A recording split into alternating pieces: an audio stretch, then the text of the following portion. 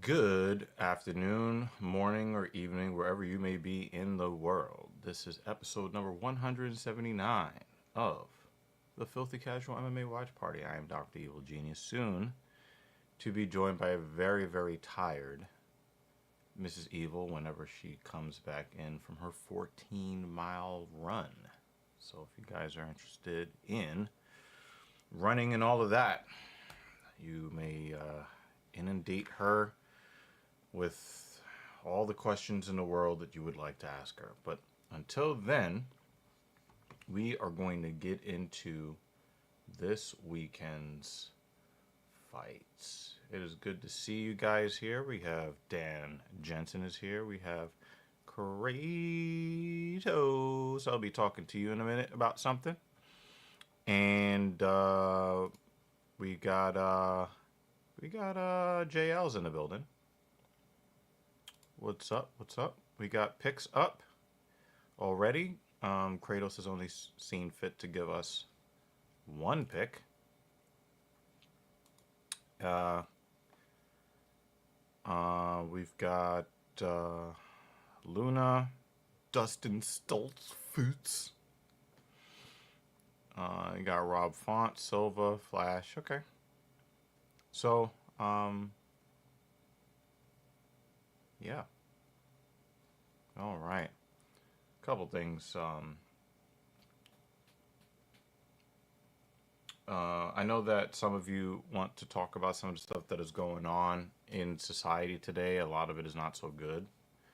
But we are going to try to avoid those topics as much as possible. Captain Paul came out of hibernation and uploaded a video on what happened because what happened with the conservative figurehead. Our opinions are exactly aligned, so if you want to know how TSP feels about what happened on Wednesday, it is our most recent video on the channel. Please check that out. Please leave your comments.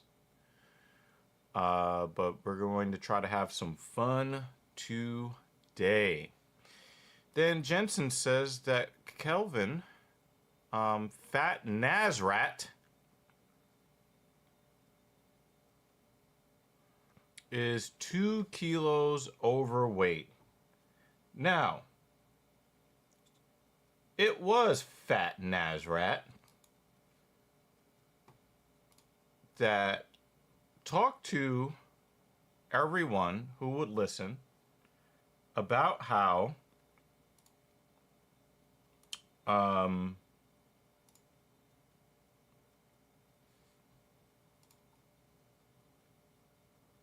this is his last chance. He must win or he faces losing his job. This is what Fat Nazrat said. Fat Nazrat said, I need to win.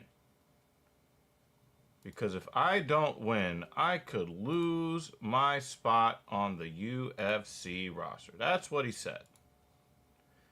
And comes in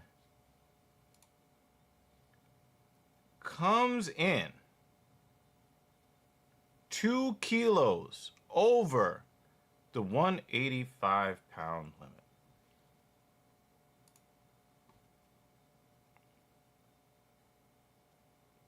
I know that a lot of us had a lot of respect for Kelvin Gastelum, especially in the lead up to his fight with Israel Adesanya, and he showed a lot of heart. But since it's almost like it almost seems like Fat Nazrat just kind of, the most pride he ever had in his career as a fighter, once he faded in rounds 4 and 5 against Israel Adesanya, that the pride in his career just wasn't there anymore. And I find that to be, in some ways, pretty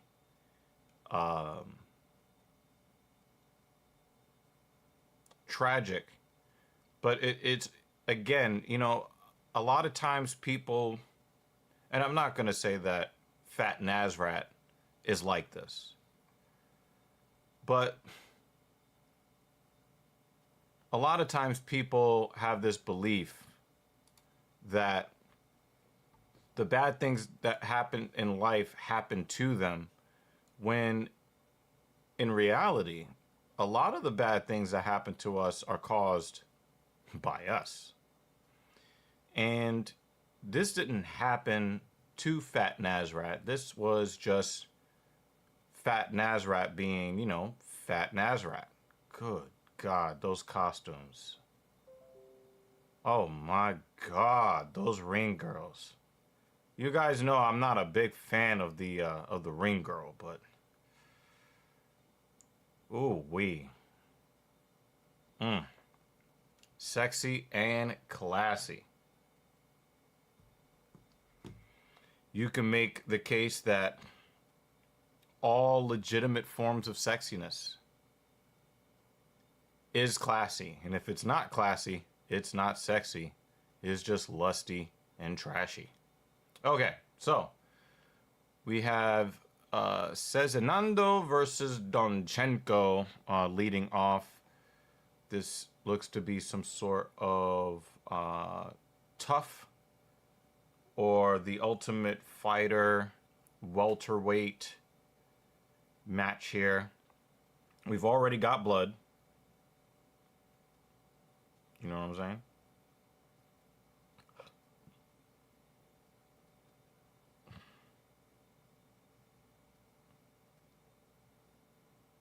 You know, so very, very interesting stuff there.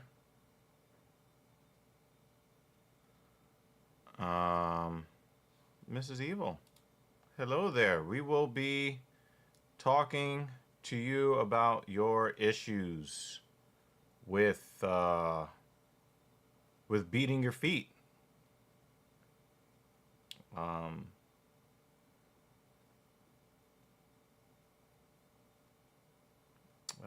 For 14 miles. It is good to see you. Yes, we've got blood pretty much in the first, what, 90 minutes? Oh, wow, look at that gash.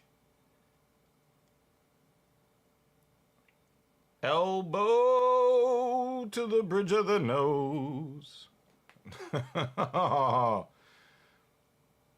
Come on, Kerry. We don't need this. Come on, Kerry Hatley.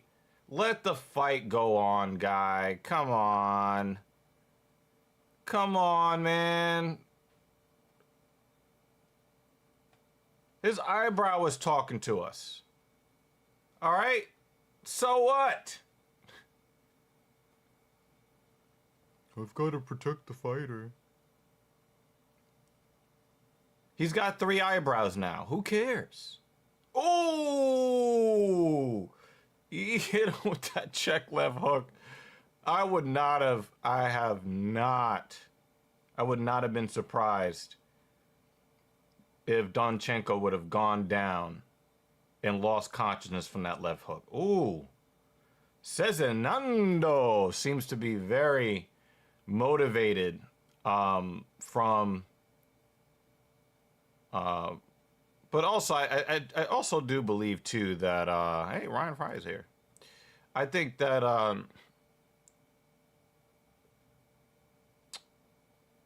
Cezinando also understands, too, that this fight could be ended in between rounds if he doesn't try to get a finish as quickly as possible. So... his UFC contract is on the line. Oh, he's not accepting that bottom position. Oh, Ooh, nice knee to the body from Donchenko. This is evil. You messed up. Why did you have to go and be healthy? That is the knee to the body that we all need to see when the opponent is downed. That is the proper knee. Look at this knee to the bang. Oh. Oof. This is a, and again, I feel the need to be critical of so-called fight fans. We have, oh, it was all dick and balls. These guys are fighting for their lives, and the arena is empty. Oh! That knee moved his cup. Oh, man. Woo! I just saw that cup move in real time. And he's right back. He's right back. He's right back. So I'm only gonna comment on this JL sister thing real quick. While Donchenko, oh, it doesn't look like we're making it to the second round. Oh, damn it! I was rooting for Cezinando, but Donchenko, man, he was relentless. He was relentless, and he is your current season TUF welterweight winner. So now he has the honor to go into the welterweight division and get fucked up by whoever.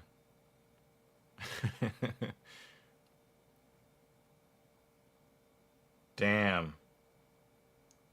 I would love to still see Cezinando in the UFC. I really liked his spirit. So I'm just gonna comment on this thing with JL. I told you, JL, a long time ago not to, and this is something I say to Louis Rossman a lot, don't process the bullshit. When you stop processing the bullshit and you stop enabling people, it allows everyone around you to see who they are and what they're made of and what they're capable of. And when you stop trying to protect people from themselves,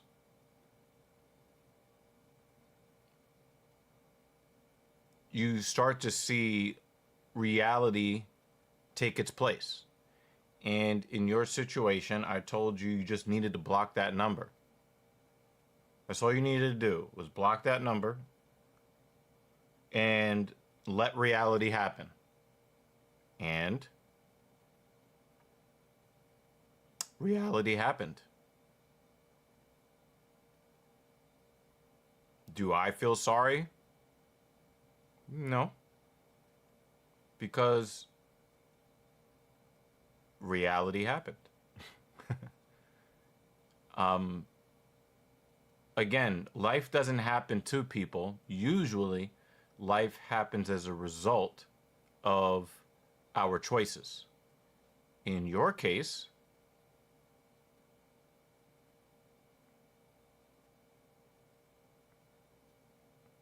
what happened? There was no other way that was supposed to happen. And had you intervened, you might have caused inadvertently caused your parents more grief if you didn't take a step back and let nature take its course. And you know what, man? I know that it sounds pretty disparaging towards the person in your story, but also stepping back from certain people and letting reality happen allows them to make the necessary changes in their life to become better people. And as long as you keep enabling, you take away that opportunity for them to learn the lessons they need to learn in the ways that they've decided they need to learn them. I have people in my bloodline that are very much the same way. And when I start to notice parts of their behavior going in a direction that I know them to be, I cut contact. I don't offer the assistance that they're looking for, and then they got to sink or swim.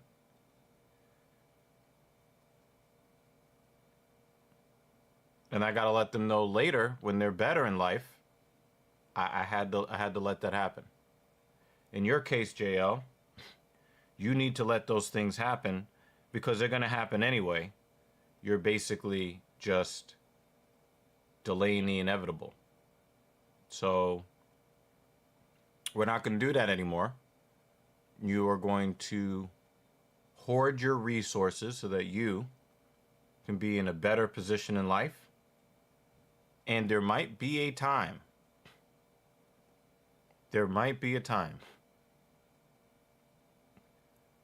where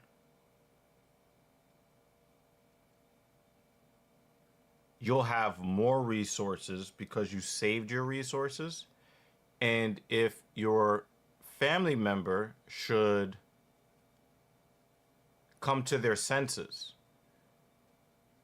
and need real help, you will be in a position to give actual real help. And there's a difference between enabling and helping. Once you understand the difference between those two things, which is a life lesson that you have to learn yourself, when they learn their particular life lessons, you can come back together and be a family and actually help each other and not have one-way relationships where you feed their delusions and they feed your guilt.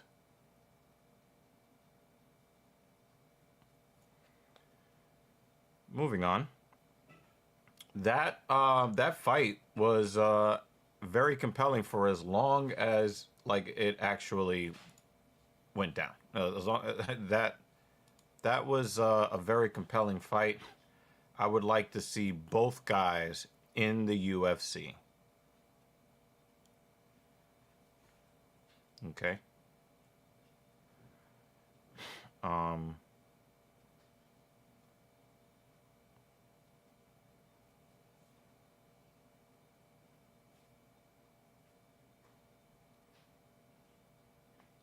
So,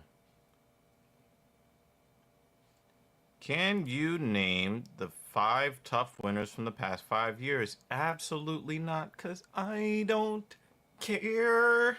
I stopped caring about The Ultimate Fighter almost as quickly as when I started caring. Wow, she's pretty. Alice Pereira, the Golden Girl. Wow. Wow, and we have Charlie. Ooh, look at Charlie. Look at what she's wearing. Look at that. That is textured. I just wish she had more hips. But that is not a bad look. But she chose the right outfit for Look her, at Alice. For her, that is a pretty girl. God, my brain stopped working. Is she the youngest one? I don't know, but she's actually someone coming in who's like the youngest legitimately female pretty fighter to be signed. Yes.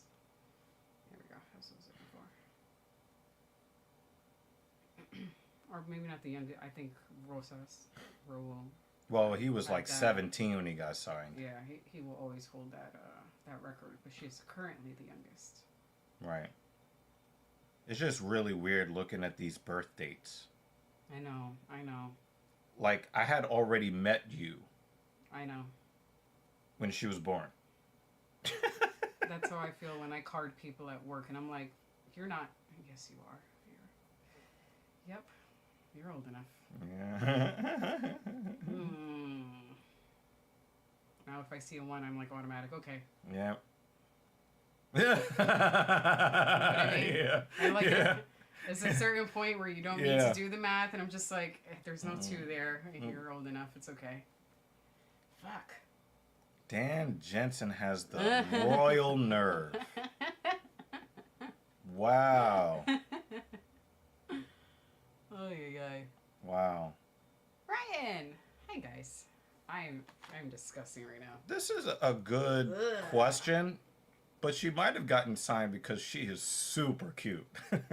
I know that Dan Jensen doesn't like girls that look like that, but I do. Do you agree? She's cute. I find her attractive. Oh yeah, like it's really not even a question. But I kind she's of not lean bad towards looking. Hispanic. She's not bad looking, but not even close.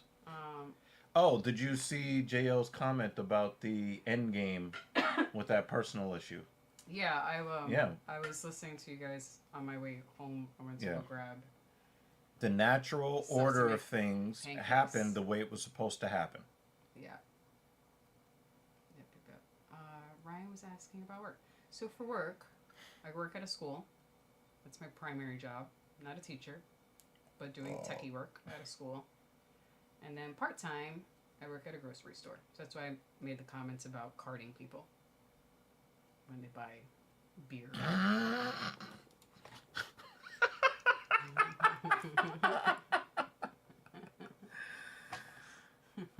Yeah, I think Dan's favorite woman's name is Brock Lesbian. Oh, God. Wait, there's I think Can prefers the older Caucasian female look. Oh yeah, we were talking about that. Yeah. That I was going to go there. I was gonna go there, Dan, but I was just like, this fucked up, Ryan. How could you? I thought we were. I need a shower and coffee. I accidentally F5'd her forehead with the car trunk yesterday. You did. Right there. I have a little. It did not open up a second eyebrow. But like, donk. And I know I went like that because then after I got home, like my back was tense and my neck was tense, and I was like, "This is how I go out. My death is gonna be by some klutzy ass shit." Yo, dude, this actually crossed my mind. I was like, and I was gonna joke about it, and then I was just like, nah, I'm not gonna joke about that. I kind of felt bad. And it was he was picking me up from work, so it was at the end of my shift, and I was like, if one more thing happens, I might just crumple into a ball. Damn, she's really pretty. She's got that youthful exuberance that only happens before your first UFC fight. She's going to lose a couple of fights and just become, damaged emotionally, just like all the other women. I mean, this is the first day at the job look. Yeah. We just got like our fresh batch of new hires. And I'm like, aw, y'all look happy right now. Let's give you a few weeks. Yeah. And then once they all get that face, I'm like, aw, we've broken them in. Or the customers have broken them in. Somebody's sitting there with a Hasbullah t-shirt. Like, you're an asshole. Alright, let me take a quick shower and make some pancakes. What? Are you making those protein pancakes? No, I'm making regular pancakes. We finished the protein pancakes. Oh, look at the, that is just... Oh, yeah, that's what I wanted to say. Oh, man. That's cool. I'm glad that they kept with the whole theme for Noche UFC. I don't know. Alice just shot up to the top of the swoon rankings for me. Mm-hmm. I love her build. Her physical build. Mm. She even has like the Star Wars hairstyle thing going. Mm-hmm. Leia look. Ugh. Oh, man. No, I'm making regular buttermilk pancakes. I'm probably going to take some of the chocolate that's in the fridge, chop it up, and put it in the pancakes. Chop it up. I have 14 stuff. You were slow? It was a mental battle. Just Or were you slow?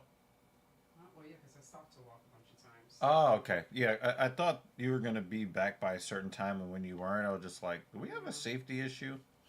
There's a lot of self-negotiations happening. Oh yeah, yeah. Sounds like a lot of my leg days these days. A lot of self negotiation. I was like, should I make an early turn on that next fork? Ooh, nice check uppercut with the left hand from Pereira.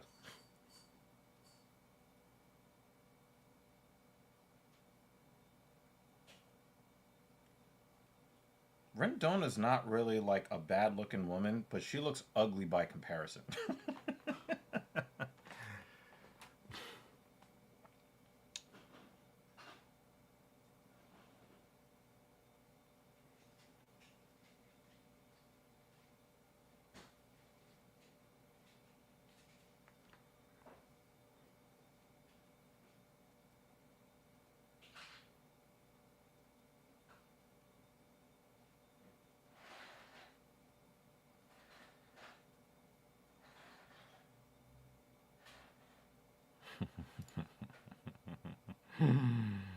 Mm.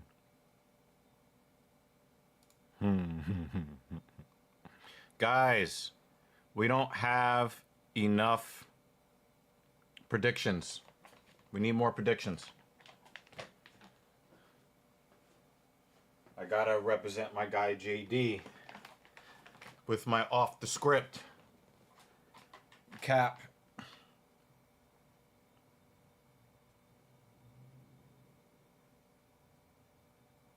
Pejeda's doing a good job at keeping the, she has a range advantage that she's fighting behind. Oh, those cheeks are nice too.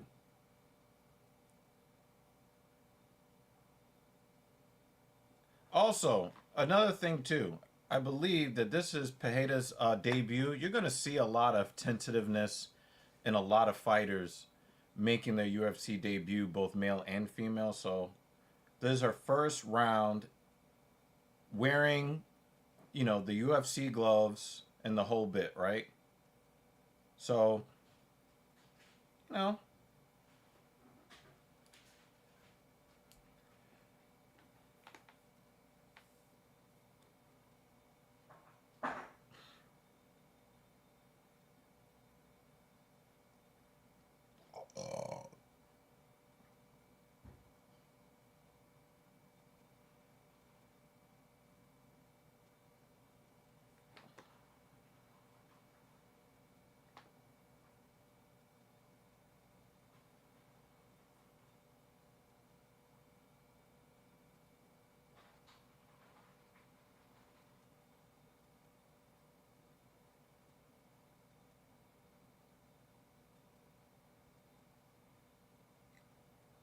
she looks like she does have hands, but she's thinking too much inside the cage.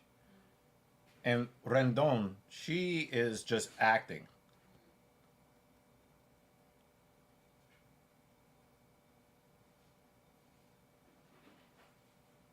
Yeah, we have this Uriel here. I'm gonna chop him off. That Ryan, if you ever say anything like this again, I swear to God,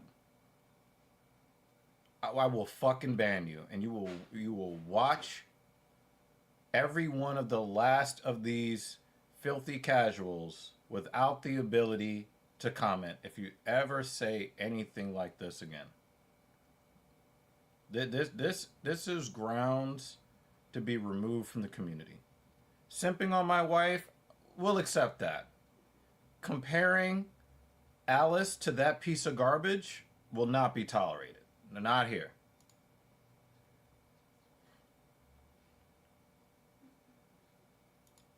Obviously, nobody wants to like lose the zero, but again, guys, this is her first 5 minutes in a UFC cage. She's 19 years old. like, like, be easy. Yo, free speech has a cost here on TSP. You will not disrespect beautiful young women by comparing them to pieces of shit. We're just not going to accept that.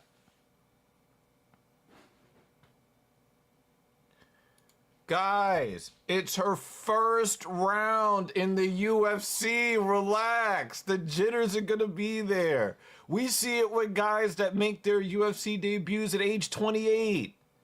Not everybody's great in their first round of the UFC. In fact, we just watched a fight for the Ultimate Fighter. They didn't even put the UFC graphics on their gloves. They made them wear the Ultimate Fighter fight packs. They're not in the UFC yet.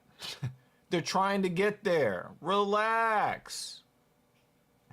Relax, guys. Damn.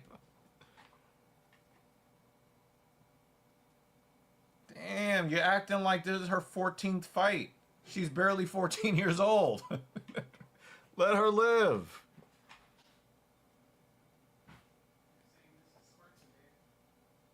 Hmm? Yeah. She's in the UFC and, she's going to win or lose this fight and she's going to either die in a cage or go cry in the car, right? But, or both. Both is possible, right? She's going to need to win this round if she has any chance of winning this fight because she's in there with a Mexican. She's not going to get knocked out.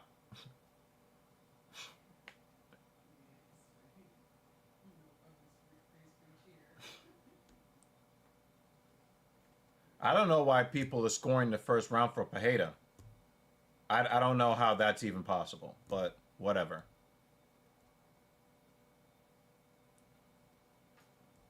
Maybe they saw something I didn't, but very, very timid. Obviously you can see why they signed her. She's got good hands. She's got some all-state hands, but she's not really letting them go. And she's doing a lot of backpedaling. She's doing a lot of moving backwards. And it seems like she's trying to get the range down, but Rendon just keeps trying to get inside. She's just like, yo, you keep circling away, I'll keep cutting you off. And I love how Rendon is not chasing her around the cage. She is cutting her off.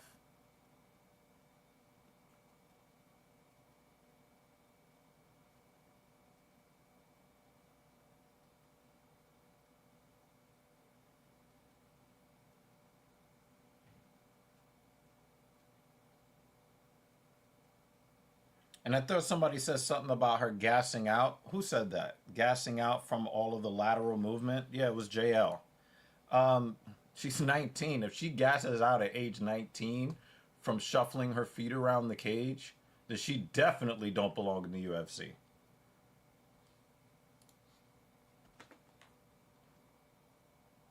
I know it sounds messed up,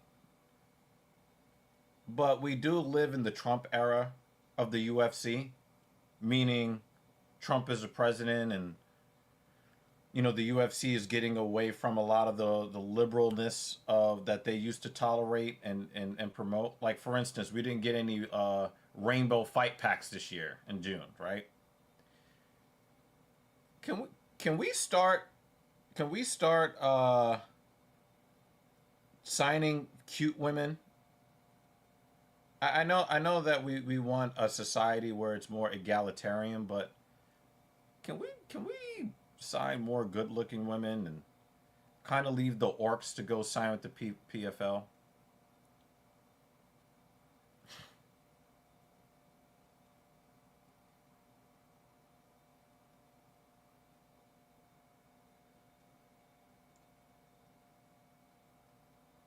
I'm a little afraid, JL.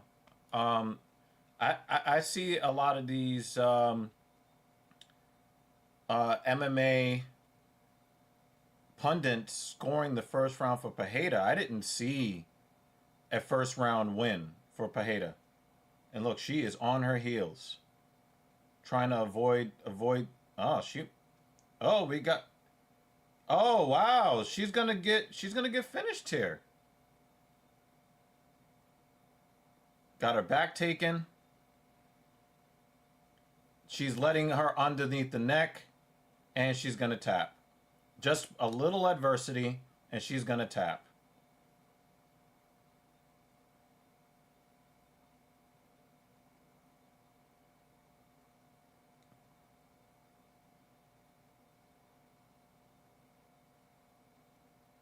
The referee is looking to see if she's grabbing the glove. 10 seconds.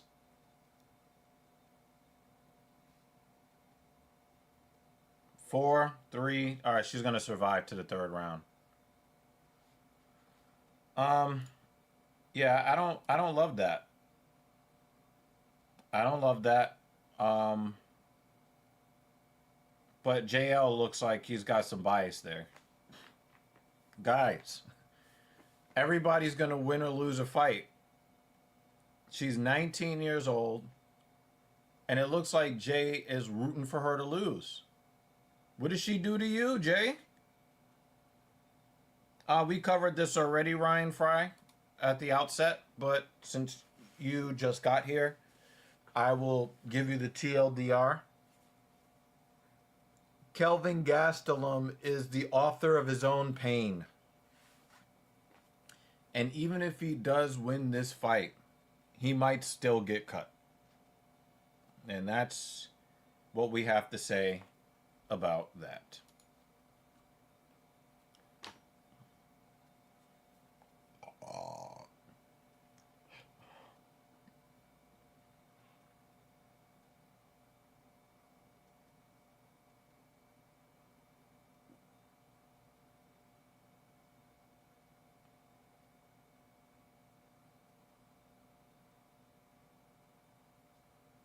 This John Cena versus Brock Lesnar match thing is... it's just not.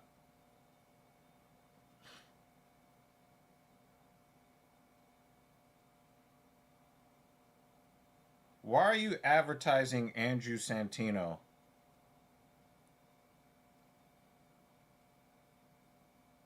On this channel, Ryan?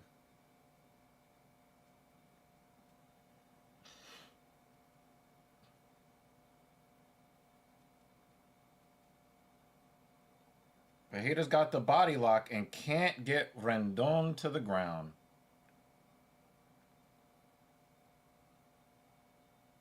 Yeah, I think Andrew Santino's pretty good.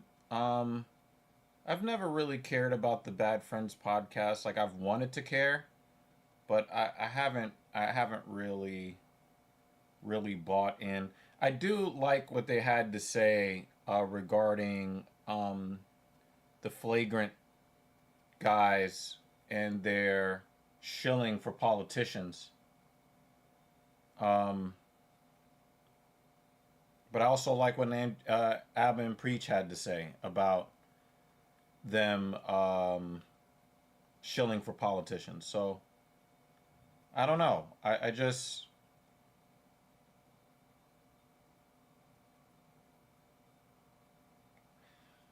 So, here's my my grading of Pereira. Number one, she's inexperienced at the UFC level. That's number one. Number two, what we're seeing with Pereira is the same problem that we see with all of these fighters that we think are great. We've seen it with the Fighting Nerds guys. I think the Fighting Nerds won like their first like 11 or 12 UFC fights combined. No fighter looks very good when their opponent is barreling in on them and forcing them to move backwards. Pereira, I don't think, has ever been forced to move backwards in her life. Everything has come easy to her. And so the first thing that happens is the girl in front of you is not afraid of you. For the first time in your career, when you start throwing those golden hands, the girl in front of you is not, she's not phased. And so when she keeps moving forward after you hit her, that is a new experience for her. It was very similar with Raul Rosas Jr. Same thing with him.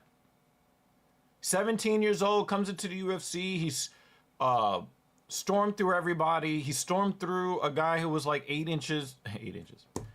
8 years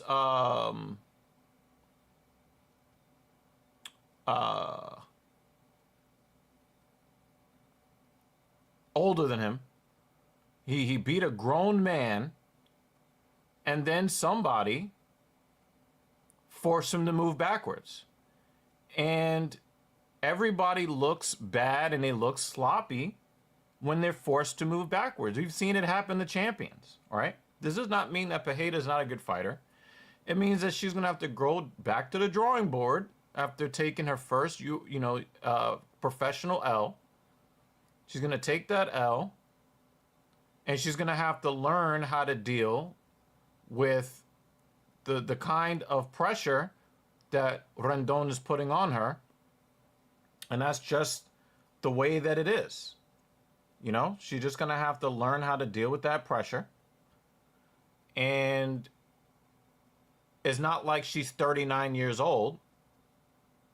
She's 19. She's got a lot of time to prove whether or not she is going to be a high-level prospect. And, you know, bigs ups to her to, for putting on the gloves and stepping in here on, a major UFC event in, Noche de the UFC. And she gave her best. She gave her best. It just wasn't enough.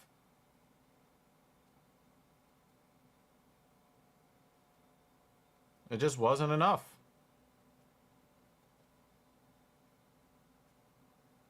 So, how would I score this fight? I would score this fight 30-27 Rendon.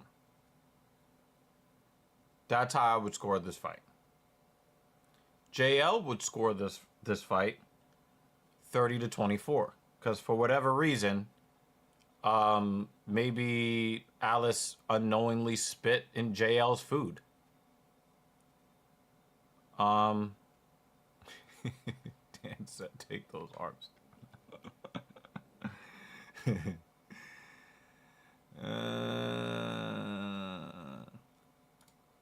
But I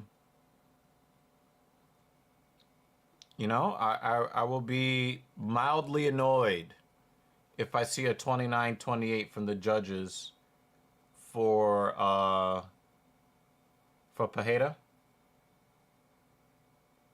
I will be mildly annoyed, but only mildly because she's really fucking cute.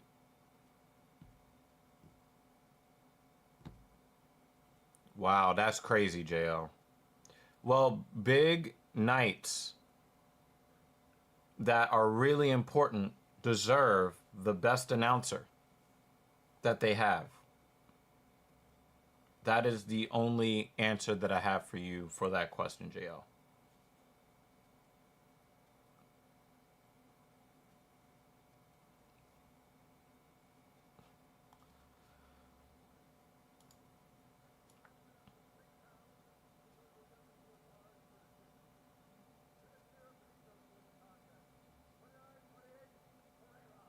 Wow, it's what?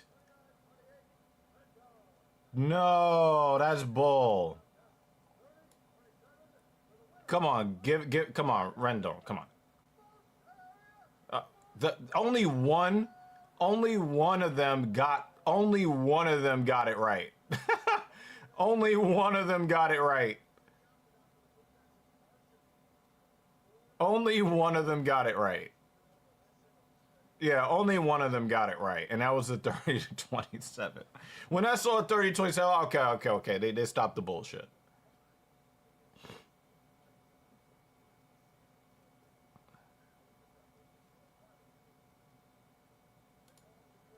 Like, all right, she's very beautiful. She didn't win the fight. Let's stop it.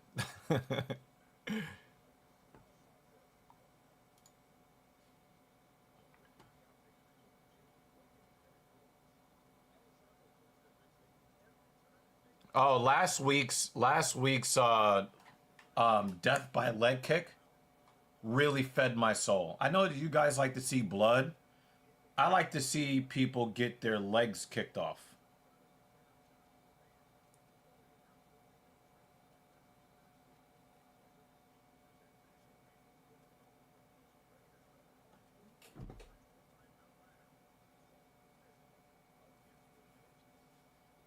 So I would be very, very, very happy to see somebody's legs get kicked off in this fight.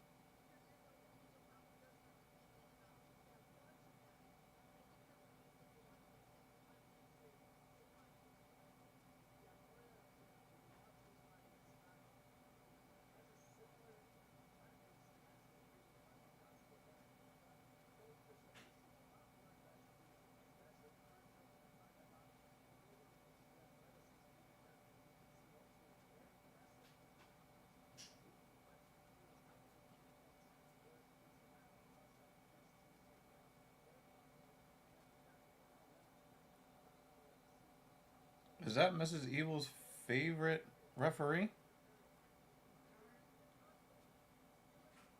But he's not in the cage. He was just checking the fighter. So that means Beltran is here today.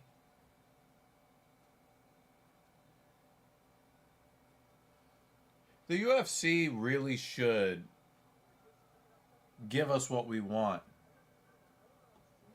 and allow Din Thomas to put on his dreadlocks wig and referee one fight as Herb Din. Even if it's like just like an intermission, like a comedic intermission, where he lets somebody get beat up in the cage. The UFC should let that happen like one time. Or like, stick with me here, folks. If we get somebody that, let's say, harms a child or a woman or something, and they put him in the cage with a real fighter, let Herb Din referee that in real life. They put a couch in the cage and some Doritos.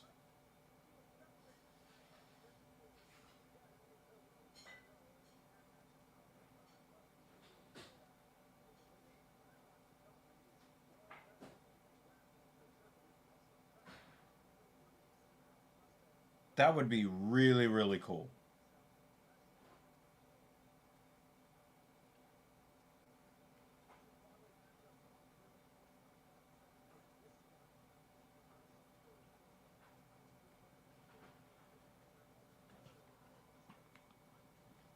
Has Ryan Fry, maybe Ryan Fry has not seen the clip of Din Thomas masquerading as Herb Din? That's probably why he doesn't understand what I'm talking about. But for the rest of everybody else,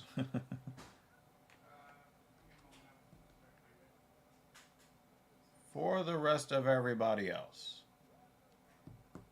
that I've seen the clip, they should let Herb Din referee um,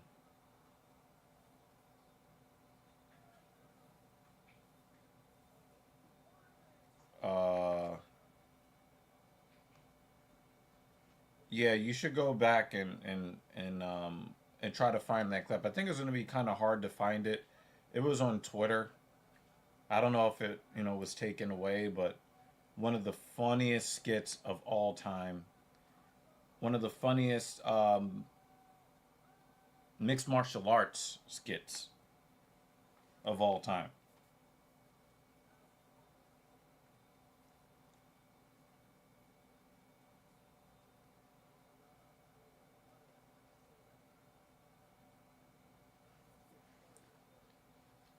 You're late, Banner. I mean, what are you talking about? You're late.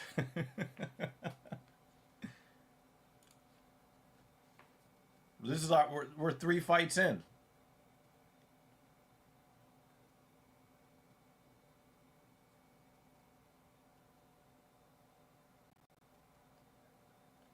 Correa got the sharpest hairline of his life for this fight.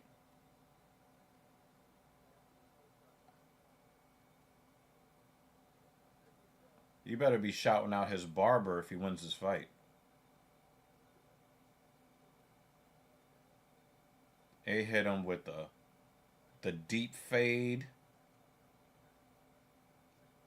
crisp line.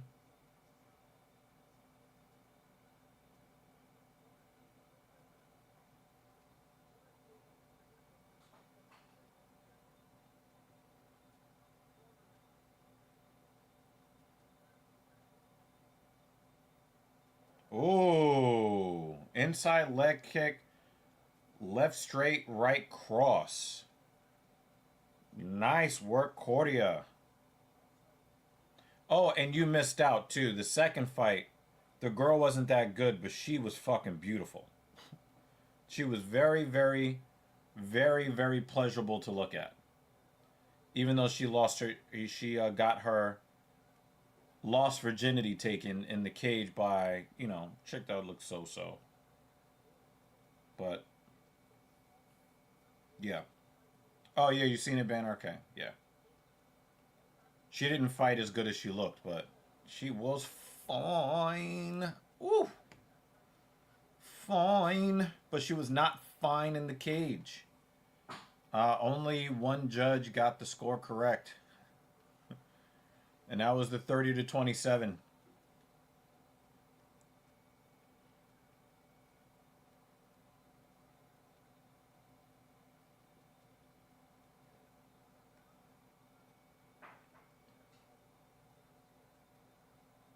Yeah, I know. But actually, it wasn't Dan talking shit. It was JL that was hating. That was crazy.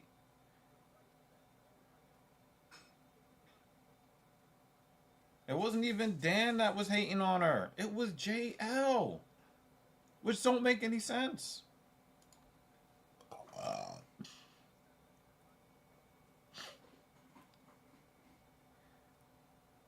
But it's all right because, like, Ryan Fry was talking about Brock Lesnar. So that boosted Dan's mood. So he wasn't hating as much. Yeah, Costa's getting caught, Ryan. Costa is definitely getting caught. There's that inside leg kick again from Correa. And Costa seems to be selling out for this, mid to high kick. Like he's looking for that, that big time knockout. And it's just not there. At least it's just not there right now. Cordia reminds me a little bit of a young Max Holloway.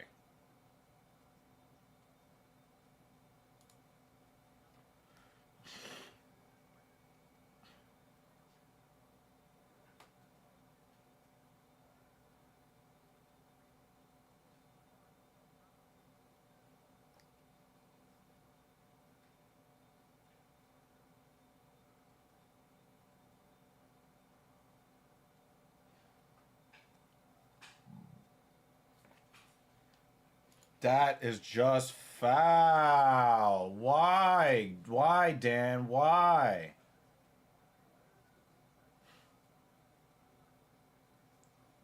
Why do you have to be this foul, Dan? This is why we can't get any more people to join our community. Because we have people already in the community willing to say foul shit like this. Now, I don't have a problem. But any rando that comes to visit and sees this in the comment section, like, yeah, these motherfuckers they ain't real. I'm gonna go watch another watch party.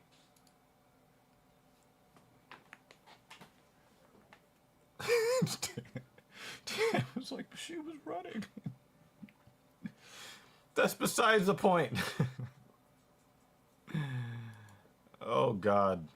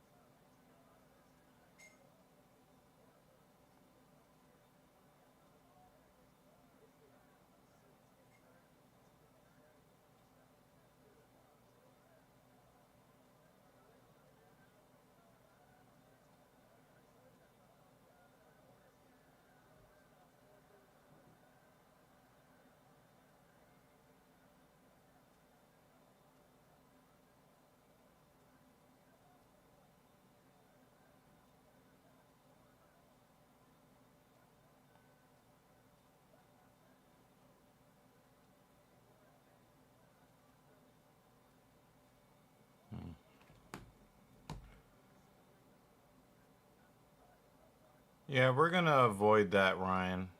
Um, I think that everybody's opinion is the same. So we're going to avoid that topic because there's really no reason. There's no debate. There's nothing to gain from talking about that today.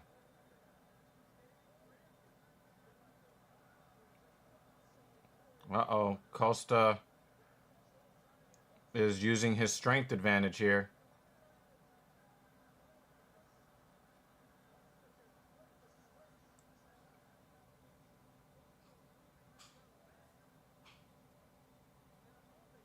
Cordia doesn't really seem to be too phased by what's going on here, but he's gonna have to work his way from this position. Um,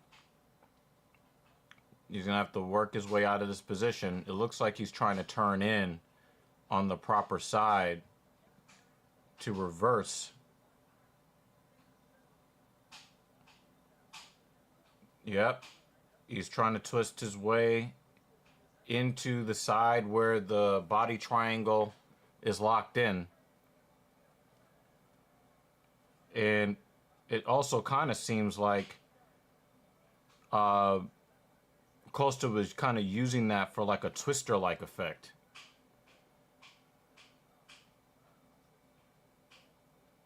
Yep, and he reversed it. I knew it was coming. I knew that reversal was coming. I knew that was coming. And it happened. But Cordia is going to have to do a lot of work to convince the judges that he can do enough to take round 2. See what he does here in the next 40 seconds. Nice elbow on the jaw.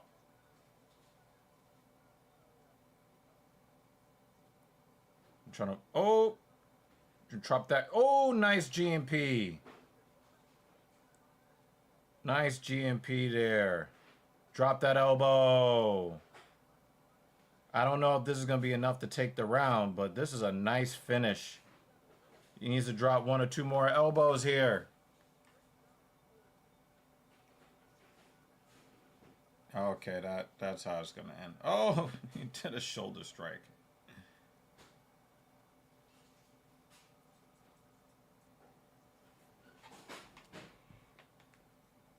It looked like Costa grabbed his foot at the end of the round, and it makes me wonder if maybe he hurt a toe in the scramble.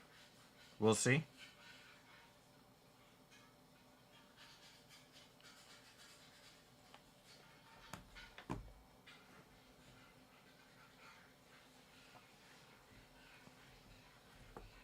I don't know, but it looked like he grabbed his foot right at the end when Cordia got up and went back to his corner. He seemed to reach right for his left foot before he got up. So I wonder if that has anything to do with anything. We shall see.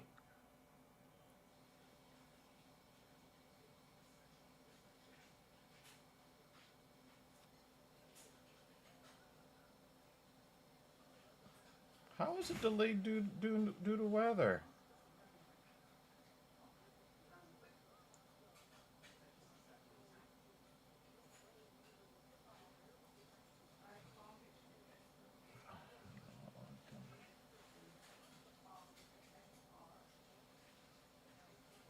What is wrong with this app?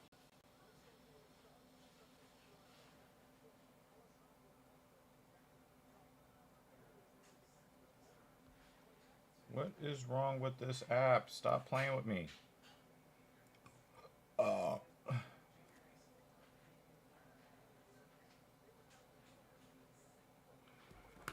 my God.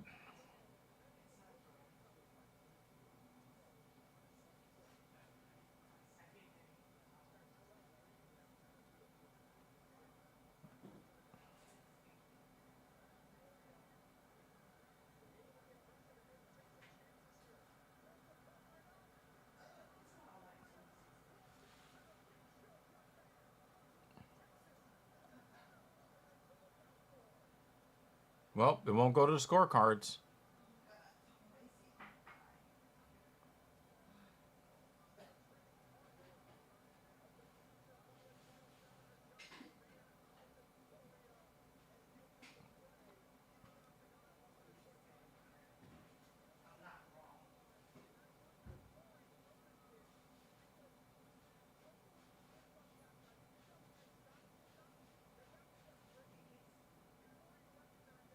Yep.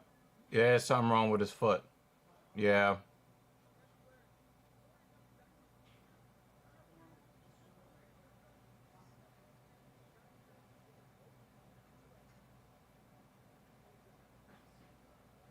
Oh, they threw in the towel. Somebody threw in the towel. Wow, I haven't seen that in a long time. There is something wrong with the MLB app. Awesome.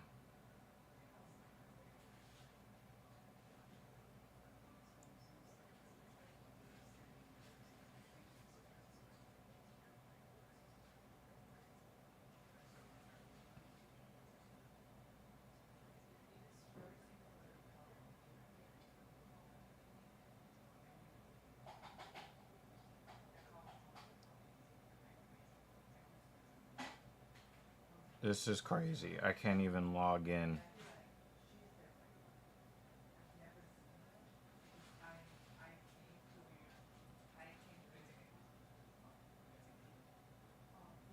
That is crazy.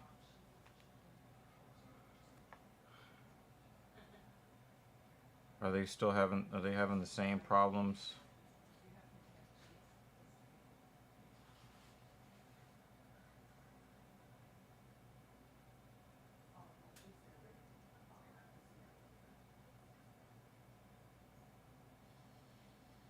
Yep, they're having authentication problems. That's garbage.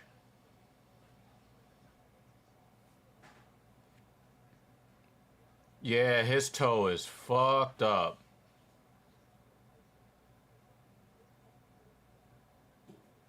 I think he hurt both feet. I think he hurt both feet. Because they were just checking out his right foot. And there was clearly something wrong with his left foot. Somebody threw in the towel too. That's crazy. I mean, I cannot remember the last time I saw a corner throw in the towel. He figured out how to pay for school. Dad faked. Yo, when was the last time you guys saw a fighter have their corner throw in the towel?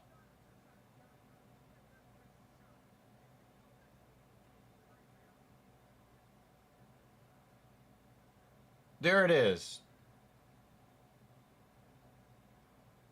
Wow, that's crazy.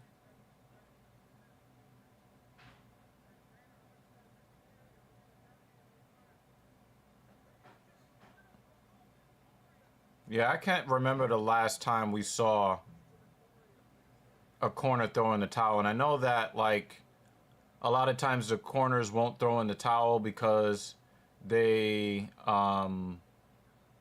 the fighter will, fire them, as a coach, or never let them corner them again if they throw in the towel, regardless of the situation. But that was kind of crazy. I'm not gonna front, man. I used to I was kind of rooting for Cedric Dumas. I was rooting for him. I can't root for the guy anymore. This dude has been given a golden opportunity to leave whatever life he was living. And he's still out there committing violent crimes of despair after already getting his chance to fight in the UFC. There are people that I've wanted to make excuses for, that I've made mistakes. And, you just hope that they do the best that they can with the opportunities they were given. You can say, hey, that person didn't see a way out. Dumas is one of the few that has been given a way out, but chooses to still engage in criminal behavior. And that really pisses me off.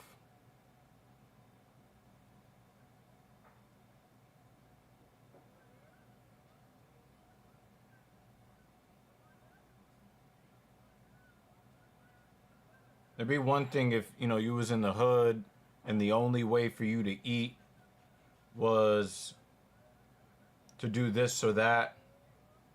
But when it's very clear that you've been given the golden ticket out of the hood and you refuse to honor the gift that you were given,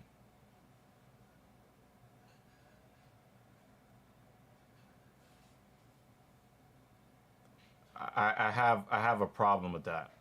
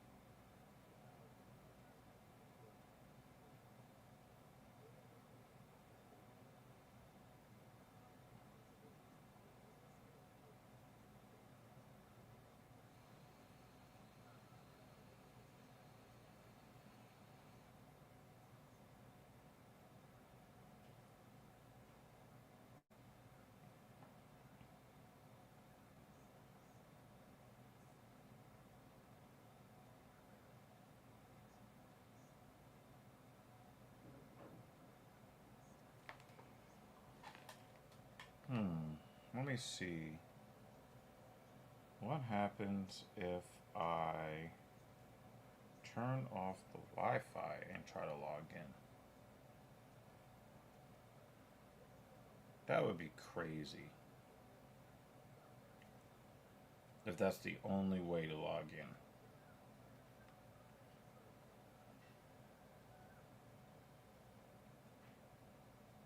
Nope, same authentication error. Oh. Wow. Trash. Let me make sure that this iPad doesn't die.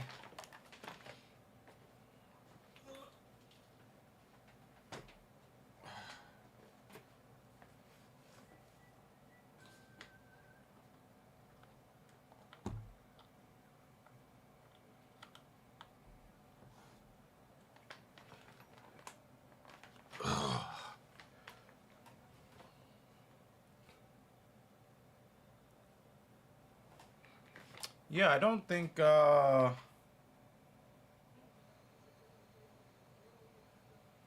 think the problem with boxing is that people don't view it as legitimate anymore.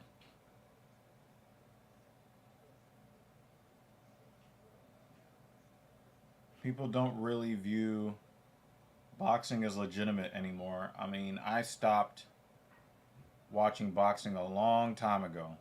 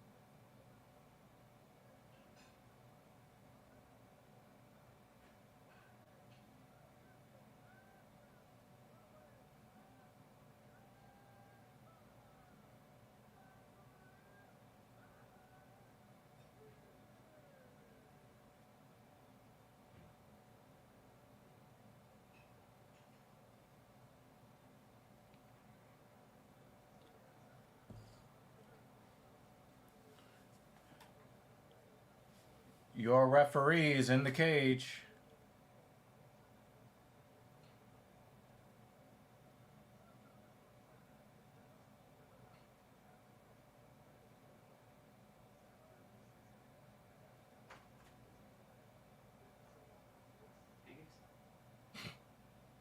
That's part of lunch. I put the chocolate in it. We also got the maple butter. If you want to put some maple butter on it. We've got new ones at work, so I'm going to buy a few. We should eat what we have. I'm going to buy some new ones. No sooner.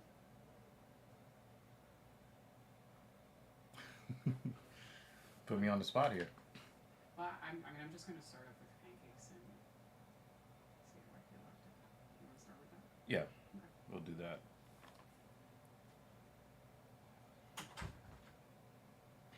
Oh! Banner's ahead of me. Oh, man. Ugh.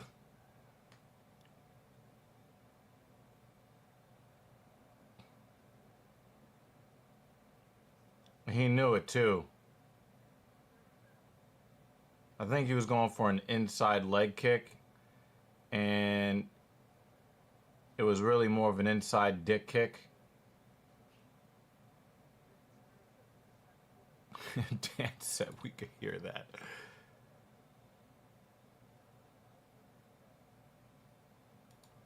Yeah, man, that was a Victor Henry and a half, man. I'm sorry, y'all. For like really bad dick kicks, you gotta take a point. You gotta take a point. And it's not because it was intentional or malicious.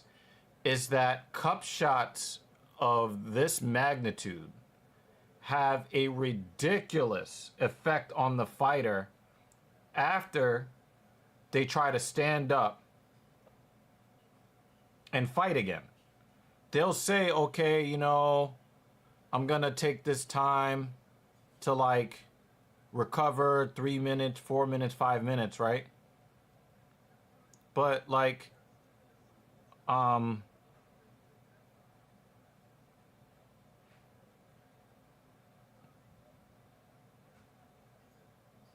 that was a gnarly kick, man. I get that, but if you look at the direct kick to the nads from Zachary Reese here, you got to take a point. And we've seen some bad eye pokes as well. We've also seen some really bad eye pokes. And again, we're not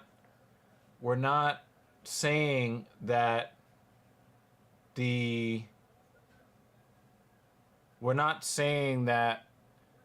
you know, the eye poke is intentional. I agree. I think that when you get a guy's fingernail under someone else's eyelid,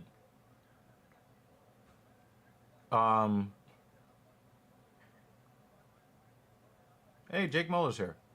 I just think that like the effect on the fighter needs to be taken into consideration.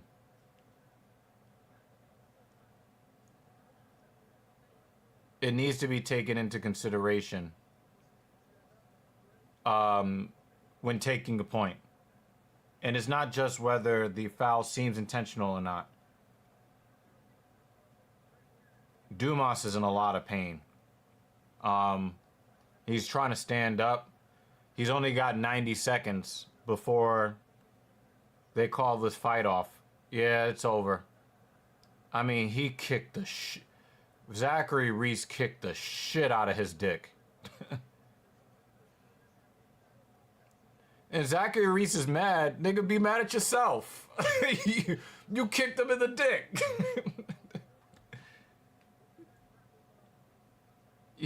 That boy is not getting up. He's trying to get up. He can't even get up. Oh man, that is definitely that was definitely one of the worst. That was the worst dick shot that I've seen since Victor Henry. And I think Victor Henry was saying that he was throwing up in the back, that he had red human dye in his urine after that.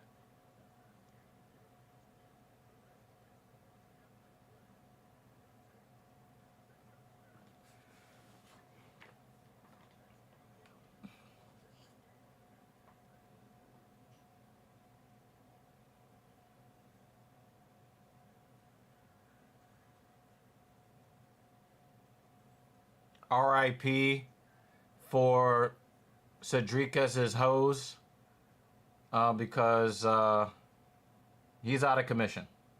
He's out of commission for the evening.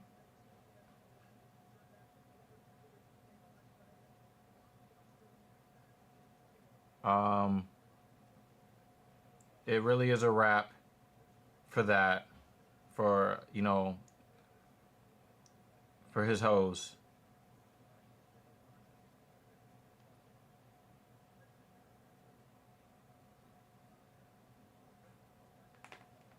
Yeah, he can't even stand up.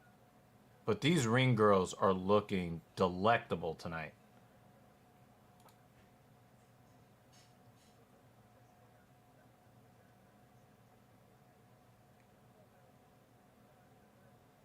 I'm going to watch this debate between JL and Dan Jensen. That's what I'm going to do.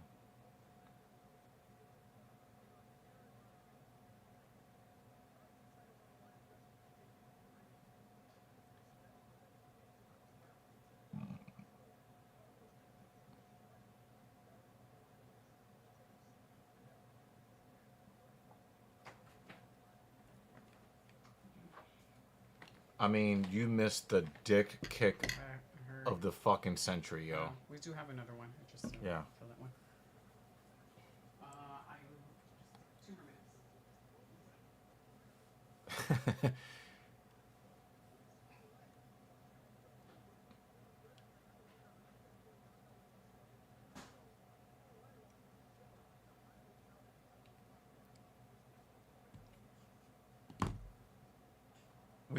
We had a women's fight that featured one of the best looking women to ever step in a UFC cage. We had a pinky toe KO. We had crazy blood in the first fight. And we had the Victor Henry heard round the world.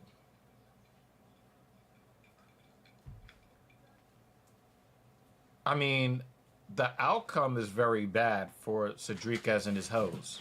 His hoes are very, very sad. But to say this is a bad start to the card, in terms of, like, entertainment value, I don't know. And the women's fight wasn't a bad fight. It's just that, like, Pereira just, she had a rough start to her UFC career. And Rendon did everything she was supposed to do. It was not a boring fight. And the right girl got the nod. I don't understand what your issue is, JL. There was nothing wrong with that women's fight. That women's fight kept our attention the entire time, unlike a lot of them. You're gonna have to explain yourself, JL. Why eat these fresh-ass pancakes? This is why Ryan Fry simps for my wife. Hey, how you doing? Is that what you went out there for? It looks like you just ate a slice of onion. No. That looked crazy for a second there. Pancakes in the afternoon? Uh-oh, now you're going to have to hear Mrs. Evil's mouth. You asked the wrong question, Banner. I'm not going to repeat it because I might never get any more vagina ever again if I repeat what he just said.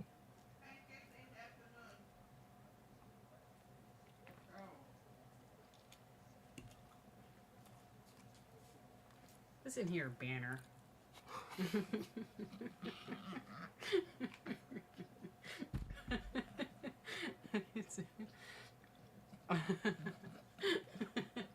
I can eat breakfast any time of the day. I'm happy to eat pancakes or French toast at 1 a.m.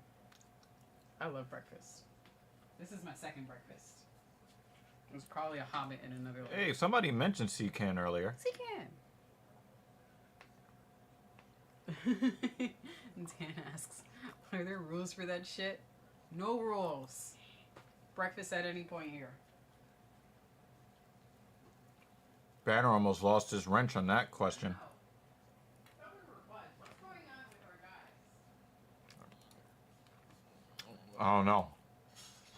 But I do love how they're moving these fights along. They're moving them along. Normally they would make us watch mad fight packs after a first round dick kick. They just brought the next, it was like, yep, bring out the next victim. This is the way all UFC events should be, by the way.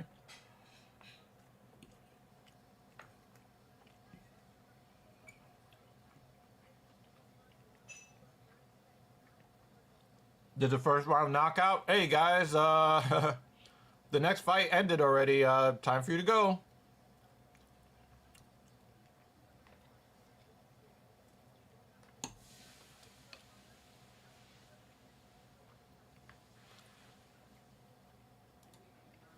What would you guys prefer 3-hour events for the UFC, a la professional hockey, baseball, basketball. Do you think the UFC could possibly get to be more popular if they limited the length of the events to 3 hours?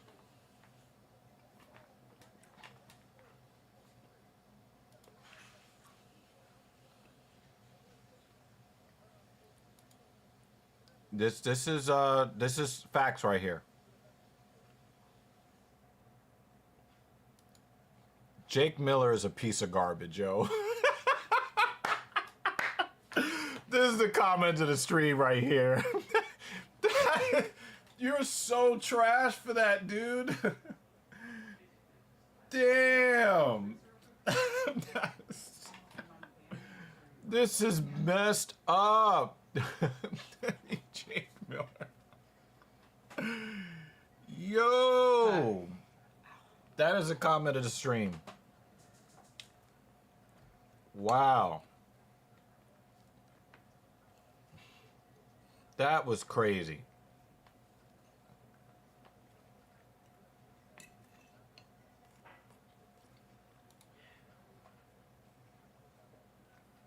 Yeah, 7 hours is wild.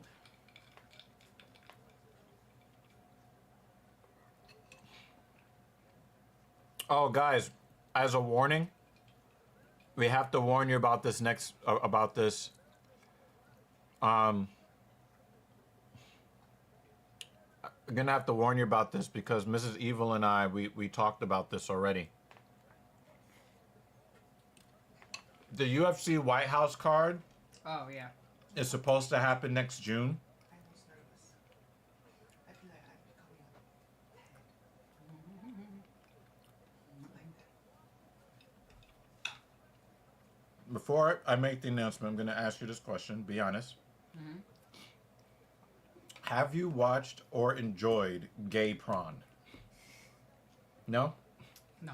Okay. She's not a woman that likes to see men suck other men's cocks. Mm-mm.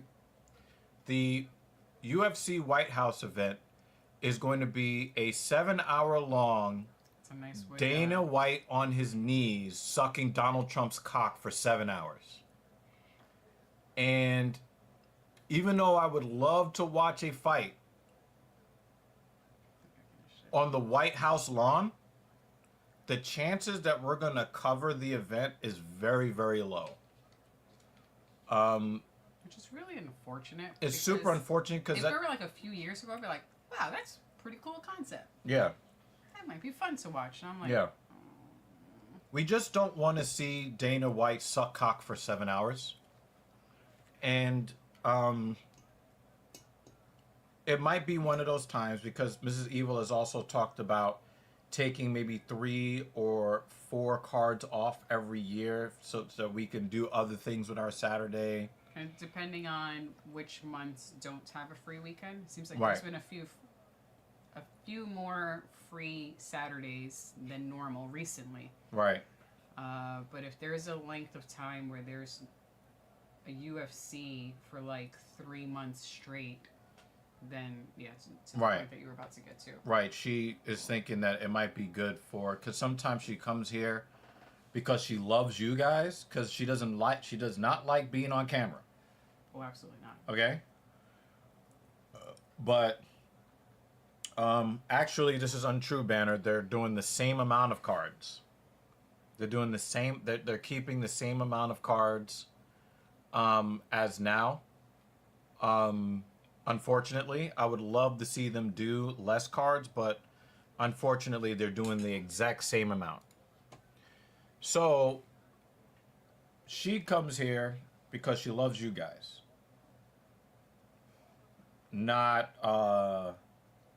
she doesn't love Ryan Fry, though. Don't make me joke about food. Right? Like, she likes Ryan Fry as a friend. See if he's still here. But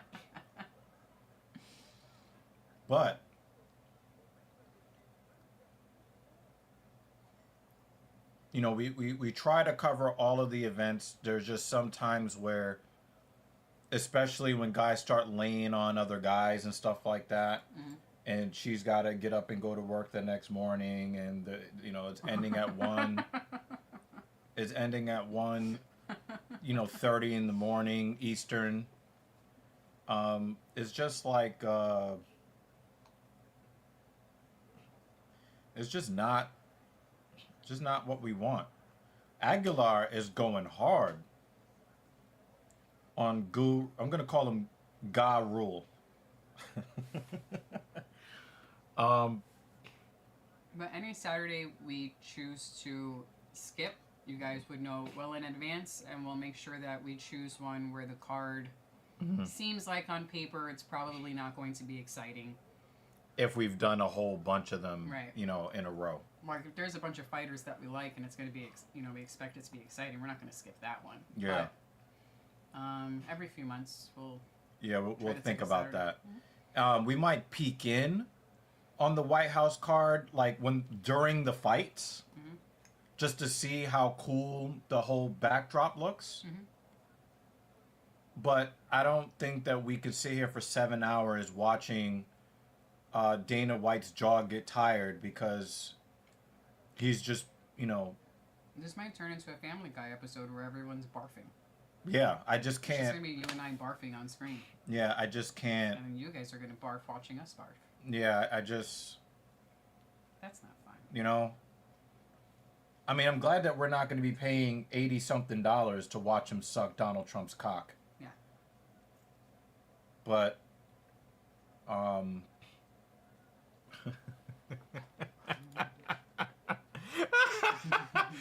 wait, what if they're the same person? But That would be kind of crazy. I think now Jay is gonna report us. Soto is just missing the last couple days. Just missing. He said, what?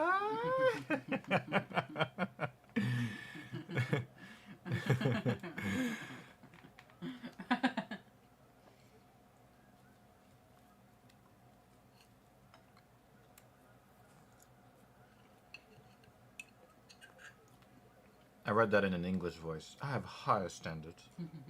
Yeah. What's a bob trotter? We need him to come back. We need him to come back.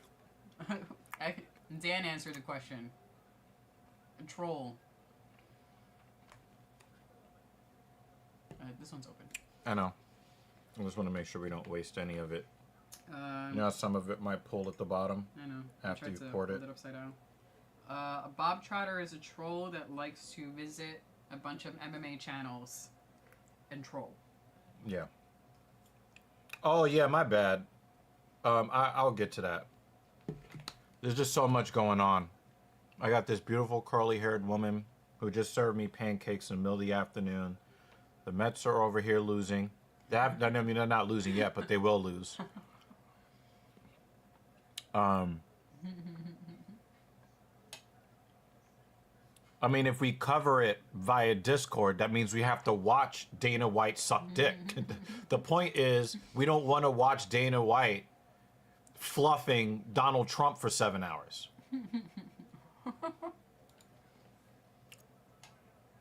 I like Rosario Dawson. Yeah, Thank me you. too. I think she was in that movie, Kids. And she was looking real cute in that movie. I think so. But also, I think she was in that Harlem show when she was like talking about like tea and coffee and shit like that. Oh, the Marvel Yeah, series? She was the nurse. yeah. I forgot her character's name, but definitely- yeah, she was the nurse. I definitely would take a face full of muff. And some coffee there. Actually, you know, thank you, Ken. I'm gonna think about this the next time Appreciate I've that, got sir. my face full of muff. Speaking about the Street Fighter thing, some of the choices that they're making in the movie are just hilarious to me. Cody Rhodes. Oh, yeah. of Alex Volkanovski's in the movie. Oh, who's Volk gonna play? That's what I want to know. 50 Cent. Seeing Volk on social media just gives me a whole new appreciation for him. The dude is funny as fuck. I'm going to say this. He got a couple of fake wins against my guy Max, and it made me dislike him. Mm-hmm. But when he went into that fight, I think it was with El Matador. Mm-hmm. Even though he lost that fight, and he went to the press conference in the old man. The old clothes. man. Oh yeah. man, And there's a couple of that is so cool. Yeah, that he's recorded being old man Volk, yeah. and they're hilarious. Him on social media is just gold. So yeah, I'm sold. If I wasn't already a fan, I'm a fan.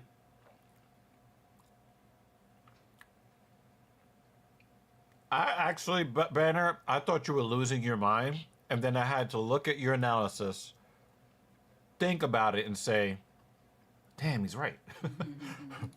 Darren Till will never fight again in the UFC, but he has a better chance than the other two, which is kind of crazy. And I think it's quite annoying for John Jones to be trying to suck up to the UFC, begging to fight after he basically told them to go fuck themselves for the last 5 years. He's only gonna fight retired firefighters on his terms, and then when he hears there's a chance to suck Donald Trump's cock,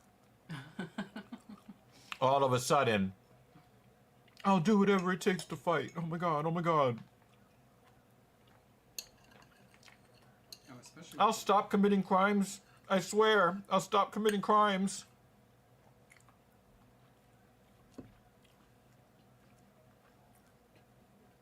And now, the champion is like, I don't care about Don Jones anymore. I cared about him when he had the belt. Nah, I got the belt. Fuck him. Mm-hmm. That's the right attitude to have.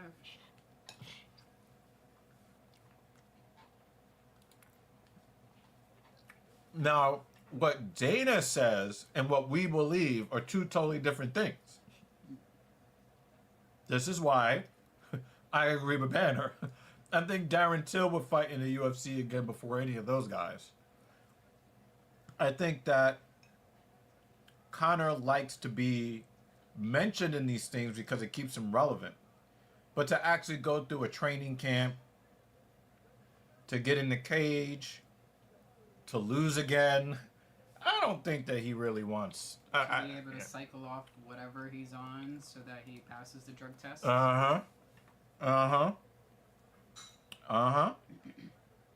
Damn, you're not even sounding like a filthy casual anymore. We might have to rename the fucking show now.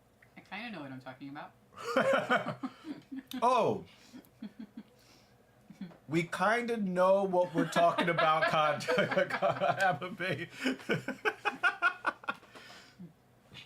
Andrade just got there. What? He just got there.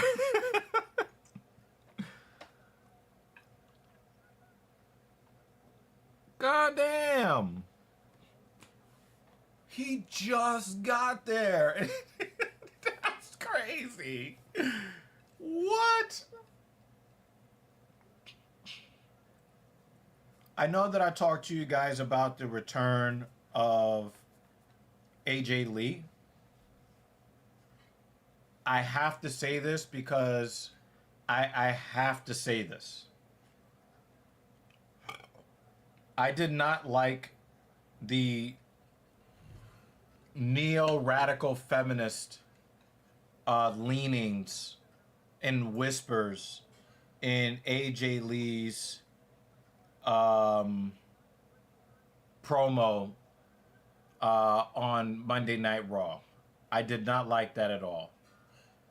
I don't want to hear stupid buzzwords like mansplaining. The fucking heavyweight champion is being an asshole. Like we like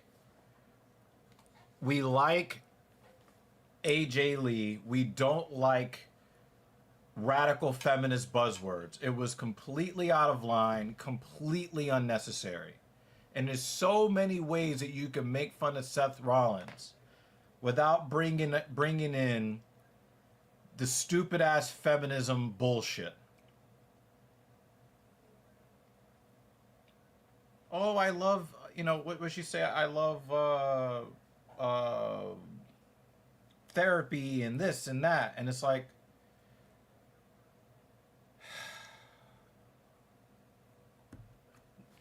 okay, AJ. Okay. You want to talk about your struggles with mental illness or whatever? That's okay. It went to a place it really did not need to go. It went to a place it did not need to go. I love you, AJ, but please stay away from the feminist buzzwords. We've moved past that. America doesn't want to hear it anymore. And you can tarnish your attractiveness level real quick by disparaging the average wrestling fan. I never want to hear the word mansplaining come out of AJ Lee's or any other feminist buzzword come out of her mouth ever again. I never want to hear it ever again. Ever.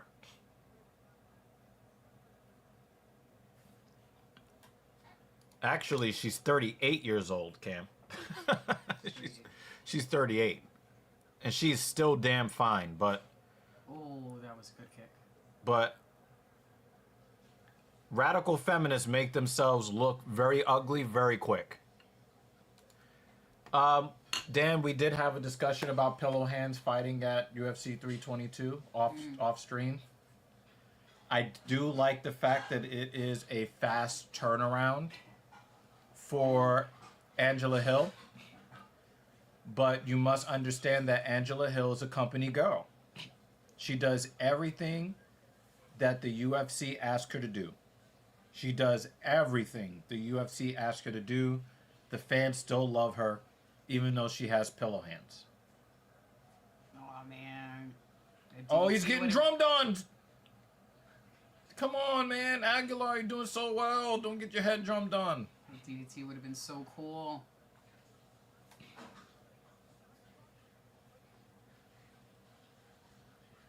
So, yeah.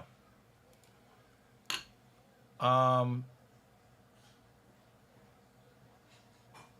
have to agree with you, JL. I really hate her character right now. But I will say, and this is a WWE problem, not necessarily a Becky Lynch problem. I will never condone any storyline that includes one-way violence, one-way intergender violence. 2 weeks of Becky Lynch assaulting CM Punk while he's supposed to stand there with his arms down and take abuse. We need to get away from that in society. That needs to go.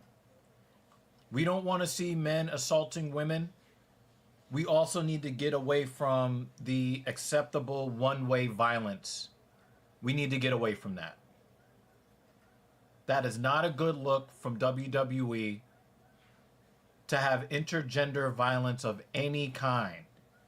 Did it do a good job of amping up AJ Lee's return and all of that? But that could have been done with a promo.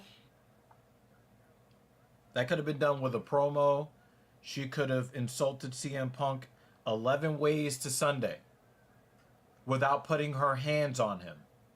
Because if he would have put his hands on her, what would have been the narrative? Oh, WWE condones violence against women. Mm.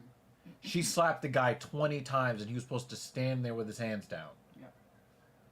And we see too much of that in society. That needs to die in a fire. Mm-hmm. No more of that.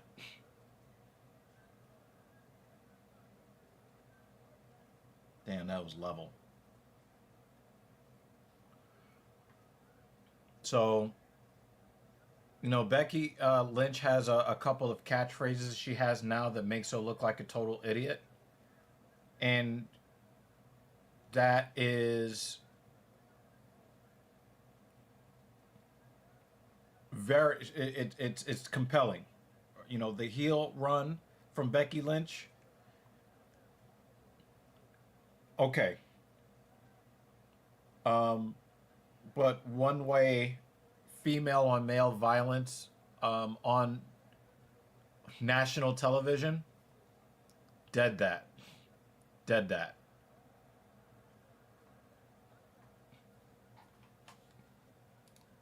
Dead that.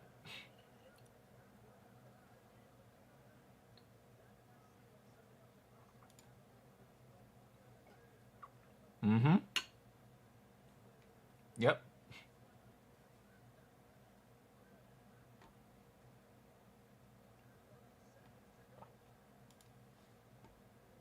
I'm on the fence about this. Um, Acting like the teenage girl has always been her gimmick, and we've seen a lot of cringy gimmicks. Mickey James had a similar cringy gimmick back in the day.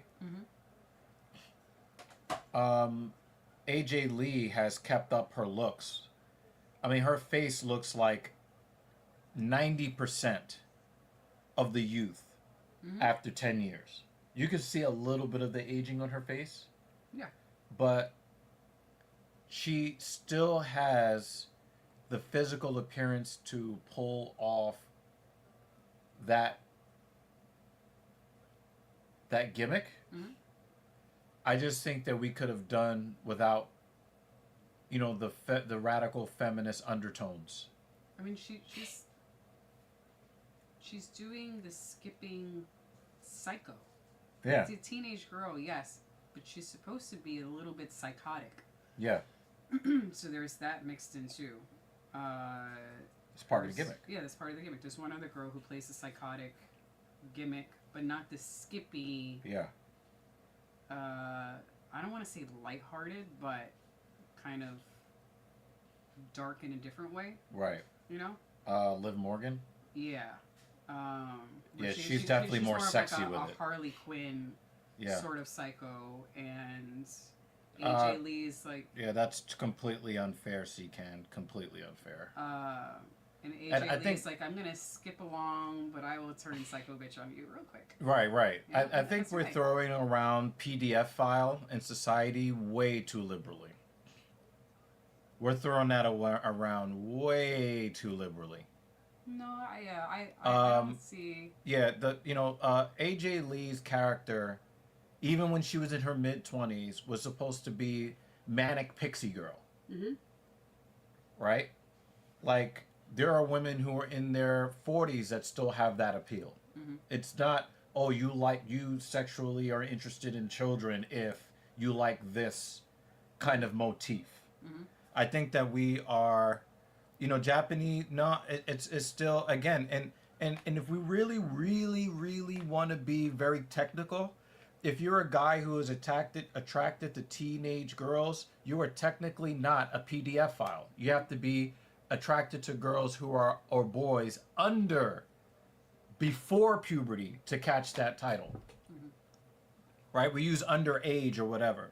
But a lot of the times it's just, have you seen Japanese women who are like 28, 38 years old? Some of them look very small and they're cutesy. Just liking a woman because she's petite and cute doesn't mean that you're a PDF file. We need to get away from that.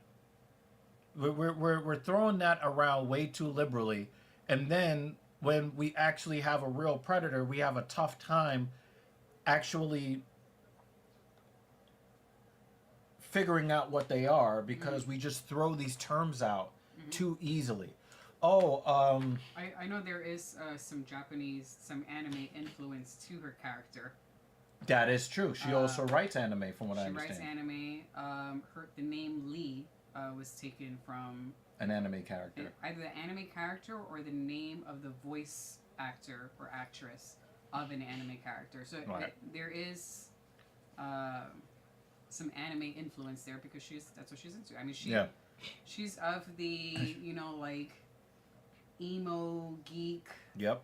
Anime She still comes out in Vans. You see, she era. still comes out Yeah. in Vans and Mhm. torn up, jorts or whatever. I mean, that's how a bunch of girls dressed up when I was in high school. We're just only like Yeah, 6 months older than me. I mean, if you dislike anime, that's your business. But we want to reserve like really messed up accusations of PDFism.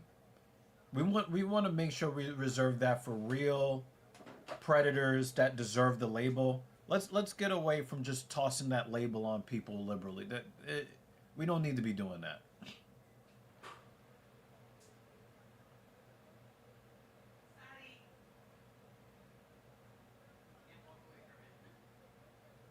I don't think that many people actually know what those vibes actually are. And believe me, if you actually knew what those vibes actually are, you wouldn't use that so liberally.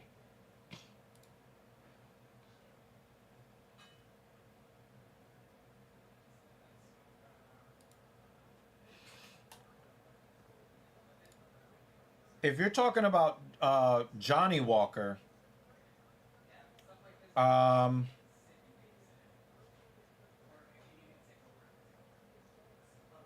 yeah, Johnny Walker is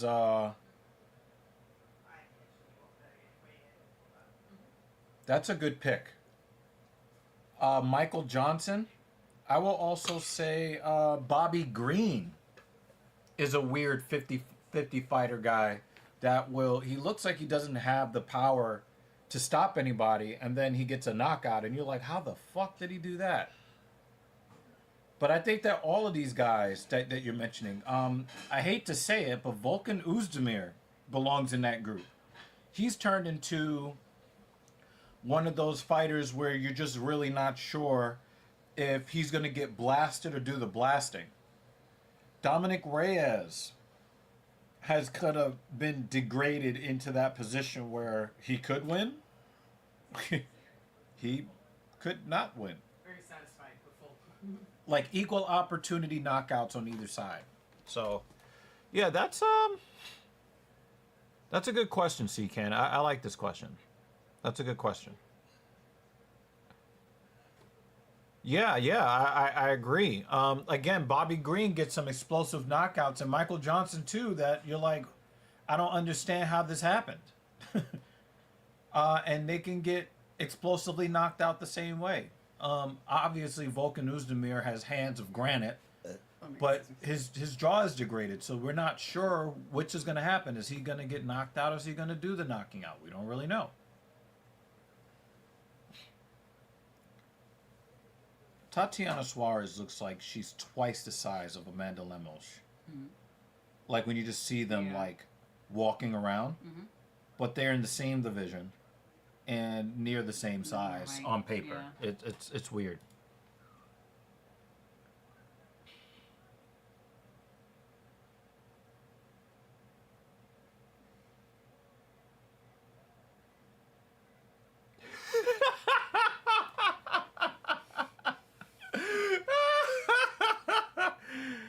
Oh man, you're so fucked.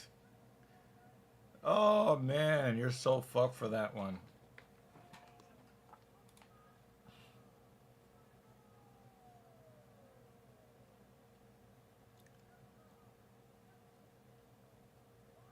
She looks like the female Alex Pereira. It's a skull. Yeah. She looks like one of those stone men. And the size of her head makes her a bantamweight. Y'all. I'll be back. I'm done with C-Cam for the next 2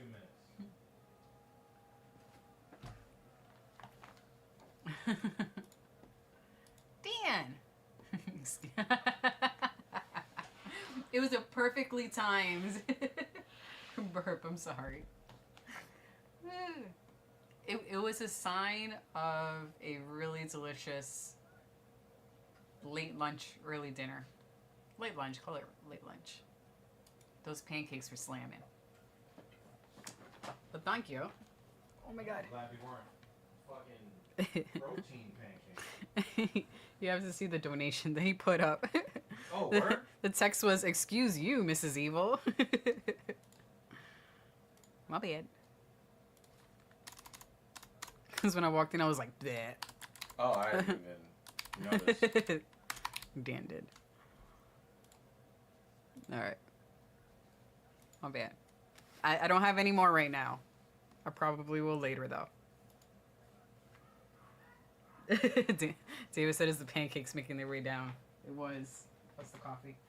I knew that she was considering divorcing me when she stopped grading my belches. What? I mean, we need, like... Yeah, that bleach Wall looks shaking. fucking... That bleach was fucking awful. I mean, she wants to look like a man so bad. I can.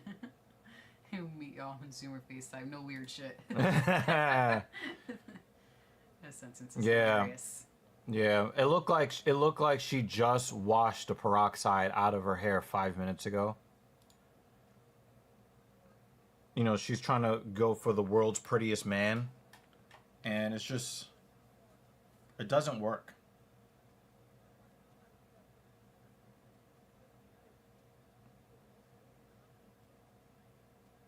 What's the what?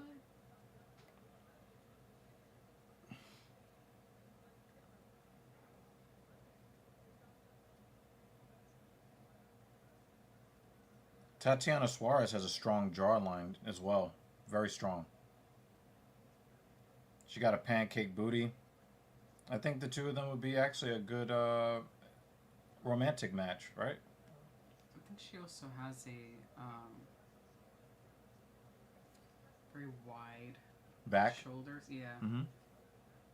Just like shoulder tip to shoulder tip. Mm-hmm. For a woman her height, seems very wide. Yeah. I think that also makes her look much larger.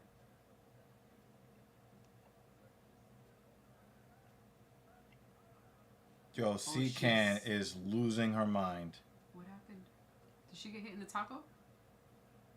She Oh, we got a taco no. taco shot. Somebody was talking about alternative forms of fuel. Have we sent that skit to the group? Oh! And she doesn't have sex with men, so she has her muff has not been.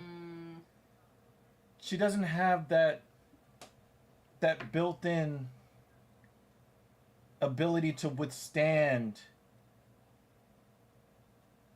All right, so there's two videos. the we have. clapping. Oh, but I think Ryan already left, so I can't put the herbed in. I'll try to find it anyway. Yeah, she doesn't get that pussy pounded. Herbed in. So, since it never gets hit like that, Ryan is a piece of There shit. he goes.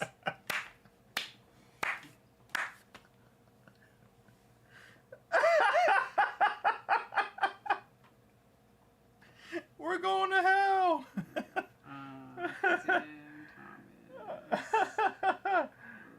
Oh man. Oh man. Oh, found it. Nah. As masculine as she tries to look, she delivers the strap. She doesn't take the strap.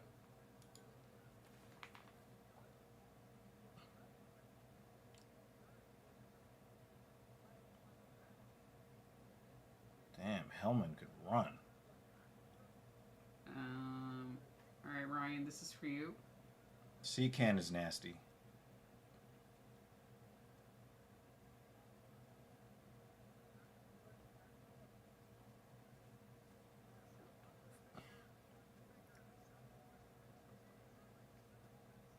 What's the other thing I wanted to look up?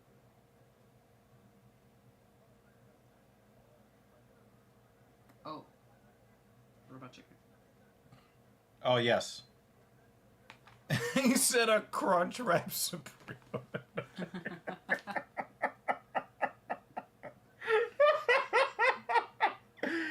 Yo, you guys are bugging today.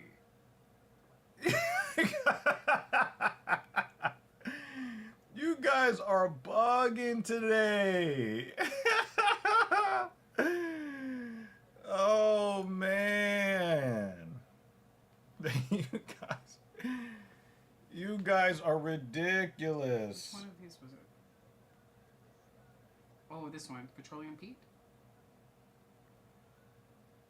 Yeah. Yeah, it is. I'm gonna put It the, is. Yeah.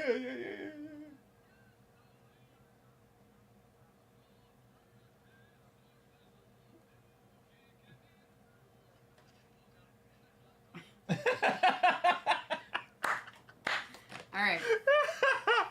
I found a taco video that we keep referencing. Hold on. You got to make sure you put the timestamp on it. Well, let them watch the whole thing, but let put the them time. watch the whole thing. No. It's a 1 minute video. There we go. Yeah. So you got that link. There's another link. Hold on. So every time we say she got kicked in the taco, and alternative forms of fuel, this is what we're talking about. Enjoy. And I love robot chicken.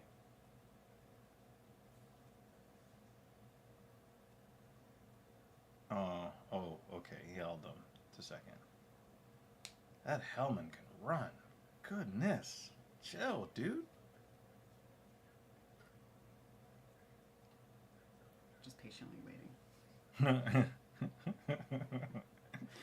Like I was when you got the car. I said, wait for the phone call. Except this one's gonna rock your brains. Oh. Ow, my taco.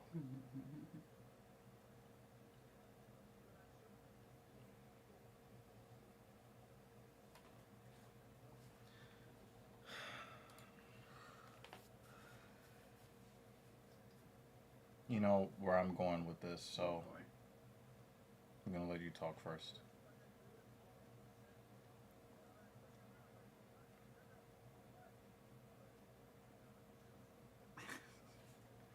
Did no one watch the taco video? Priorities, guys.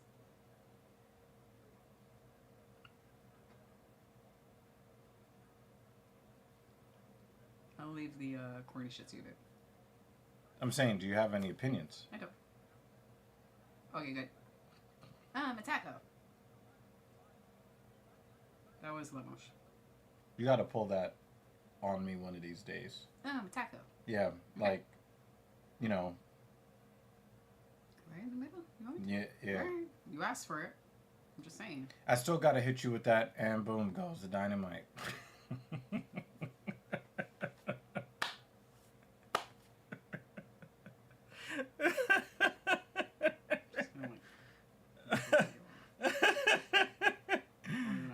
We're really leaning into the feet domestic. to the hips. Yeah. And just Get the feet on the hips.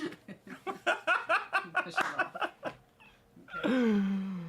Let's see how much. Don't MMA, accept bottom position. How much MMA I've absorbed just by watching. I mean, he was really getting beat up in the men's division, so. Yo, they are going really savage on Lemos. Because she does look like Joe Benavidez. Yeah.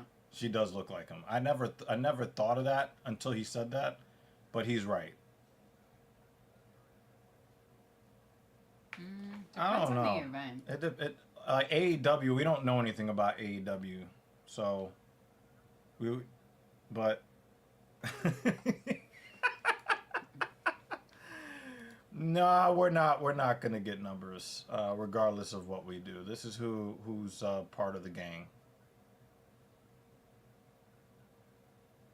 And our friends also do wrestling watch parties, and I don't want to take away from them. I'd rather go and hang out in their comment section. Yeah, they're much bigger fans of the sport Than we are, yeah. We are.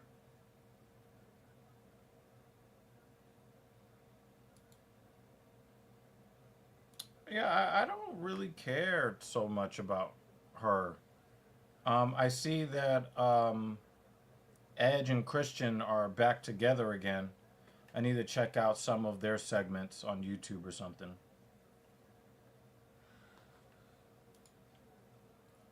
Yeah, we'll leave it to folks like Otis. Yeah, we like Otis. We also like Hooligan. Mm-hmm. Oh, he chased up and away.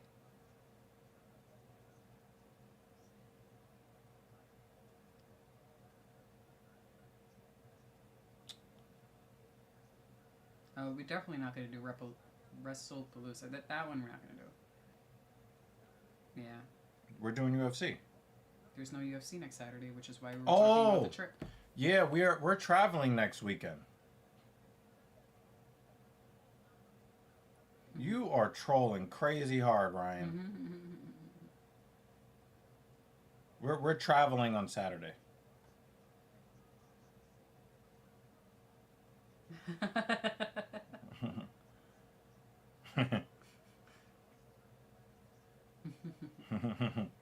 Yeah, we're traveling on Friday night, actually. Yeah. It's going to be one of the few Saturday offs where we'll actually do something. The other Saturdays, we're like, yay, Saturday off. We throw on some Netflix, some YouTube. Yeah. Passed out. Yeah. Much needed, though. Much needed rest. Also, I will say this, too.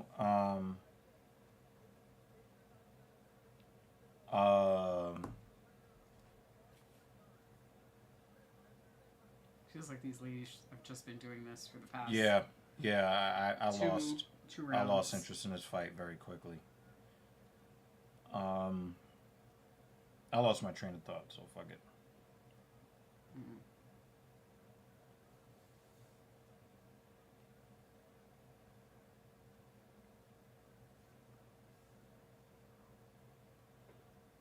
One of the things that I don't like about Donald Trump in particular, and this is where he's different than other presidents.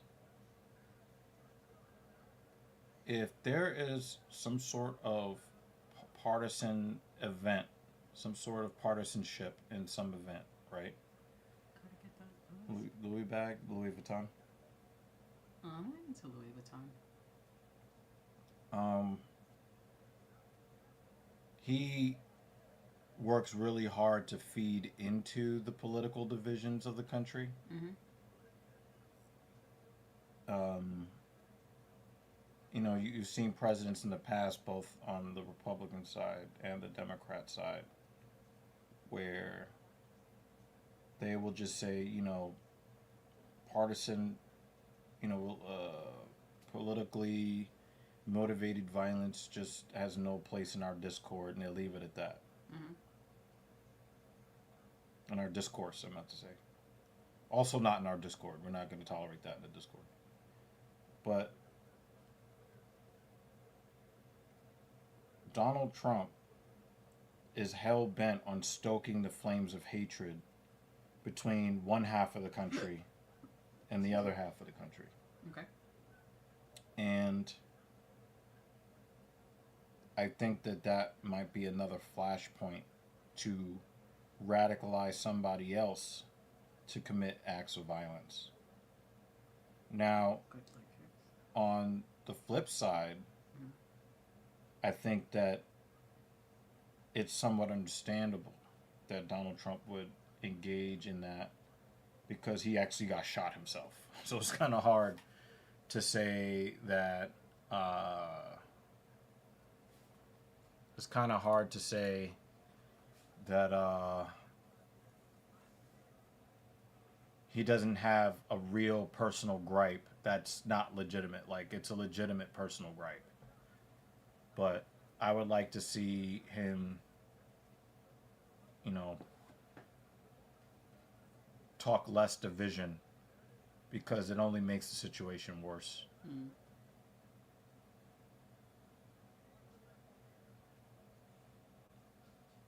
I think this comment sums up this fight. This This is what JL should be complaining about. This fight is boring as fuck. I was trying to think of what bag I would actually like. Michael Kors. Actually, I do like Michael Kors. He sometimes has a quirky style to some of his designs, and that's just more of my style. Also, she likes Mortal Kombat. Absolutely. I was talking to a customer about this one time. There are two different types of bags, that really nice ones that we sell at the store, and one of them sells out pretty much within the hour, and the other one I was surprised that it didn't get sold out. And after talking to a customer about it, the one that didn't get sold out, which is the one that I like, is the practical bag. Right. And the one that's not as practical but is, more fashionable, that's the one that got sold out. Right. And my style is just more of the practical. Yeah, she's a practical girl. She likes dresses with pockets. I love dress pockets.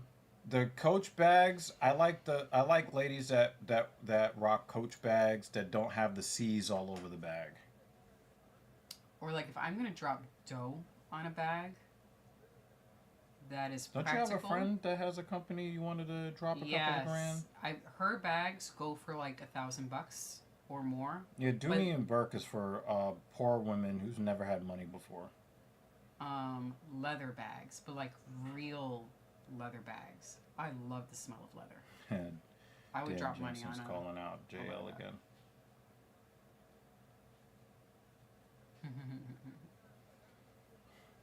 Yeah, but no, I do intend on purchasing from her company, and I've seen the bag in person, and it feels wonderful. It smells wonderful. Yeah, I like the smell of leather. Yeah, that I would splurge on. And woodwork. This is so boring. Unless somebody gets slammed. That was okay. I almost got excited. How do you end up slamming somebody and end up on bottom position? This fight sucks!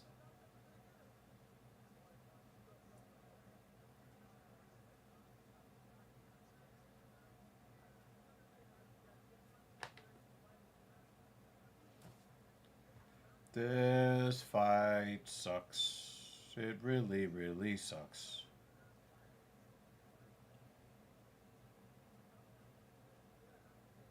You know, our taco shot would be kind of cool, right? Almost. She threw the knee to the body as soon as I said that.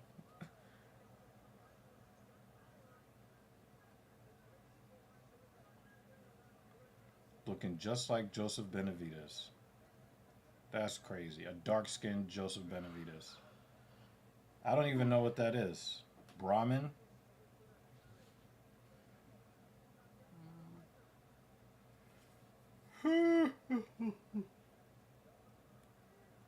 Ooh, nice stop, Vientos!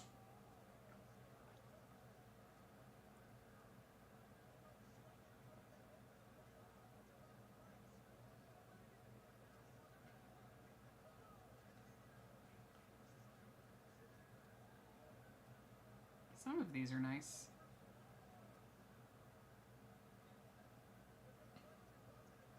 Does that give Joseph Benavidez the win? I don't know. I don't even care who won. I was kind of excited for this fight because of, it probably was the number one contender fight. But the fight itself really sucked. Yeah. So, Did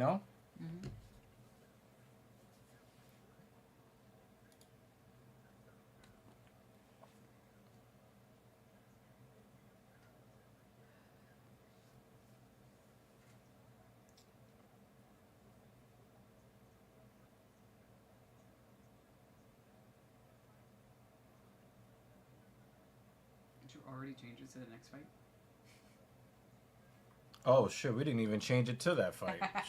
No, didn't even care enough to change that shit. I don't think that we should. Um, I just think that like a lot of that stuff is just a massive waste of money. Um, and a lot of it is just chasing trends. She's not a trend chaser. She's not a trend chaser. That's not her thing. She likes functional, enjoyable things to spend her money on, like experiences. Very much experiences.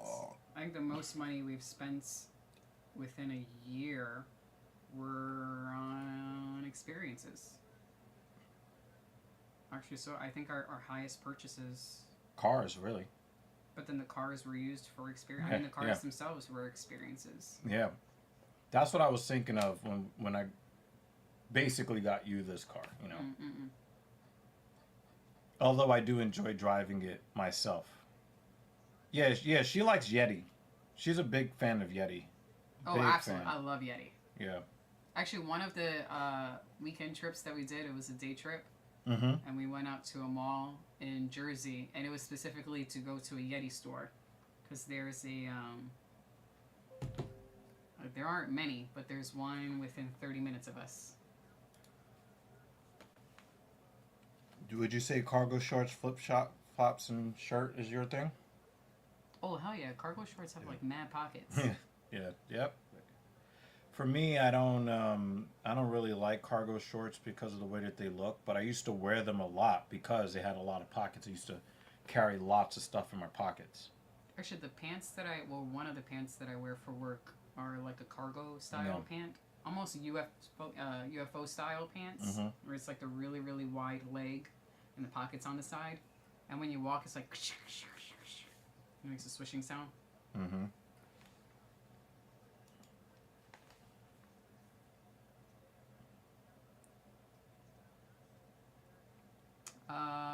I haven't used a Stanley. With Stanley mainly is because of the hype around yeah, Stanley. it's just hype.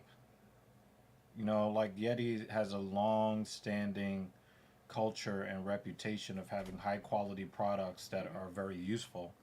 And when you buy one, you have one and you keep it for X number of years. I've been very happy with the Yeti stuff that we've They're purchased. really expensive, but you know, But I think they've been worth the money. yeah. Agreed. There's another one, not just Yeti, very similar brand. Not Stanley either.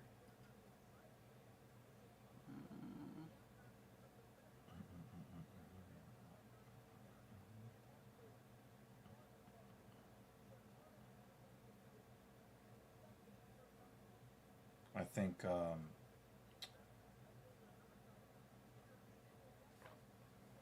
think he was running on that pitch, and that kept him out of the double play. Mm.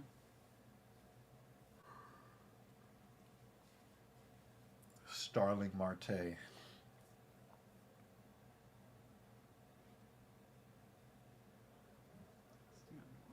Hydro Flask. That's another good one. Yeah, that's not bad.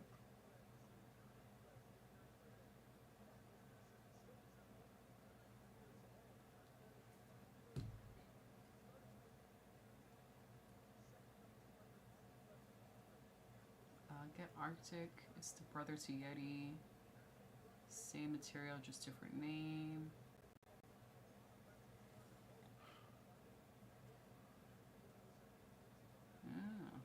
Arctic. Thank you, Ryan. But you need Some to good make sure that you look at the reviews because sometimes rivals will pop up and they'll use very like similar material, but they won't have like the same manufacturing quality, and then like some of the chemicals that they use to create it start to leach into your food, leach into your beverages, or it doesn't last as long as the the version that people know and love. So you just got to make sure that because there's always going to be some company that tries to do the same thing but better or with cheaper manufacturing processes or whatever. So. Yeah, I'll look it up. I mean, I did find the website Arctic. 100% the same. They had a court case and shit. Yeah, but I mean, the design might be the same, but there might be a very key difference. The only difference is the name and the height. Overpaying for a cup. Yeah, I get that, Ryan. What I'm saying is that when you go for the up and comer, occasionally you can get one that will be better than its predecessor in some ways, or the same in quality. But sometimes you'll see that um, they'll cut corners in manufacturing that make the product last, uh, that makes them a little bit less durable, or sometimes they can not really have the proper manufacturing practices where they use very similar chemicals, but they won't manufacture it the same way, and those chemicals end up in your food and drink. So you have to just be careful with the Well, I think for this particular brand, he's letting you know that it's fine.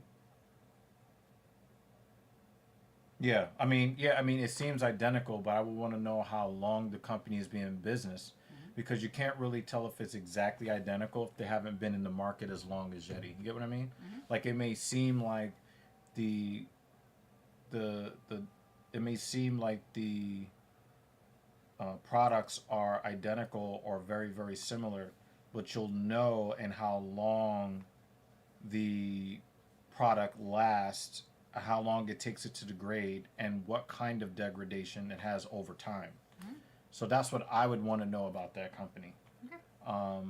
And what people have been saying about it. Let's say people have been using Arctic for, let's say, 4 or 5 years. What have you noticed about the amount of degradation to the usefulness of the product? Does it still keep beverages as cold as long as they advertise? And if it doesn't, how long does it take for it to degrade?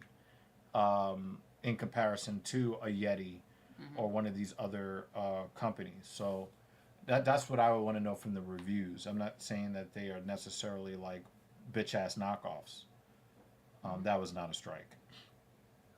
Let's open this. Um,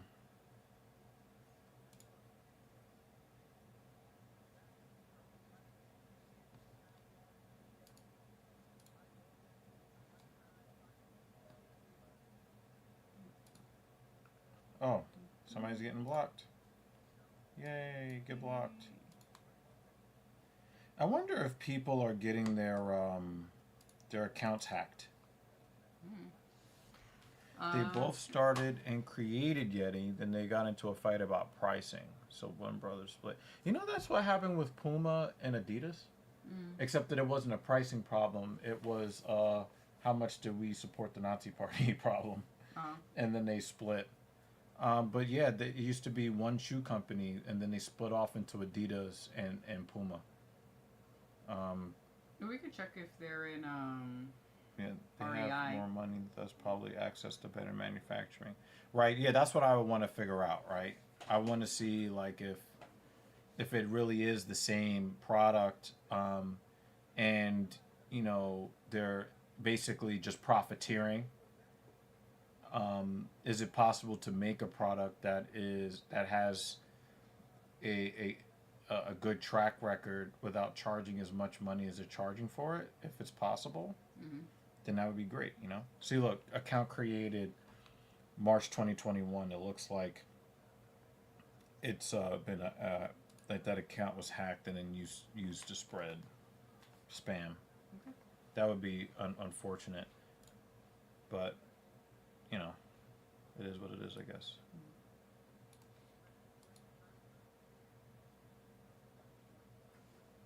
Yeah.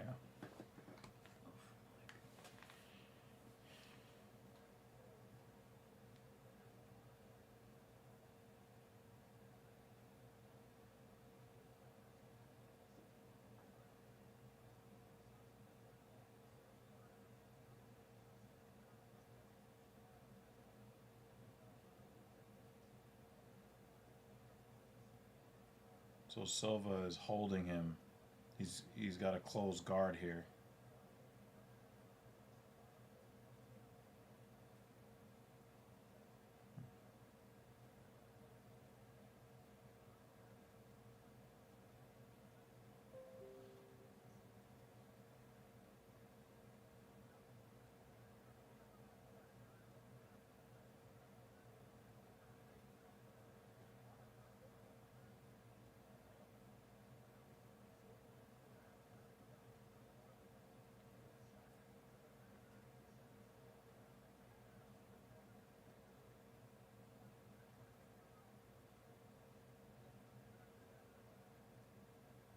I thought he was going to call a strike on that.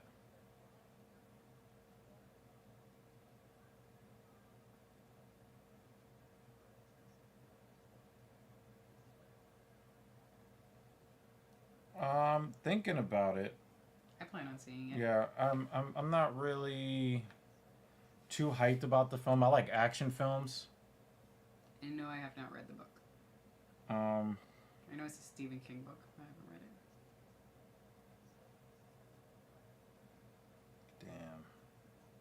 Things Joe and I recently renewed our library cards, which I don't remember where mine went. Probably got thrown out by accident. So I'll probably read it eventually. Don't say anything about it. We will watch it. Please shut up. Shut up, shut up, shut up, shut up, shut up. That's on our watch list. Shut up, shut up, shut up, shut up, shut up, shut up, shut We'll up. probably watch it this week because Yeah. Thursday, I'm actually off from work. Yeah. So Joe's like Thursday, Friday off. I have not read Gone Girl. I also haven't seen that film. I think Pink 2 saw that film. That's when I'm not in a rush to read. I'll read it eventually.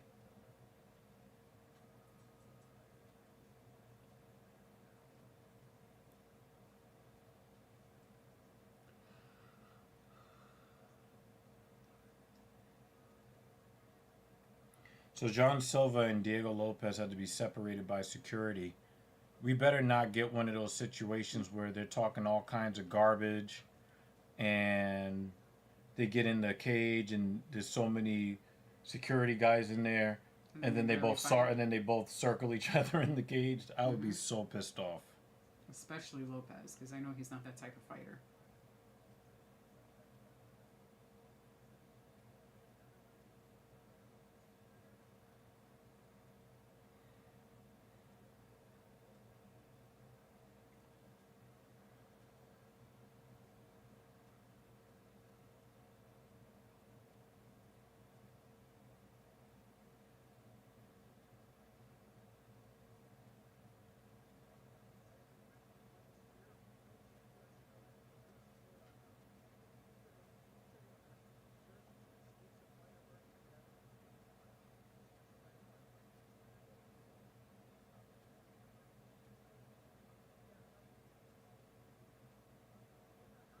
And they're back on the ground.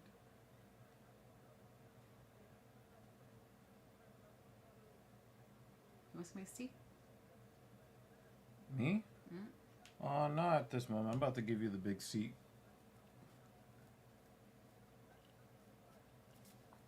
New Leo film. What's the new Leo film? Mm.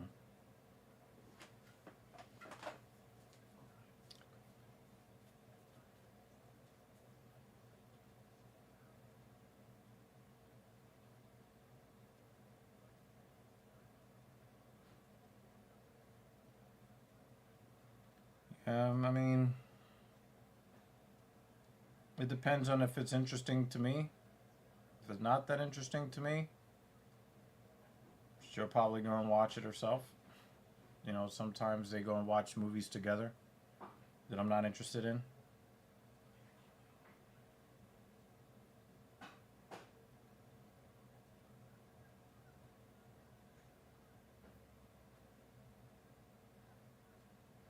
I'm not a Tiana Taylor fan, so.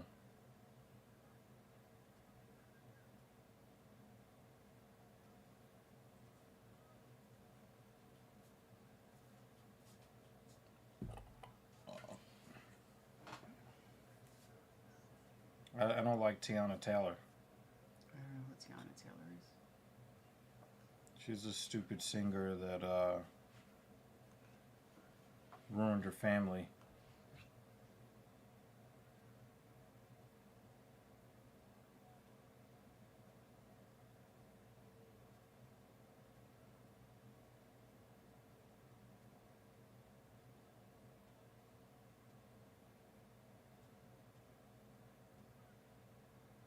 Yeah, I don't like her either, C-Can. I don't really like a lot of the people that get propped up in front of Black America as, you know, our supposed stars. I don't like them. Most of them.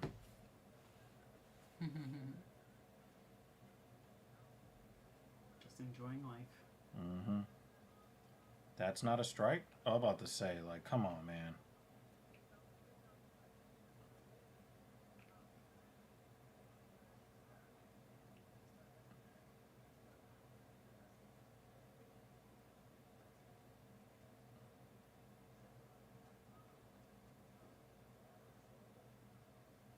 Yeah, I don't even want to talk about it, so you can't be honest with you. I'm trying to avoid the subjects that are not, like, stuff that I'm enthusiastic, you know. Enthusiastic about. Yeah, like, there's cool stuff going on in the world. There's a lot of cruel stuff going on in the world. I just don't want to talk about them. You know? Wrestling is somewhat interesting right now. You know, we talked about that. This fight card hasn't been horrible. Although I will say that, like, I did expect Slowed a little bit. Yeah, I really did expect Puelles to fight a little bit more like himself in this fight. Not really. I don't understand why he's not as aggressive as I was expecting.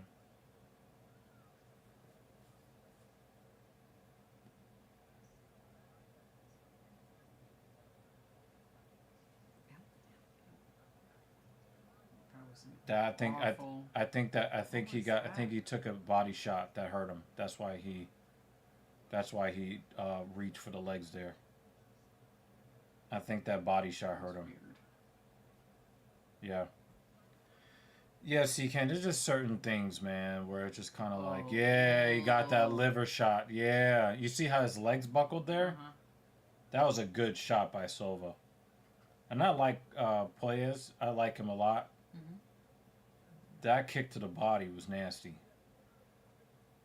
Obviously, Claudio didn't, you know, give up there. So, you know, a lot of guys just kind of like, you know,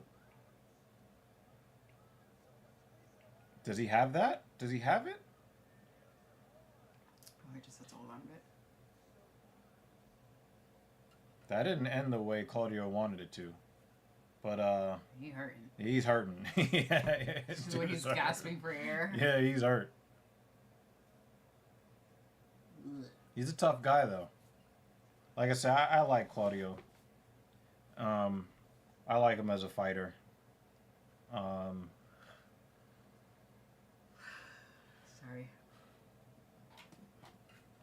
Big chair time for you. Alright.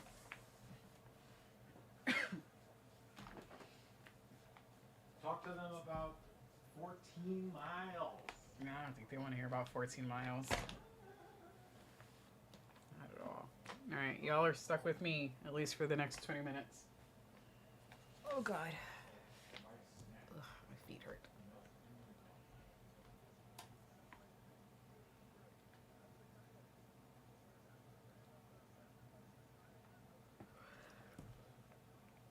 Apologies for all the yawning. I already had 2 cups of coffee today.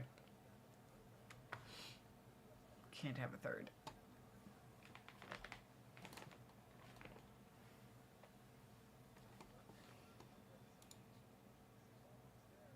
Oh, we're not even at the featured prelim yet. Cool.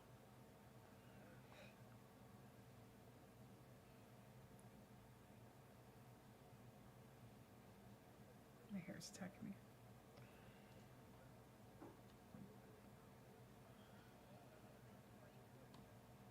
Yeah, the latest batch of movies that have come out, CCAN, haven't been... It's nothing really that caught my eye yet. Let me see. I'm gonna look at the coming soon films. The movie chain, the theater chain near us, sometimes they'll play some older films, but then they'll refuse to play it at our location. For example, they recently played the Lord of the Rings films, but they didn't do it at any of the theaters near us. They were like spread out in other states. It's like assholes. We like that stuff here too.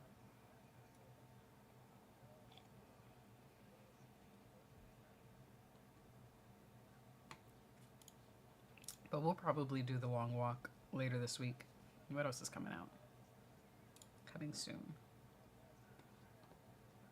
Oh, I see the DiCaprio film you were talking about. That is next week?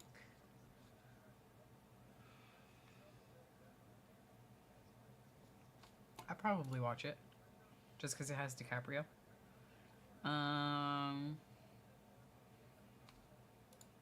There is... the movie Him. That's a Jordan Peele. Yeah, Jordan Peele film. I like his films. His weird psychological thrillers. I like his style. No, we don't do the IMAX.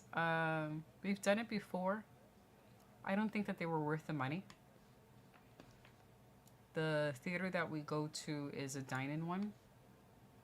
So it has the reclining seats and you can order food at your seat. We don't do it every single time we go because that could get a little expensive. But for a really special film that we're super excited about, or if it's a last minute film and we just didn't feel like cooking any dinner, we'll order some food at our seats. But no, we haven't. It's been a long time since we've done something like IMAX.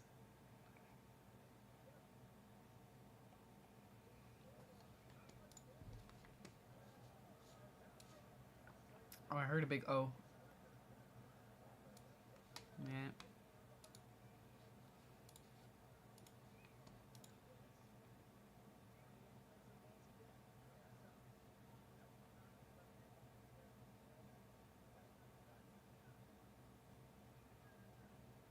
Oh, that's it. There's nothing else really. Oh, Tron. I mean, we'll see that.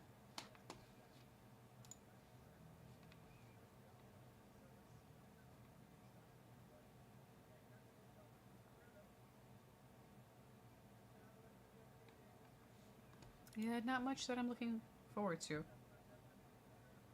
Mm-hmm.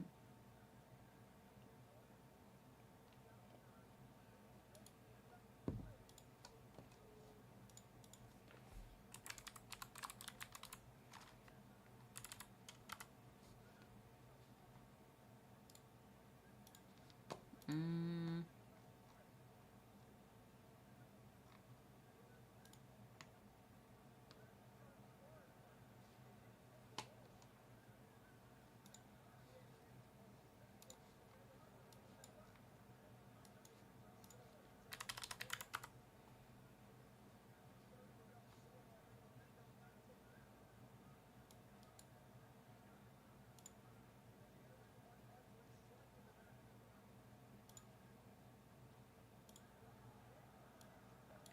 Oh, somebody's about to get knocked out.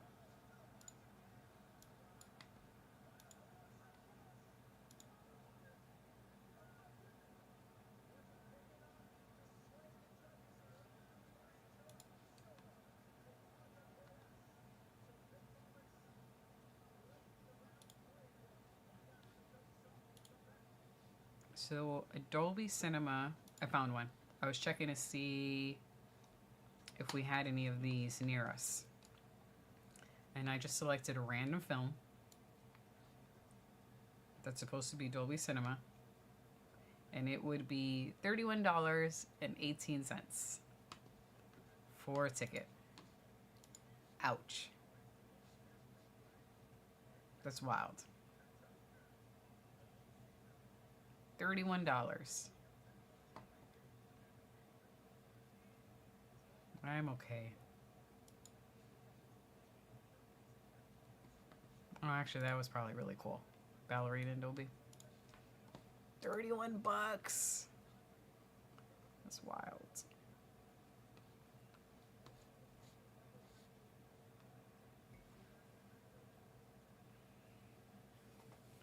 All right, maybe. I have to look for something really spectacular. $31 is a lot. Especially when we already have an annual pass to a different theater chain. They don't do Dolby, but yeah. Are you talking about the new Twister film? Because that film was awful. It was awful. We do have the 4DX theater here, but we don't do that. I don't need motion sickness while I'm watching a film.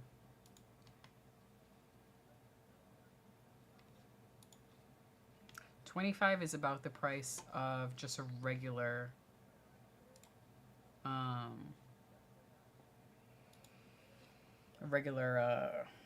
whatchamacallit, film. If we didn't have the one that we have, which it's unlimited movies for $100 a year. Yeah, $100 per person per year. Then I probably would have done the AMC pass. But the $100 a year kind of can't beat.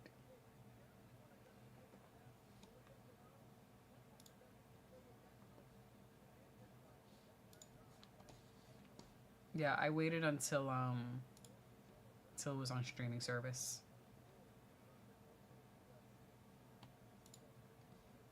Yeah, $100 a year is wild.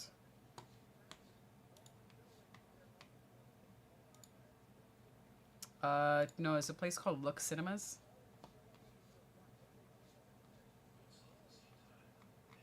They have a few locations. They have in Manhattan.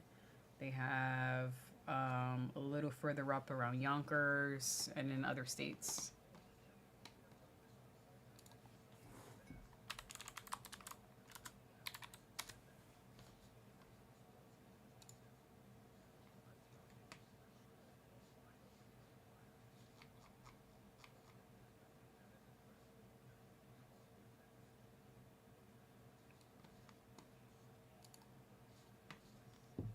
Alright, hopefully the next one is a little more exciting.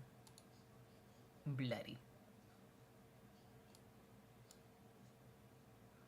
Oh, I did. I enjoyed it.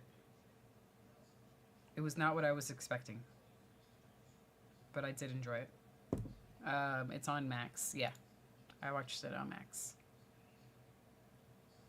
That was a good film.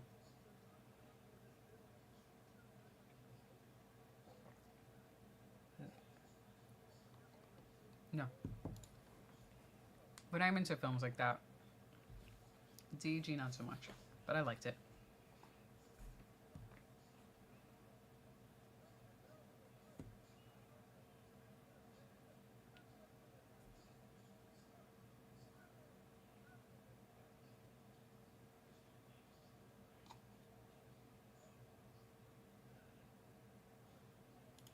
I wouldn't call it a classic. It was enjoyable to watch. It wasn't what I expected the film to be. But I liked it. I would watch it again. I'm not like, oh my god, I can't wait to watch it immediately after this stream. But it was enjoyable. Oh yeah, he's just not into horror films. Horror films, vampire films. It's just not his genre. If a film is really good, I have no problem rewatching it. Yeah, I have no issues rewatching a film. There are Disney films I will rewatch, like The Incredibles. or Up. I've seen the Lord of the Rings films a whole bunch of times. I will rewatch something.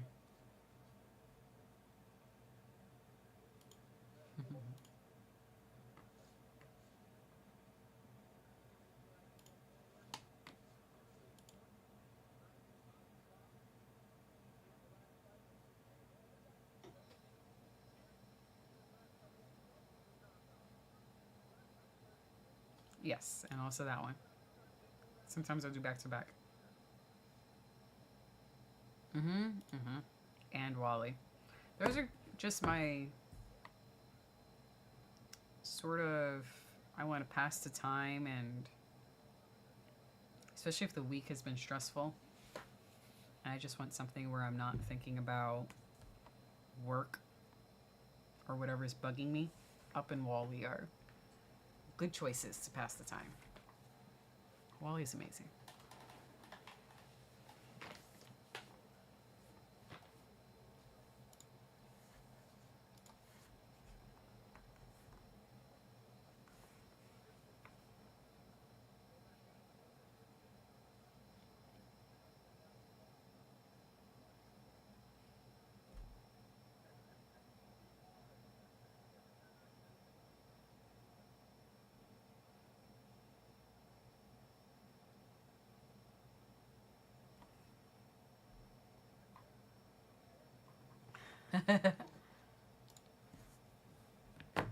Did you enjoy Monsters Inc?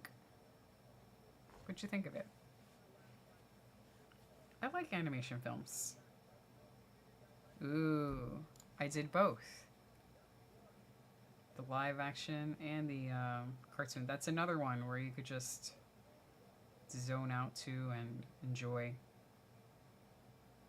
It's similar to Up, where the storyline gets just a little dark and a little serious for a moment that you kind of don't expect for a Disney film.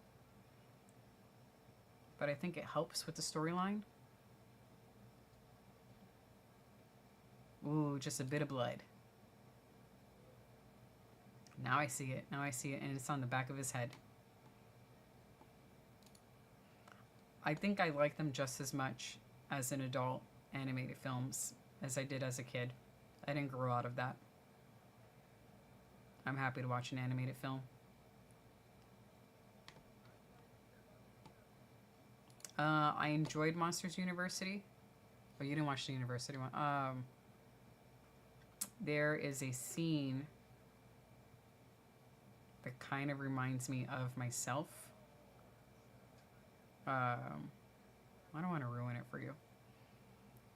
There's one where the mom was dropping off her kids, and she seemed like a really cool mom, and I'd be like, "Oh, that would be me."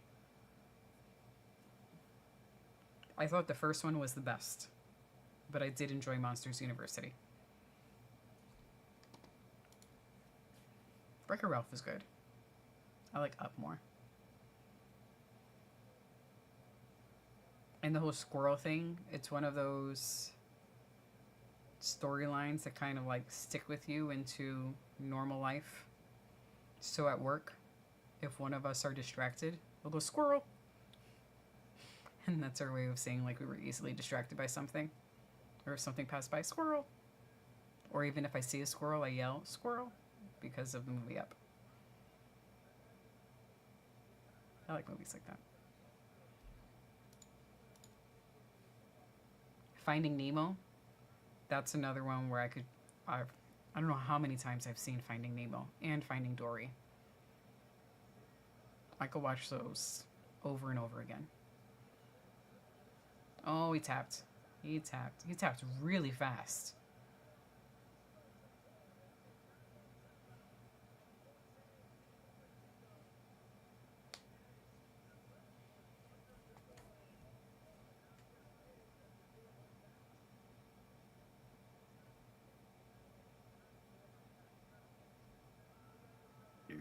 Excuse me.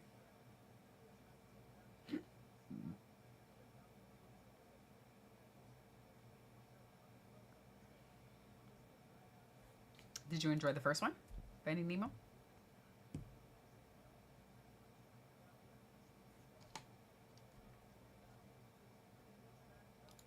I rewatched this one recently, Shrek, and the second Shrek.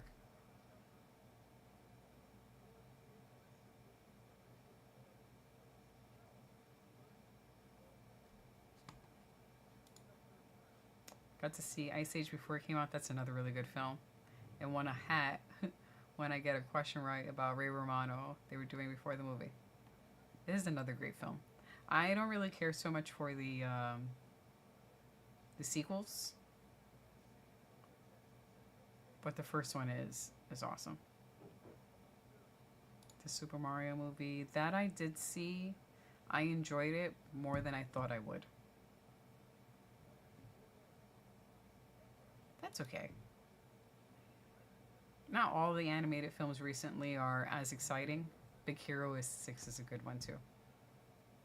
That one I did not rewatch. I don't know why I didn't rewatch it. What streaming service is it on?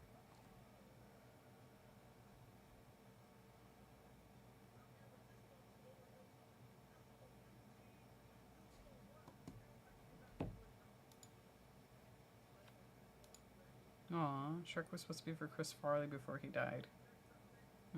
That's sad.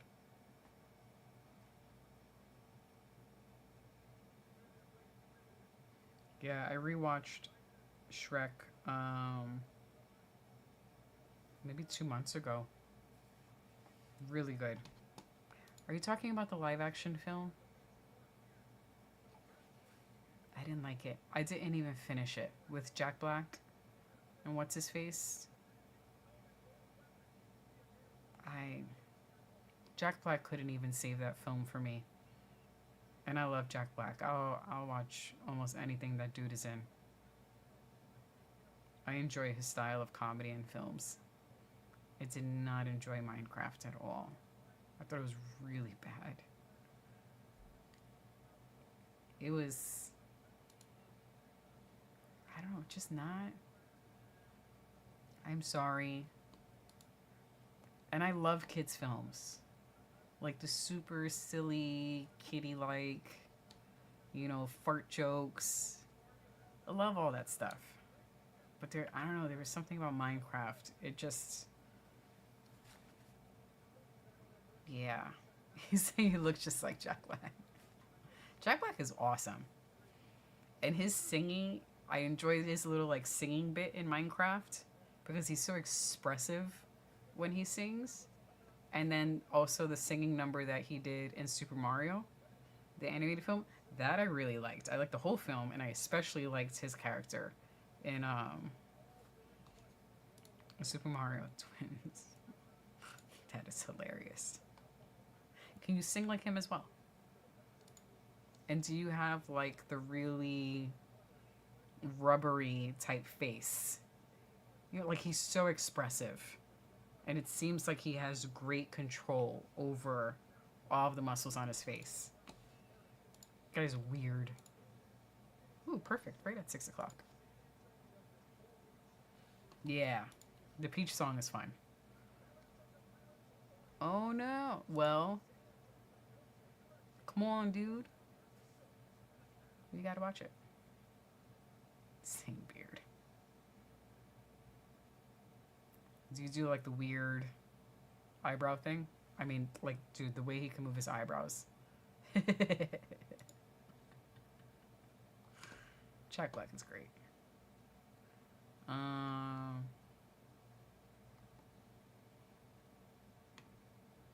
Shallow How? I know of that film, but it's not really. Oh wow, that's a really old one. This one's super old. Holy shit. What year was that? 2001.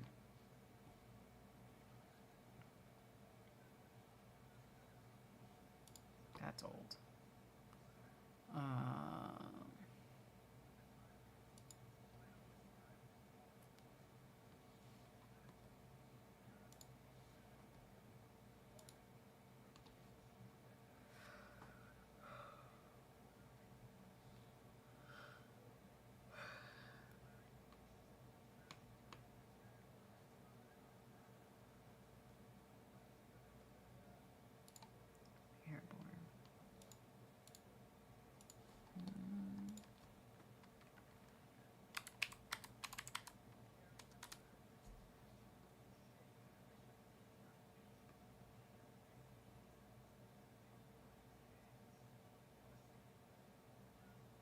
Wow, with Seth Green.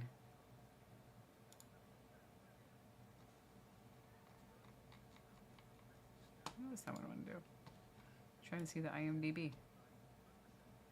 Oh my god, he looks so young here. This was in 93.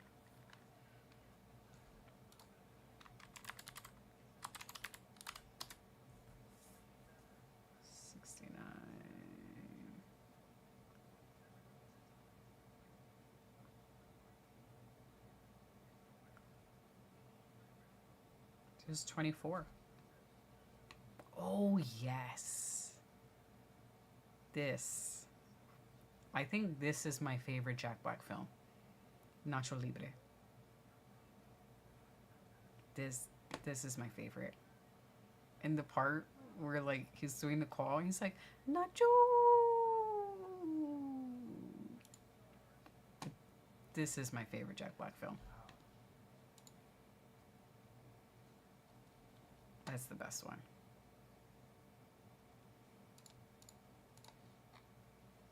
Oh man, the poster for Airborne looks awful.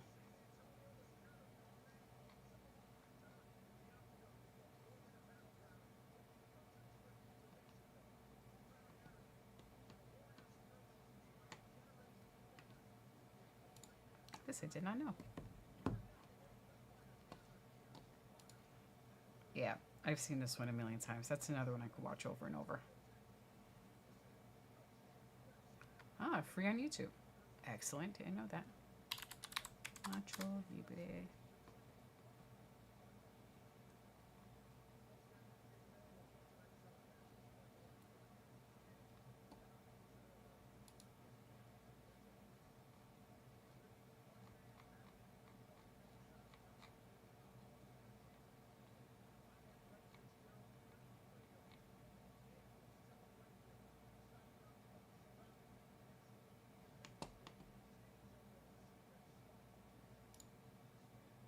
Mm-hmm. I like Seth Green. Alright, fine. I might watch it on YouTube later. It's killing me.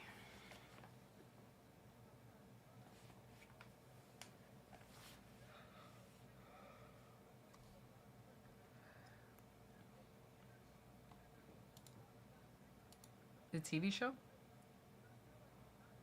I've seen a few episodes. I never got into Friends. It's not really my thing. Who was playing at that time? Oops. Oh my god, I can't spell.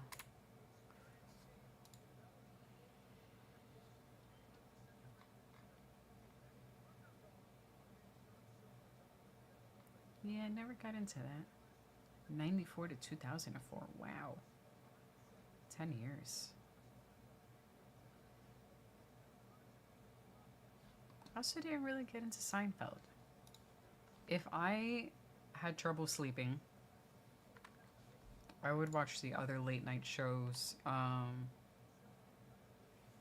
Yeah, I've listened to it. Hold on. Late night sitcoms, 90s.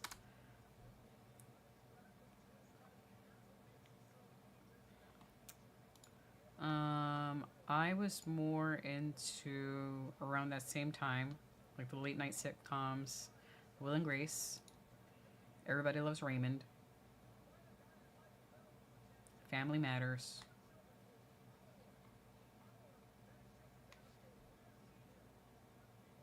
Those three really.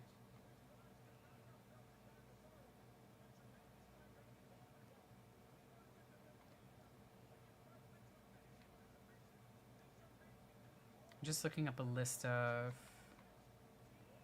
American late night television series.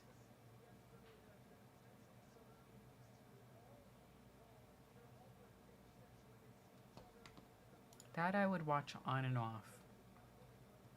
That one never really hooked me. I would sometimes watch Saturday Night Live.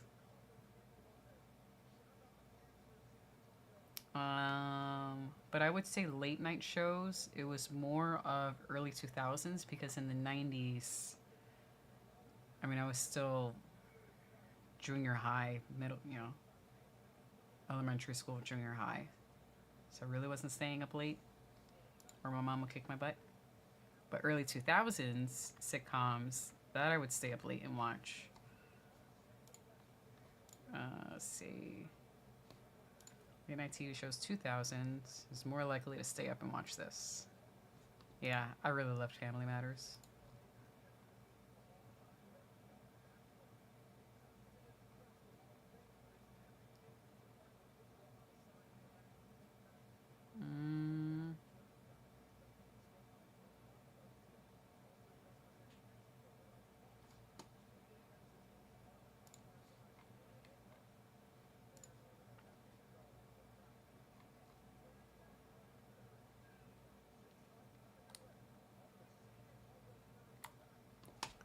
How about this?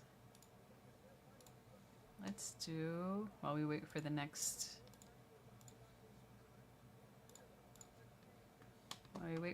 one to start.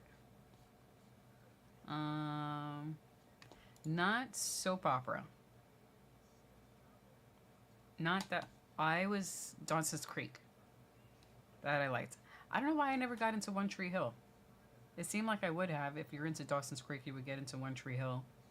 They're kind of the same TV show. But I didn't. 50 TV shows of 2000s. No. I never got into Big Bang Theory. None of these really sound familiar.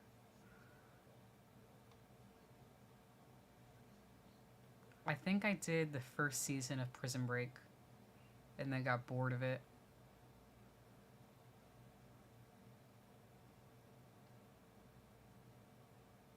Oh, Smallville. I did get into Smallville, yes. Heroes, I watched this one late. I caught all the episodes much later on Netflix.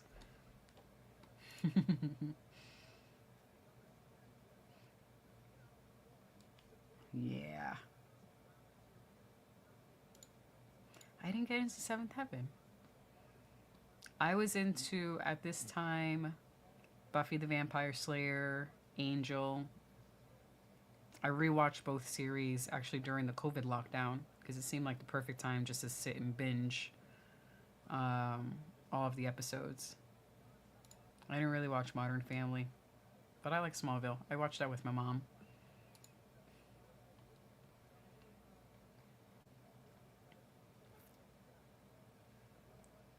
We did watch Royal Pains. That was pretty good. Monk, I didn't really watch.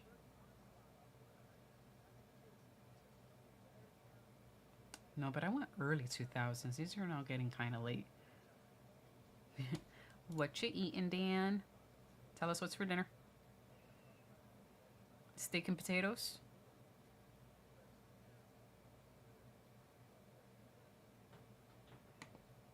Oh, heck yeah. Ooh. Oh, yes. We love robot chicken here. Love robot chicken. And Metalocalypse. I think they're doing another Buffy the Vampire Slayer with Sarah Michelle Gellar.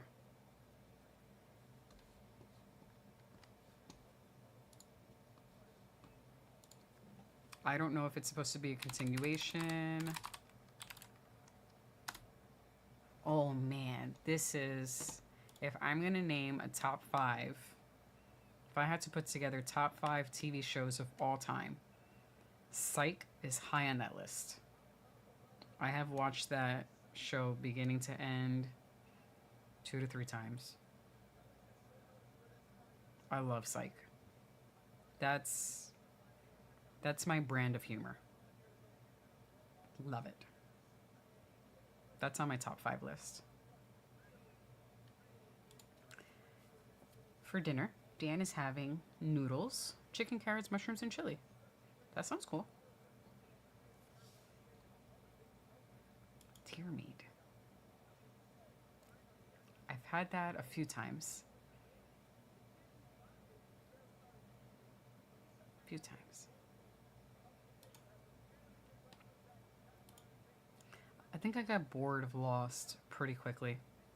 Saw the first season and then stopped watching it after. Yes. See?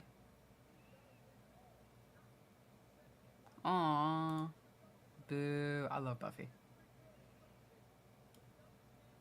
That was a great show. Rewatched it. Still love it. Make sure I don't miss any.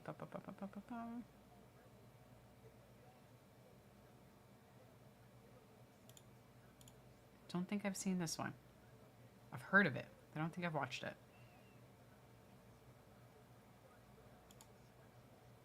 Yeah, I saw the first season and then stopped after that.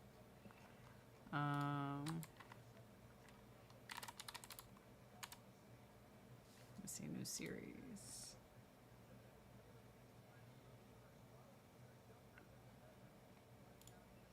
So for Buffy, they're supposed to get Hulu. It's gonna stream on Hulu. A sequel to the original show.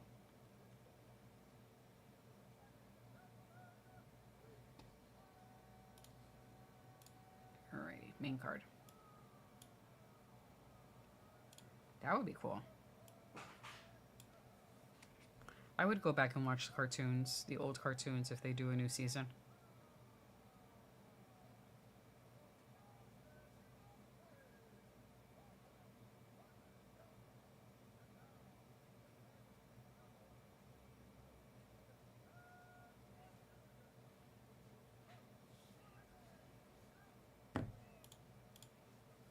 Did Psych ever have a real plot? I watched it a good amount. Never went anywhere story-wise like Monk. I mean, most of the story was basically, can Sean get away with being a fake psychic?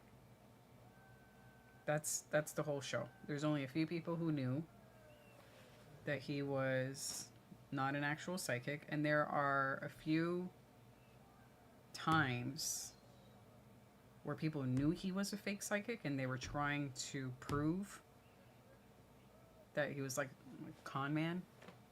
But he was too good at what he did. The parts of the plot where they got kind of serious, where like they almost killed his dad or his mom or Juliet, like the bad guy was kind of obsessed with Sean. The parts where they went a little more serious with it towards the end of the season, those were actually really good and sort of like tug on the heartstrings, you know? They did silly really well, and the parts where they were serious, they did that very well. So I would suggest going back and watching the whole thing. Yeah, they eventually hooked up. Hi. You need more food? She might do the protein shake. Okay. There's oops. Not the proper Is that banner. Diego on it? No, Santiago. Santiago.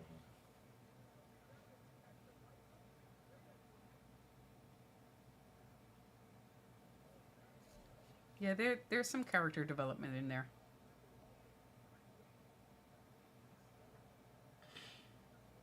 You know, after a while, it's not just let me pretend to be a fake psychic, but when they had some pretty big bad guys, or the main bad guy for the series, for that season.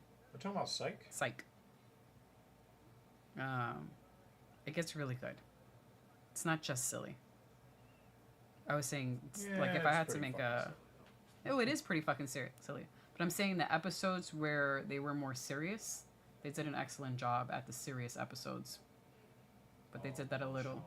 Mm-hmm. They didn't seem like throwaway episodes.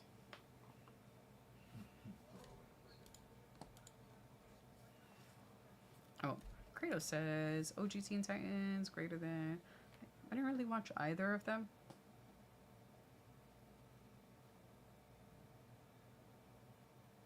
But if they make a new season, I will go back and watch it. Like, I know of the characters. But I actually haven't, like, sat down to watch it. Can says, that's what I loved about Dexter when he got true villains that could get to him. Yes. In Psych, there were some villains that really messed with his head. And they wrote that really well. The show is still silly. Like I said, the serious stuff is done very well. Lee versus Luna.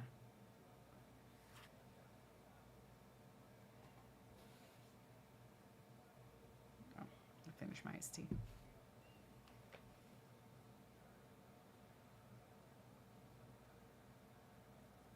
Oh, Burn Notice. We did watch that. Oh, and it looks like we're not getting out the first round.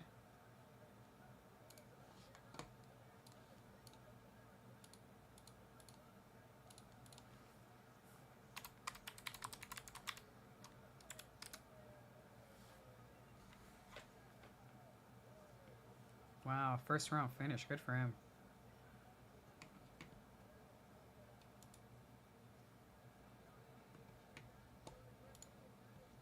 Yeah, we did watch this one. This one we enjoyed. DG and I would watch this together. Bruce Campbell,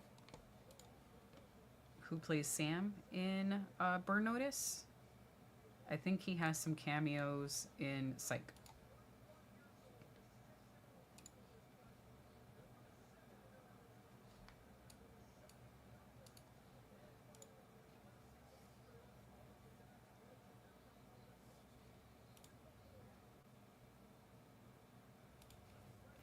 Ken says, that's what I can't stand about all of the one-off episodes that shows if someone can make plot-only episodes for each show.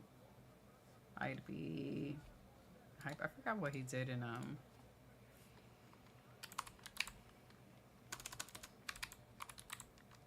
You know what? Maybe I just have to watch the show again. I'll use this as an excuse.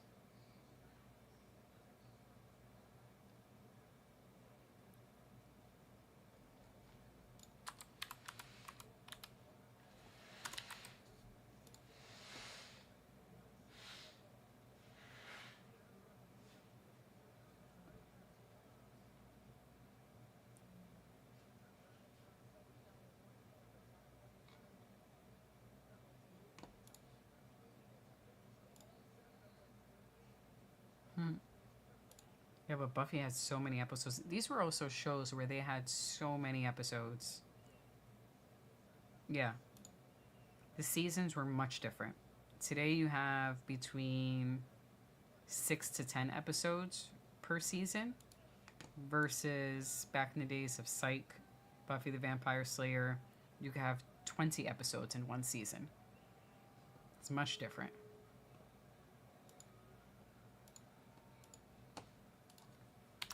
I didn't watch either of these.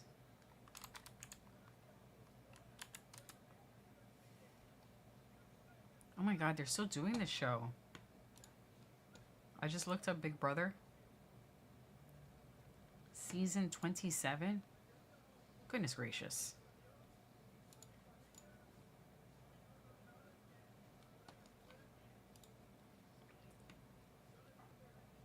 Yeah. Seasons are much shorter now. Oh, so if I'm filling in as we're talking about TV shows, I don't have an exact order, but I'm just grouping together what would be my top 5 or in my top 5. And I said Psych would be one of them. The second one would be Avatar: The Last Airbender, the TV show. That's in my top 5. The Last Airbender is another amazing show that I could watch. All three of us are happy to watch beginning to end again. Love Avatar. And I don't mean Blue People Avatar. I mean Last Airbender Avatar. Oh, I learned about this, I think, after watching the first time. And now I have to rewatch it again to catch the pineapple in every episode. I learned about it much later. I did. The live action, I did watch it. Have you seen it? I don't want to ruin it for anyone. but I have seen the Netflix. Now, we're talking Blue People Avatar, Ryan, or you're talking Last Airbender?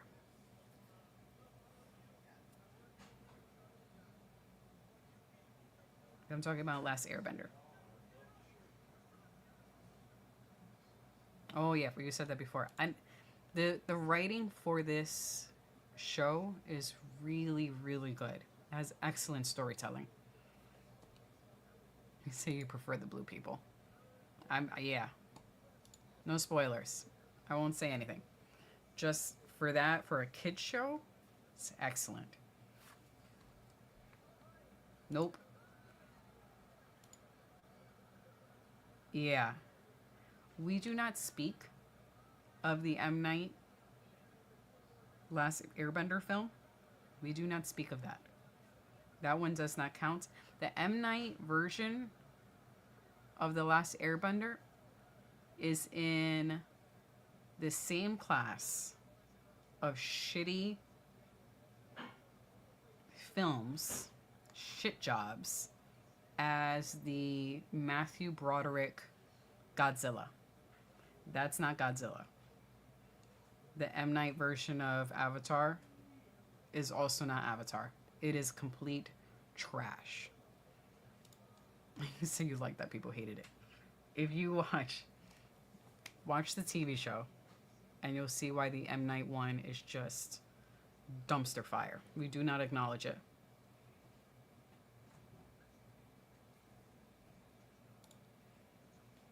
Yeah. He became a big miss, especially with Avatar.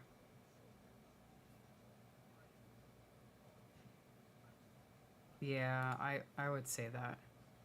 It's just so... It's like he intentionally tried to go off or to like steer away from the source material. There is so much source material for you there in the TV shows. Like, I understand you have to cut some stuff to put it in a movie, but just even his choice in actors, it's just awful. Yeah. If you ever have the time, I say watch the TV show.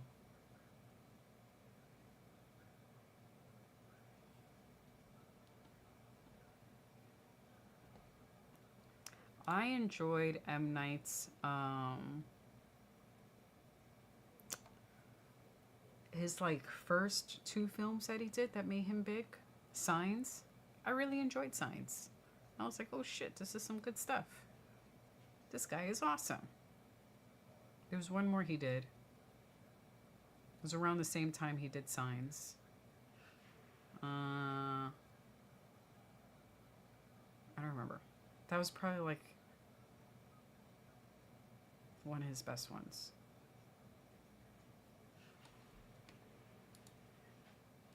I also have not seen Clone Wars. Oh, Sixth Sense. Yes. That's what I was thinking of. Sixth Sense. Signs and Sixth Sense. Those are good ones. This I did watch. That I did watch. And, you know, with him, he tries to do this... And they... let me know if you saw this Robot Chicken episode, Ryan, where they made fun of M. Night, because he's always trying to do this twist at the end of his film. And the disappointing thing about his films is, like, 90% of the way in, you're like, wow, this is some pretty good shit. I like this film so far. And then you throw in the M. Night twist, and it just ruins the rest of the film. It just ruins it. So they made fun of him in Robot Chicken. And if you haven't seen it, just look up Robot Chicken, M. Night Shyamalan.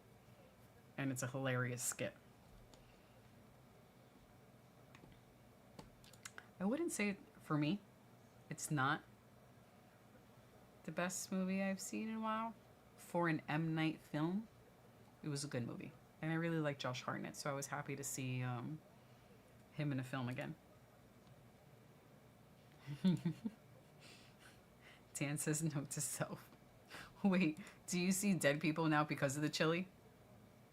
And how's your stomach? You poor thing. Worth it? Was it at least delicious?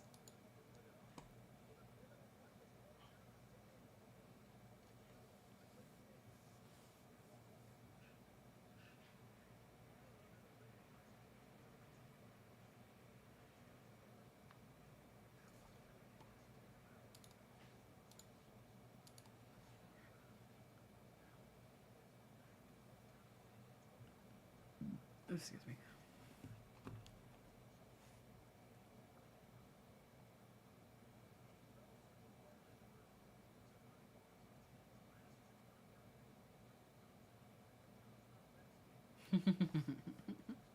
It was just the timing of your comments.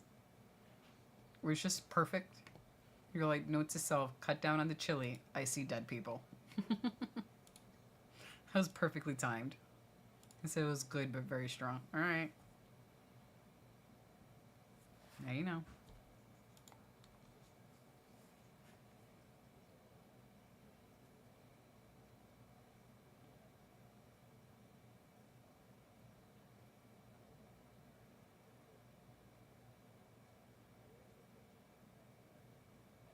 I think I may have made chili once, maybe twice. Yeah. Once or twice.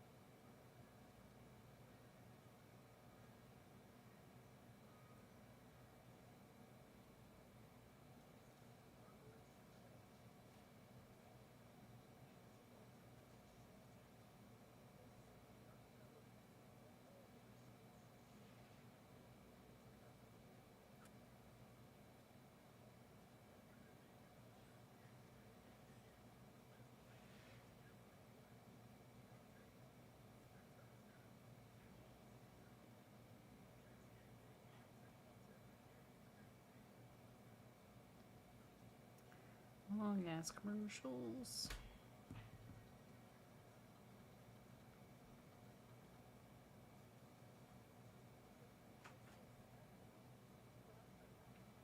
Hi. Is that for him? Can we trade? No. He's just gonna give you this. Because I finished. Oh. Okay, fine. I'll leave it here. I'll be sad with my cup. Thanks. Whoa. Thank you. Oh, my legs.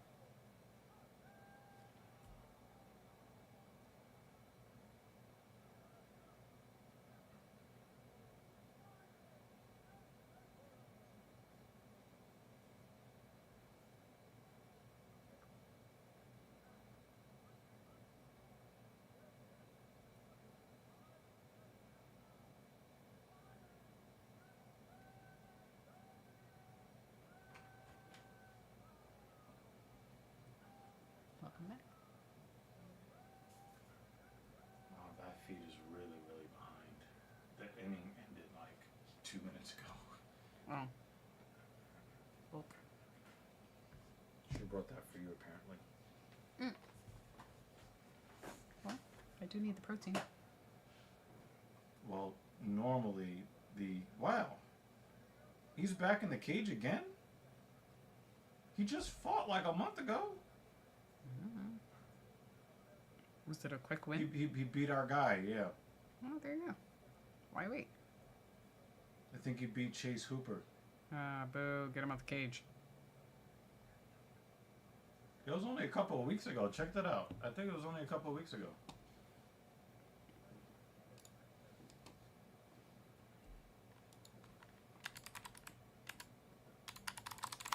Hi, guys. Yep. August 16th. that Dang it. was, that was 2, 4 3, weeks 4 ago. weeks ago.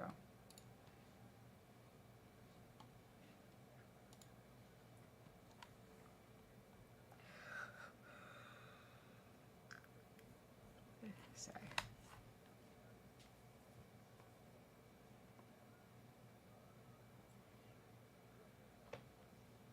Fajeda is looking a lot older than we're used to him looking. The shaved head. I think also the facial hair together with the shaved head makes him look like an adult. An adult who's lived some life.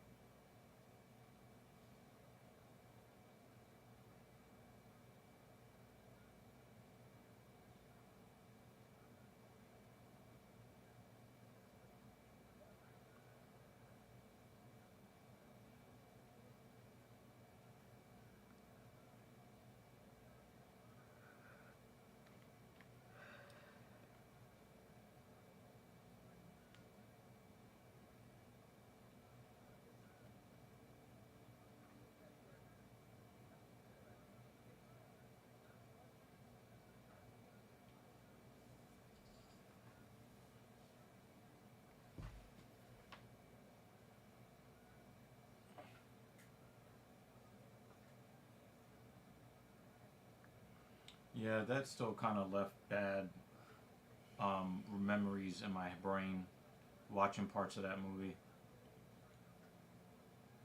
Which one? Any movie where you realize that Sixth the Sense? person that any movie that you watch where you realize that the people you've been following were dead the whole time. I don't know. It's very scarring for me personally. I was saying the Sixth Sense and Signs, some of his earliest films and his best films. And then he just went down the path of everything has to have this twist. And the twist sucked for every other film after. Well, did you watch that movie The Others with me? Oh. I don't think I saw the others with you. I don't think I've seen the others at all. Oh. I'm hesitant to watch any M. Night film. I watched that movie was so heartbreaking to watch. One that we were just talking about. Ryan brought it up. The one with Josh Hartnett in it because it has Josh Hartnett. We just watched a movie with Josh Hartnett in it. We did? Last weekend. Trap. That's what it is. Trap came out before the one that... Actually, no. I don't know what the timeline is. Let me take that back. I don't know what the timeline is. Anyway. I go into... And here goes the meltdown. Oh. What? Yay, Mets.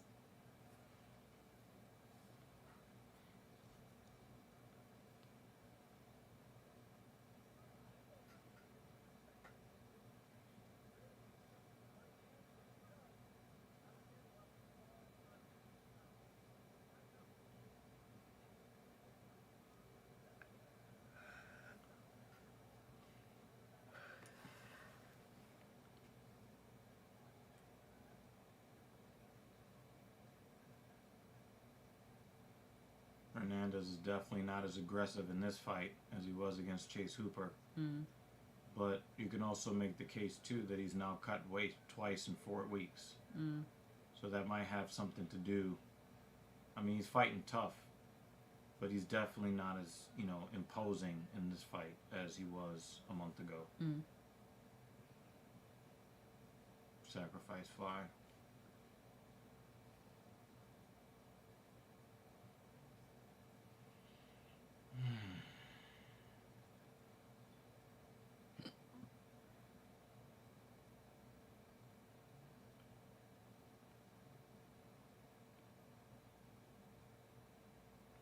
Weak arm out of center field.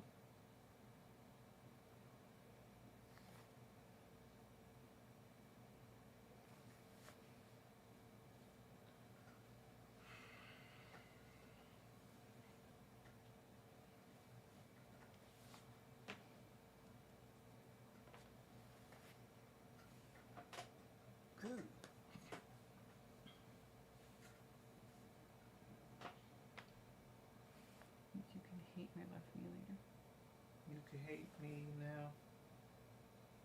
But it won't stop now.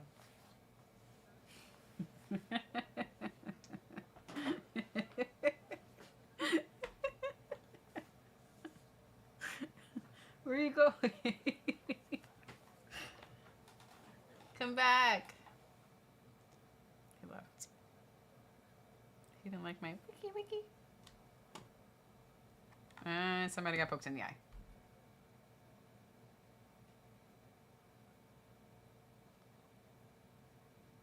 Bunk. Looks like he really searched for that eyeball too. Fuck.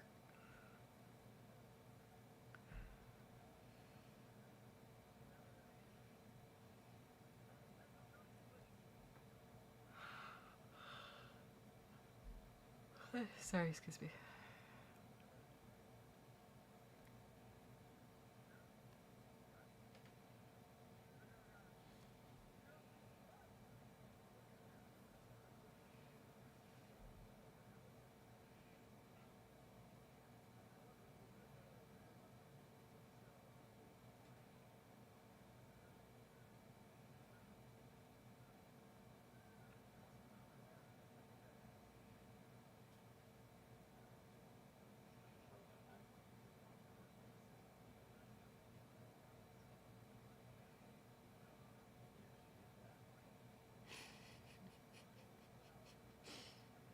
He's telling thing to what I did.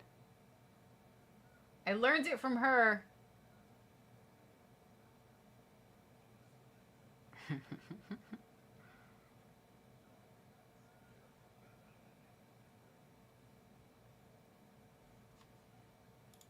You know you have to do 2 Victor Henrys and an eye poke before they'll think about taking a point.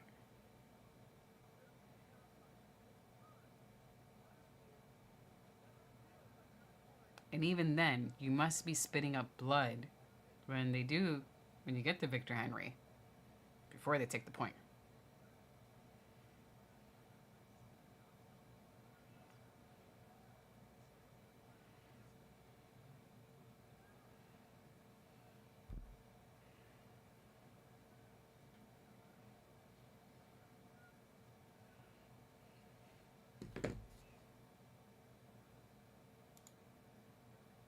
That's all. Only 3 Victor Henrys. Yeah. As long as there's no eye poke mixed in. Just go for that soccer kick. You're good.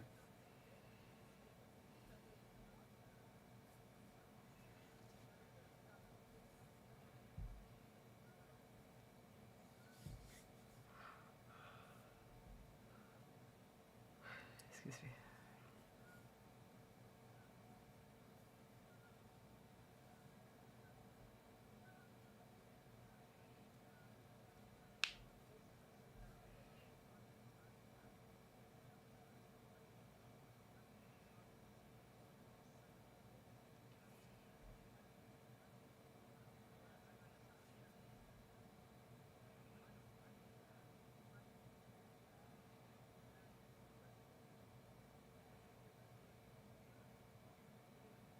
Mm-hmm. Jake says, I like the idea of no point is taken. The opponent gets one free Victor Henry to happen anytime. Absolutely. I mean, you're basically going to play it like, what's his face? Derek Lewis. He knows he's not going to get a point taken. He's like, fuck it. I'm going to do it. You won't punish me for it, so why wouldn't I take advantage?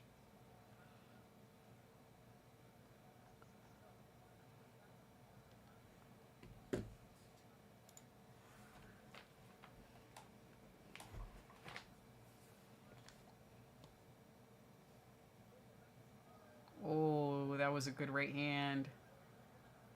Uh-oh. He's gonna... Oh, man, look at that lump on his head. His head is bouncing off the floor. Stop it, stop it, stop it. Goodness gracious. Do you see the lump?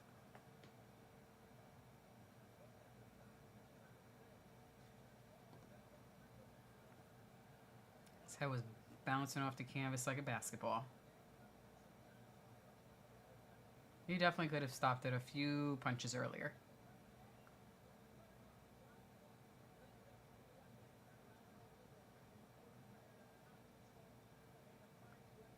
Whap.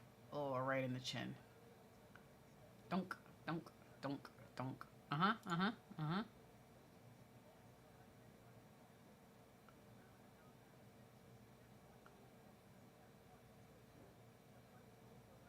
Oh, man, look at that knot.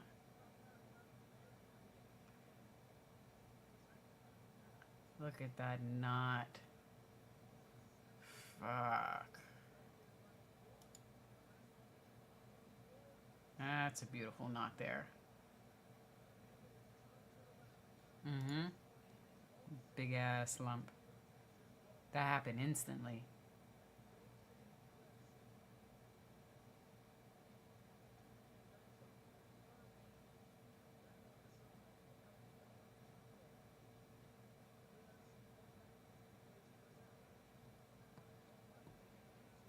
Hopefully they play back that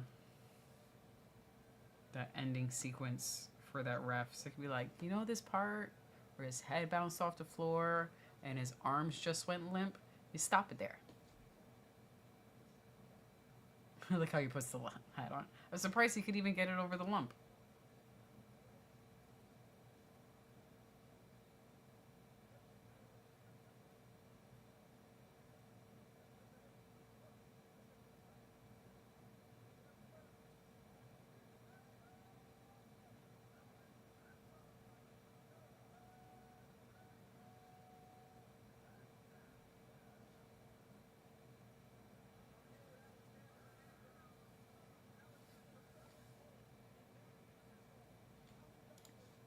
They look cute.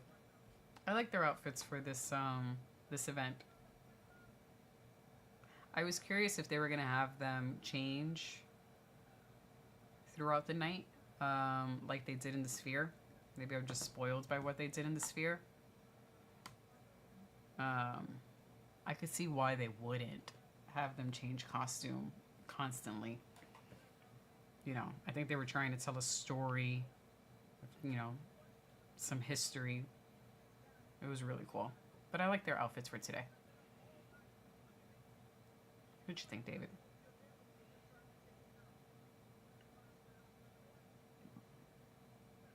Oh man, that lump. Like his head bounced so many times, so many times. I really... Yeah, the painting was nice the last time. They had a futuristic look. That whole production was not what I expected. I was pleasantly surprised by what they did for the Sphere. But I am glad that for this time around, for this Noche UFC, that they sort of kept the theme going. Similar. I don't remember what they did for the first one, so I can't compare. But for the second one in the Sphere, I'm glad that they kept a bit of the theme, and that they have the fighters' ring uniforms also with the theme for this evening. That's cool.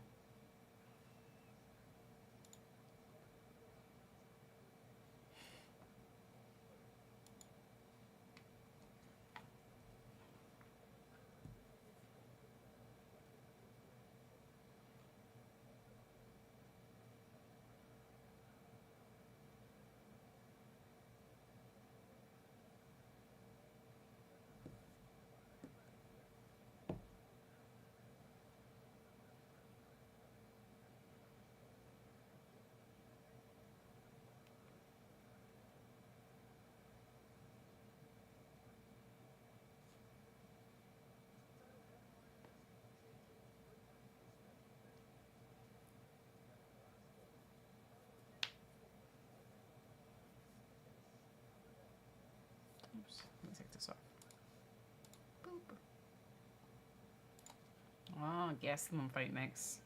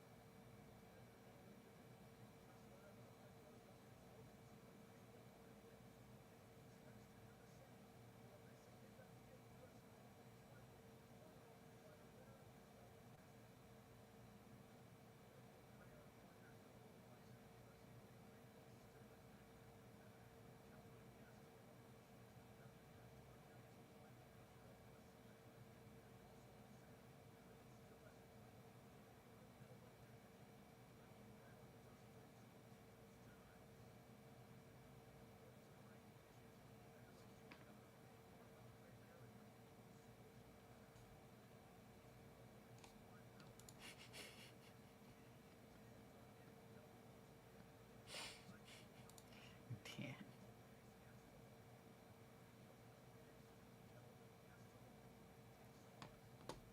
His name is Fat Nazrat. Story Foods. Story Foods reminds me of what's that actor's name? Hardy from Venom. Tom Hardy. Tom Hardy. Wasn't really confident in that. Tom Hardy. Reminds me a bit of Tom Hardy.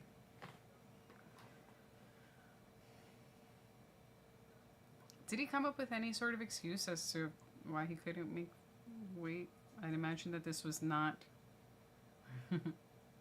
this was not a last minute matchup. Noche UFC.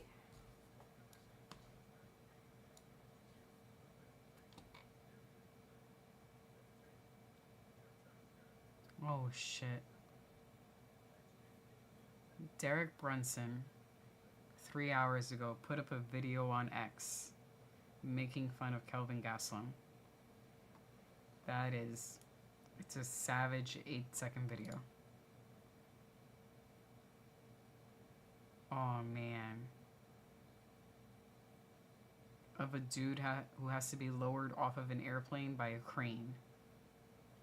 That is savage.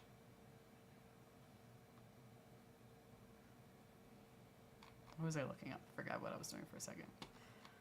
Gastelum.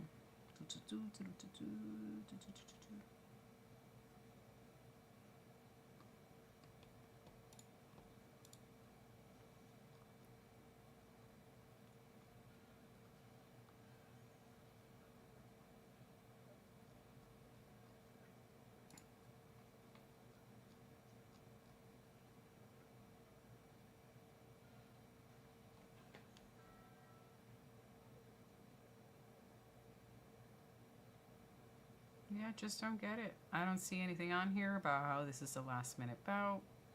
Nothing. Seems like the dude had plenty of time.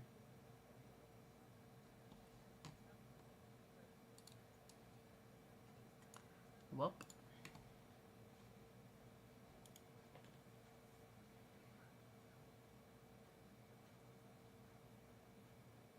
Oh, wow. That's awful. Channel called Missing Weight. If he actually made weight, I'd probably subscribe. But nope. Nope, nope, nope. That's alright. He can keep his shadow.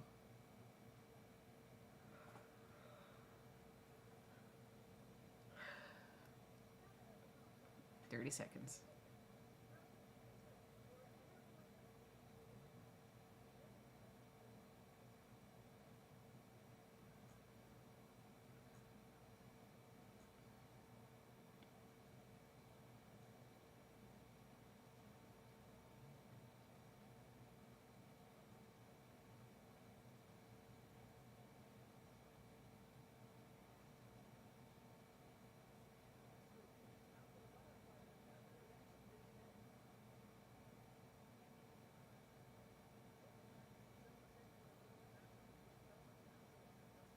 Wow, he looks huge.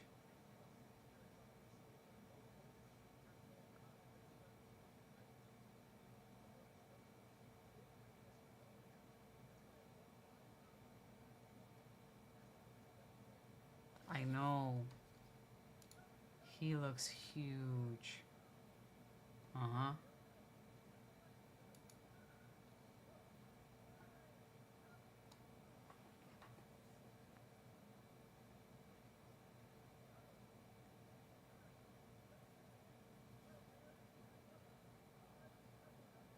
It's just bad.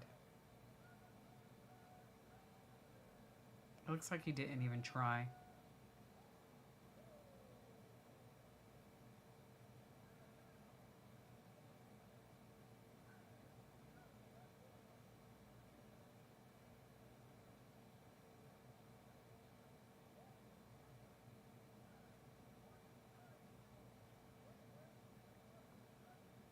Look at the back of his neck.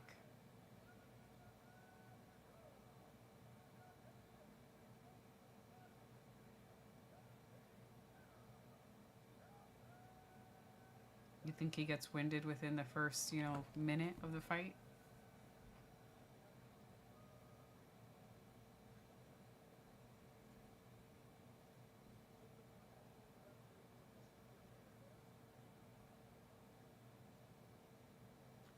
Big everything.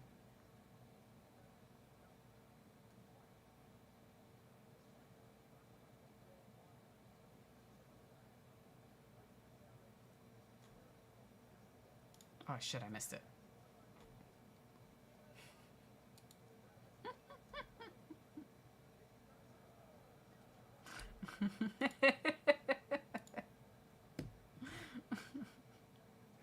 I was so distracted by someone else that I missed out on Thunder Thighs. That's sad.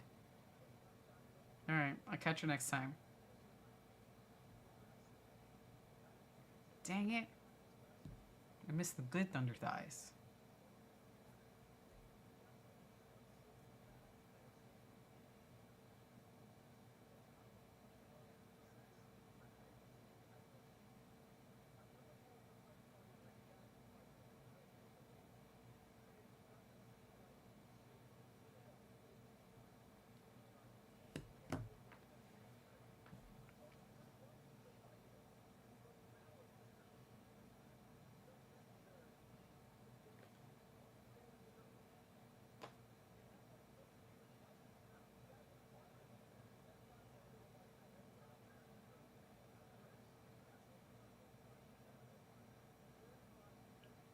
Don't wrestle with him.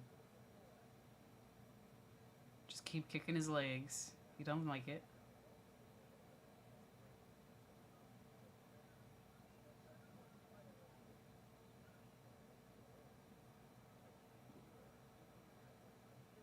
The way he looks right now, it's like he skipped leg day.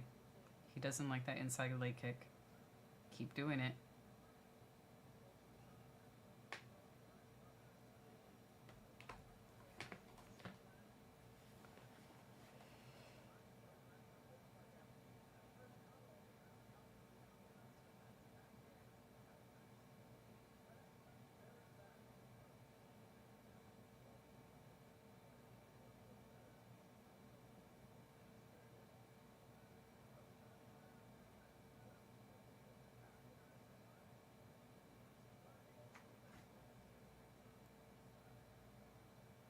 Done dwarfing it up. Chop chop. Sad situation happened to Chris Martin. Just came off the field. Oh, I was distracted. He threw an up and in fastball to Jeff McNeil in this spot here, Mhm. and you can tell by the way he's shaking out his arm Mhm. that like he knew something was wrong with his arm. It's kind of sad though, because he's 39 years old, and like He has to take him out. that's probably Yeah. the last pitch he'll throw in the major leagues. Mhm. Because it looks like he just blew out his elbow at age 39. Damn. Fat Nazrat.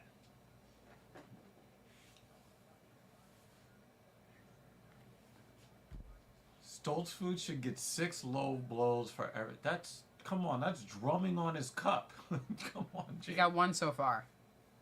Needs 5 more. You know, he said for each pound, he's 5 pounds over. Mhm. You want him to get his nutsacks drummed on? He'll be alright. I mean, Cedricus was out after 1. You want him to take 30? Seems Come on, he'll there's be a fine. limit. Oh, nice. There's a limit. Stoltzfus can't take another knockout, though. That's bad for his career. Look at that fat Nazrat. Stoltzfus should be doing those leg kicks. Mm-hmm. Stop Oh, trying to nice, give him knees to the body. There's too much fat there to make a difference.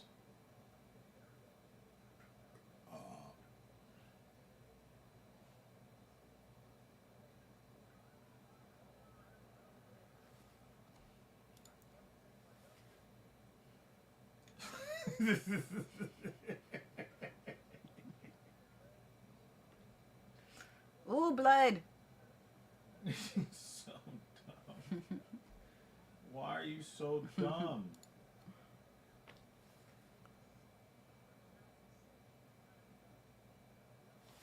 I was about to say, is this guy trying an arm in? Yeah, he's too high. Leg kick, leg kick. What, he's giving him a lot of leg kicks? The inside leg kick was Fucking his shit up? immediately. Just one From hit. the first one? From the first one. It was very obvious. He couldn't hide it. He was just like, oh, you know, he did like the picking up his Might leg, have like, hit oh, him like fuck. right in the blood vessel, you know? I don't know why he stopped doing it. I just feel bad for Chris Martin. And then Maitan comes in to a 3-1 count. So that's kind of unfortunate. Jake says, now he lost his pants. He ain't missing no meals though. Yeah, so like I said, I've been trying to avoid this on the stream, but I didn't know anything about Charlie Kirk except that, you know, he's one of the right-wing talking head guys. And the Guardian has like a list of quotes from him. He was a piece of shit. Charlie Kirk was a piece of shit. However, nothing, no words uttered justifies murder. Full stop. Leave that to the radical Republicans that celebrate people's death, like, you know, George Floyd. You know, they celebrated his death. They celebrated the underage kid shooting those people during the protest. You know, they celebrated those things. Kyle Rittenhouse, right? They celebrated the murder of Trayvon Martin in 2012. So they don't have a moral leg to stand on by claiming that they're morally superior to the leftists. Because they do the same thing. When they're happy about some unarmed black person being killed by police, they celebrate that online. I read this as Gaston looks fatter. Because he does. But I don't care what Charlie Kirk said. I don't care. It does not. It does not. Dolford should not be losing. Well, he's got a glass chin, so. There were leg kicks for him. He was like, that looks like it hurts you. I'm going to stop doing that. Yeah. Fucking dumb. Yeah, I agree. And I think that both of those types of guys should be debated in public and let the testimony speak for themselves. But using rifles against words is never acceptable. I don't care what Kirk said. Kirk said some really disgusting things, though. I'm not even gonna front. Mm-hmm. He said some really nasty things, Mm-hmm. but they're words. Mm-hmm. And the fact that he was able to raise almost $500 million means that there's a lot of people that agree with him. So we need to understand what's going on in hearts and minds. And you're never going to achieve anything with a rifle. Mm-hmm. Yeah. I never really knew anything about Kirk. And I know I don't like Hassan Piker. I know that for a fact, that I can't stand the guy. Or H3, right? Mm-hmm. These are people that I know for a fact that I detest. I just don't watch them.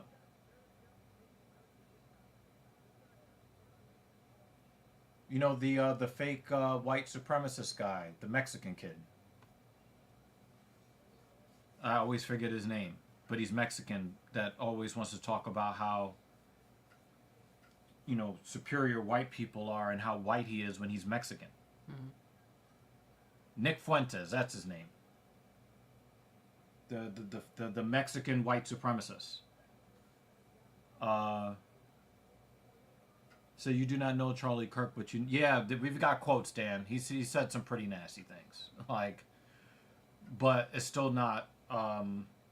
Like I said, I didn't know anything about this guy really until he was killed on Wednesday. But I just read an article that has like a list of quotes going back to 2020. Some nasty stuff. But none of it justifies murder. None of it. None of it. I don't care what anybody says. I don't care what anybody says. It's just not. It's not acceptable. Period. Banner is trying to get his rents taken. He's trying to get his rents taken.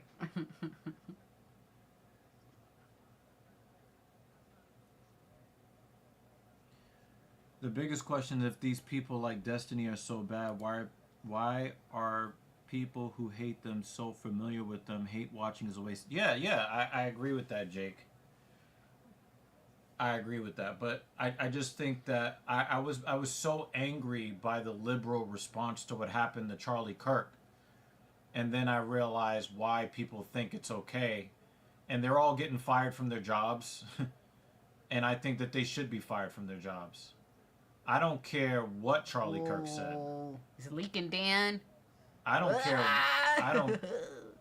I don't care what Charlie Kirk said. I don't care who he said it about. If you wanted to make it where he doesn't make any money, and you want to boycott anybody that supports him, that's fine. But somebody taking a rifle to him and you celebrating it, you will never, ever, ever get my support. And when you lose your job, I'm going to celebrate you losing your job.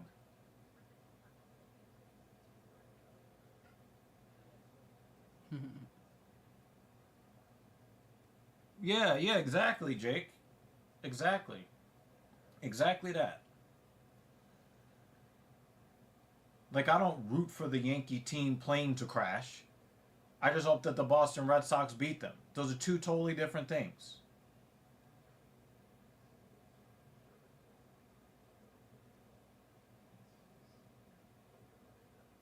You know, Kirk might have said some really nasty, disgusting things, but he also called out the other side saying nasty and disgusting things. Are we going to... That is not a society that people want to live in, where you're liable to lose your life because people don't agree with your opinions. Yeah, that's a knockdown.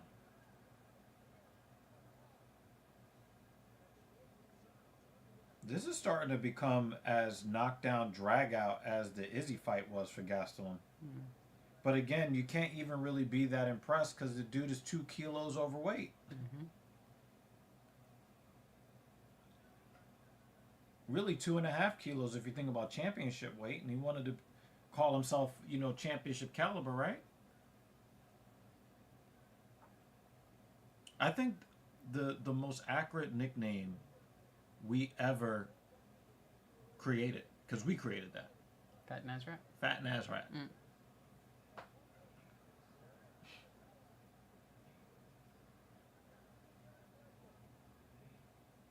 If you guys hear anybody on any other MMA podcast say Fat Nazrat, you got to make sure that they give the proper respect and the credit to the Filthy Casual MMA Watch Party.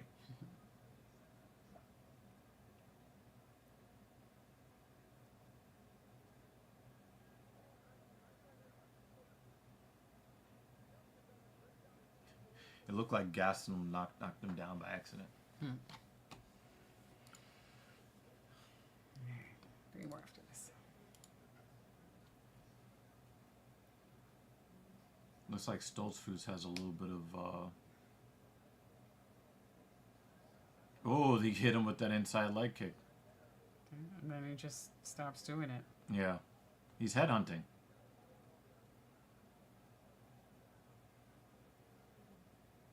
Why are you...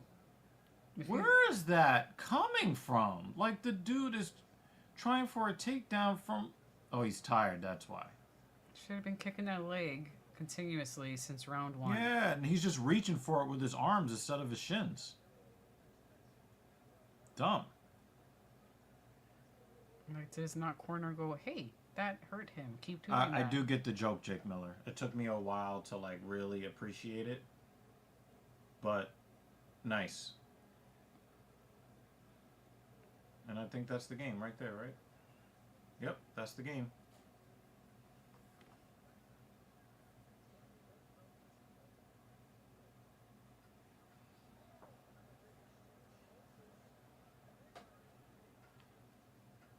I mean, you're going to have a lot more power to give when you're overweight.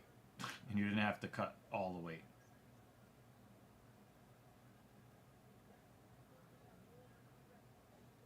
You already know that I have a very poor opinion of Fat Nazrat to begin with. But then to come out here and to miss weight by 5 pounds. I would say it looked like he didn't even try because I Yeah. don't see any evidence that this was a last minute match. Right. It seemed He didn't like do his there's job. nothing around that says that it was a last minute match. Like, I was willing to be like, hey, if they just called you this week, Mm-hmm. I mean, like, A, you should be ready to fight. You should be ready to fight if you're going to take a fight. But I'd give you the benefit of the doubt. But it seemed like he had the same camp time as everyone else. Mm-hmm.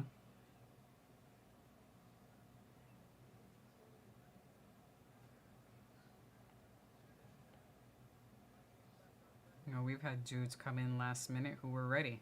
They were sitting there like, I want to make sure I'm the proper weight and training in case I get that phone call.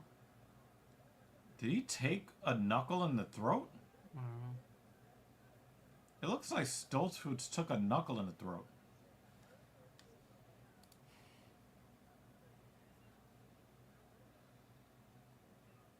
He has a food review YouTube channel?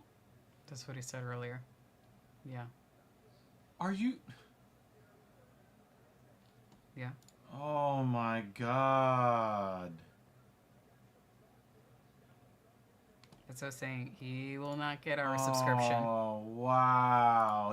He should be cut from the UFC just for that. He really should. He's going to be fatter than DC when he when they retire him. Listen, 'Cause he's going to force them to kick him out of the UFC. it's not like there isn't information out there about your health.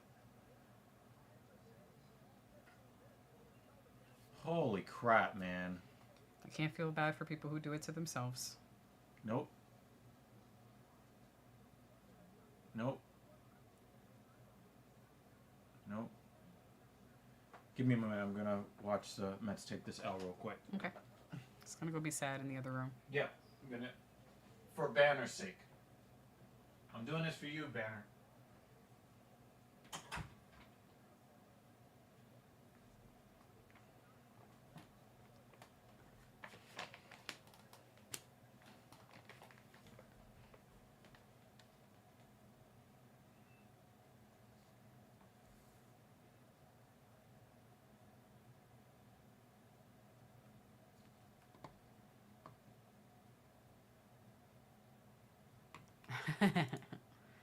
Oh, he might try.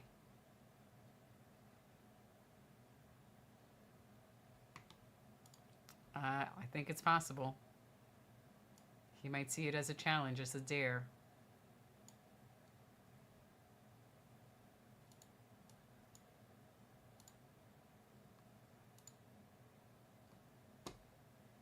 Wow, they actually cut to a promo again. Come on, guys.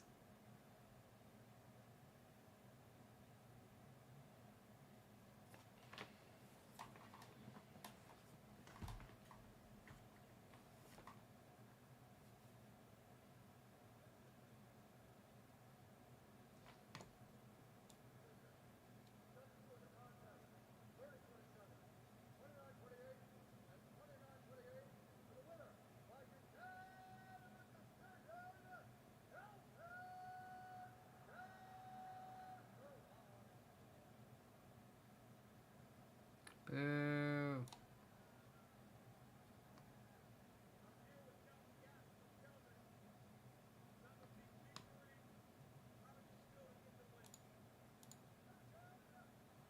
I see the thunder thighs.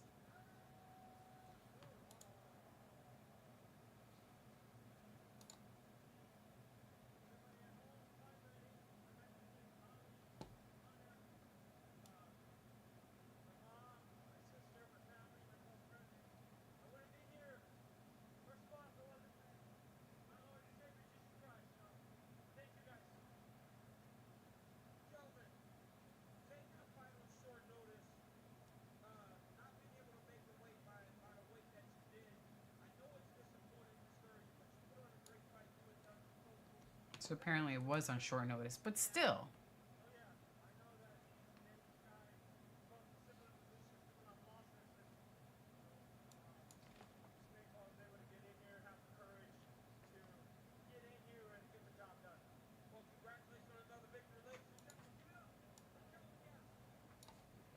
So apparently it was a last minute thing, but I still... Oh, they Like- gave it to Gastelum? I gave it to Gaslam. DC said that it mentioned that it was a last minute thing. Oh, okay. But if you're, if this is your thing, why not be somewhat prepared? You know? Like, just be somewhat prepared instead of, oh, I'm just gonna be all flabby and sloppy and wait until I'm given full notice. Like, this is part of the job. You might be called at the last minute. You might be called to fight tomorrow. And the people who are really hungry and want it are prepared to fight tomorrow. Or just don't take the fucking fight. Or don't take the fight.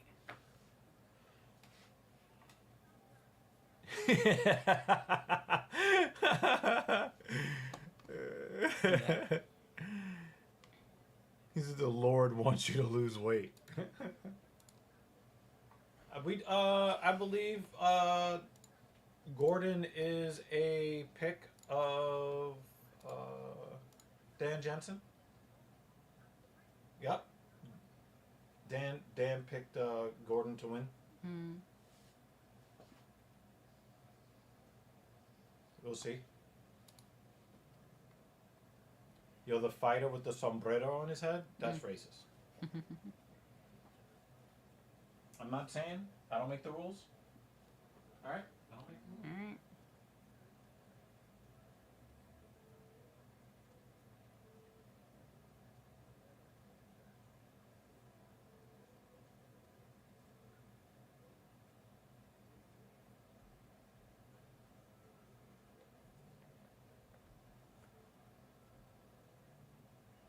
ready for dinner.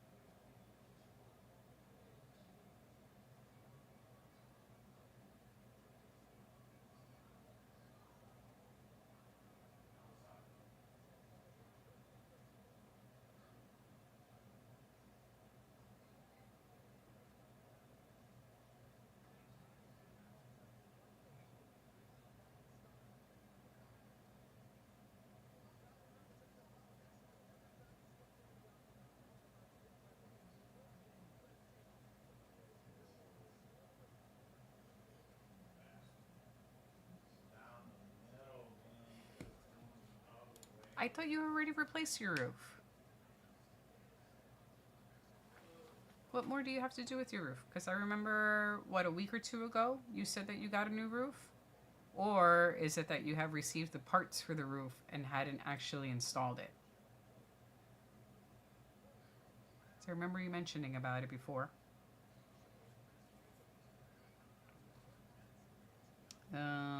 Boom. Do you have to do the whole thing, or it's just a piece, like a part of the roof that you have to do?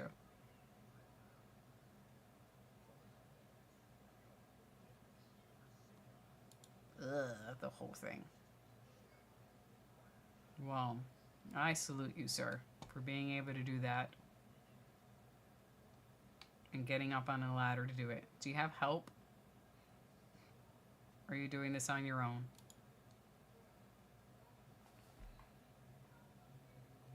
That's just awful. The whole thing. Ugh. Alright.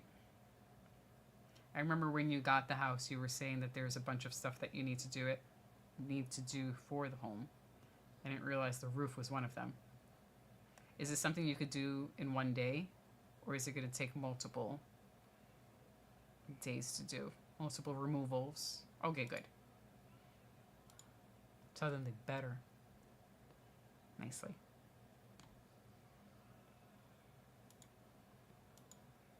I would fall off a ladder or something. I'm too clumsy. I could pass you pieces.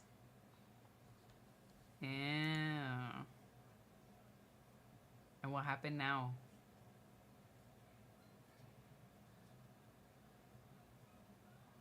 Well, at least you're going to remove it before winter comes. Hopefully, it shouldn't be too cold over there now. Not yet. It's still early September. Do it before winter.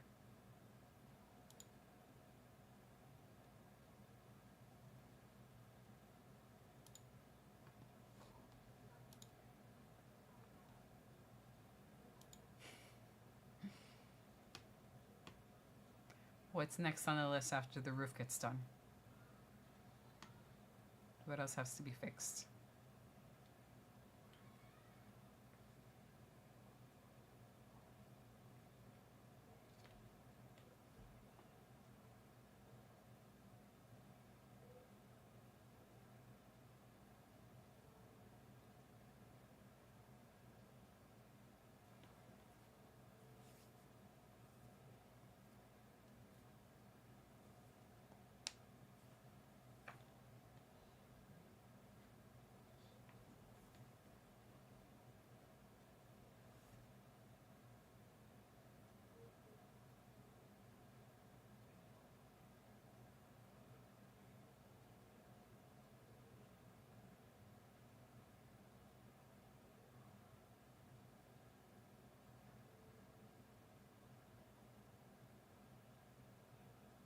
Okay, good.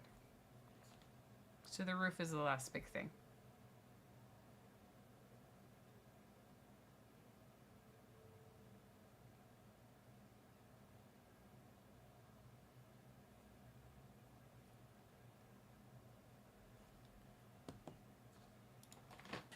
Good, good.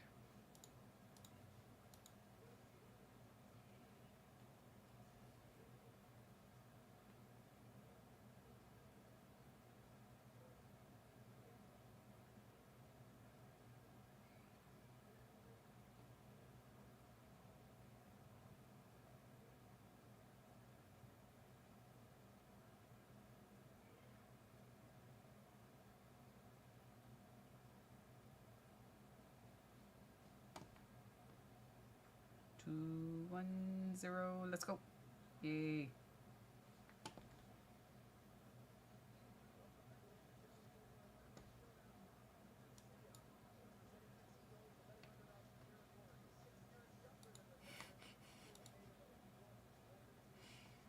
I need you to stay healthy, sir. We need you in the chat. Thank you. On weekends when you disappear, we're like, where is Dan? And we have no way of knowing if he's okay. Still need you here, sir. Please and thank you. Because it's probably not going to be another few years until we make it to Denmark. So I need you still standing until we can eventually make it over to Denmark and say hi to you. One of these years. I know there's the Copenhagen full marathon and half marathon. It's on my list. So, stay standing, please. Thank you.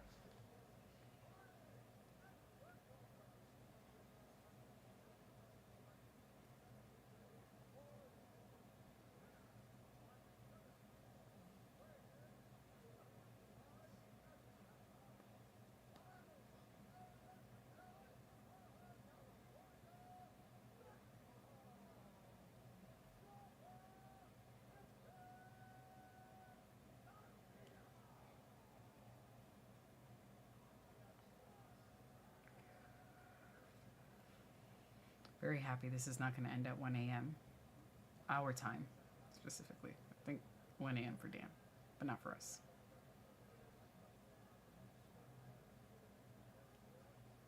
This guy's a knee brace on?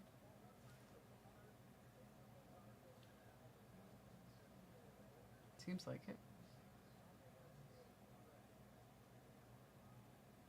Almost kicked him in the dick. Careful.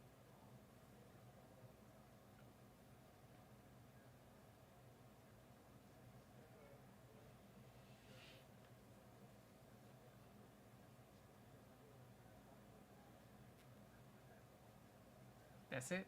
There you go. Well, That is 8 straight losses. 8 in a row. Found a way to lose. let's go Mets. Dan Jensen, how you doing, buddy? We're chatting about his roof. And tomorrow morning, he has to get up early. Well, you got to make replace his a roof. bigger garage so you can put more cars in it. Because next summer, if I'm still standing, you better be. He looks like he has a powerlifting knee sleeve. Yeah.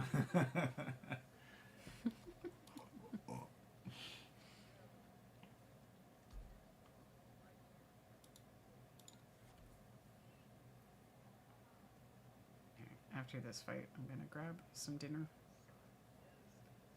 Doing grabbing? Mm-hmm. I'm gonna do lunch. Grab some dinner.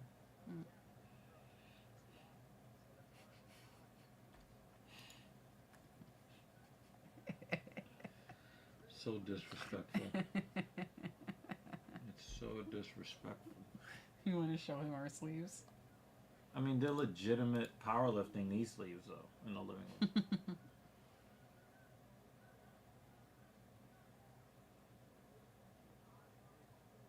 Ooh, ouch. Ooh, Ouch. you didn't like that.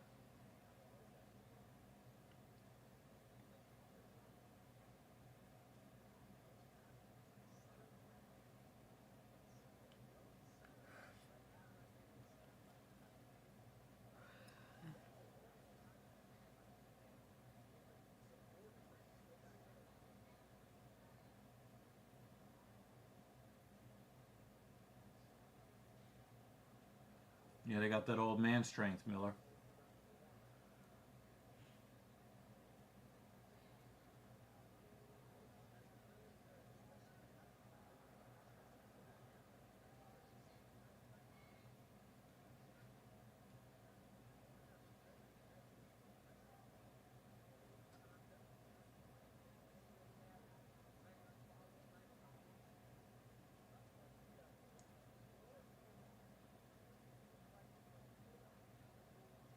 David says, "Oh,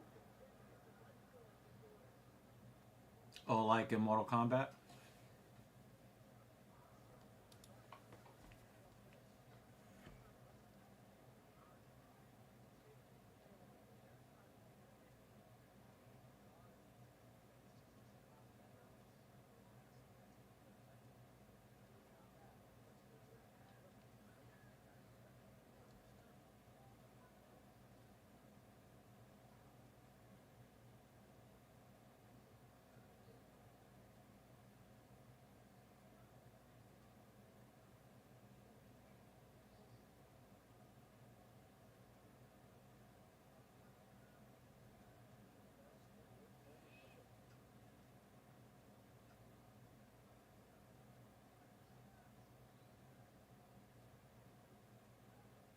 Oh, he checked him.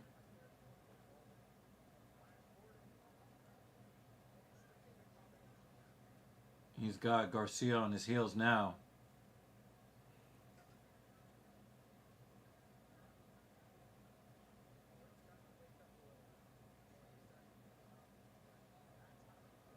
Damn, he gave up the takedown.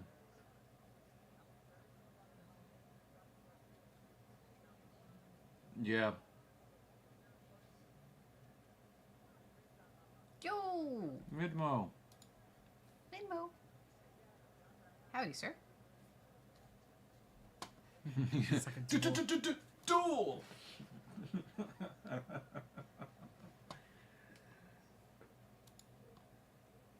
How are you, Minmo? Dan goes, "Jeremy, that's rare."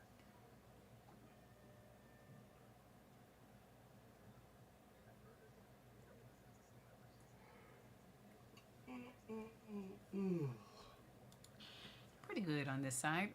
Have an early-ish card. 2 fights left after this one. Yep. We're very happy to end relatively early. Then we get a Saturday off. We're doing all right. Hope you're doing all right over there. Good to see you, or, you know, in the chat.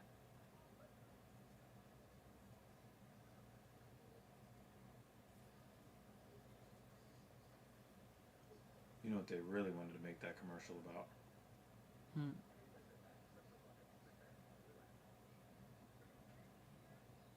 Something else that spends.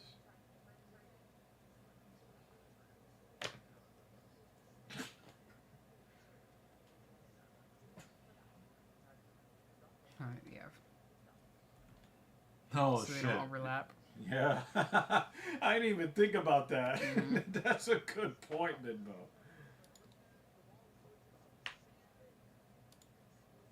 They are the same. Are they the same company? I Dana don't know, it's White fine. is so unlikable. Mhm.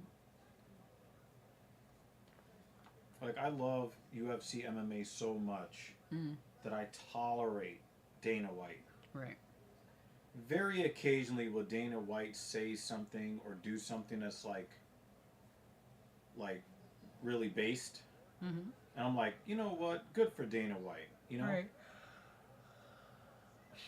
But there are other times where I'm just kind of like, Blood. oh, yeah, No. yeah, he's going to have to tap. No, Oh, he let it go. yeah. Wow. He didn't have a good grip. Not when they were doing the Yeah, twisting and tumbling. yeah. It's not Stop that much hugging him. work. Just get up. Like, he was being given the space to stand up. Nah, he was in a lot of trouble right there. And he's bleeding. He probably needed a second to kind of realize what planet he was on. Oh, ow.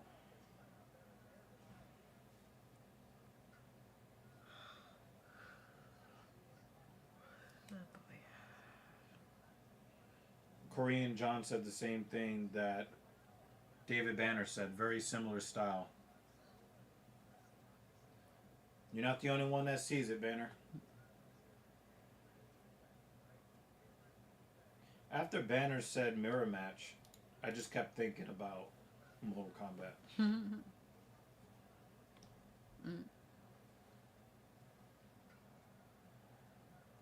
Dana is not unlikable in a Vince McMahon way. Obviously, playing a heel, he just genuinely has a lot of redeeming qualities. Plus, we can see how much lies he tells. Yeah, I mean, even when he tells the truth, it's slimy. And if you ask him the right questions, he gets really upset. Like, nobody's ever supposed to ever question his selfish business practices. You know, if you ask me questions about the things that I'm actually doing, you're an asshole. Right. And the thing is, when you have that kind of response, you're letting everybody know just how much of an asshole you are. He's in trouble. We know that you hate the fighters, and you see them as a conduit to your vast wealth. You know, you're no better than the slave drivers of the Roman age, who sent people into the Colosseum, and they were just slaves that you owned. Garcia looks like the sharpness has kind of faded. Yes. A little bit. Even that shot that he hit Gordon with didn't really phase him, so Gordon just opened up on him.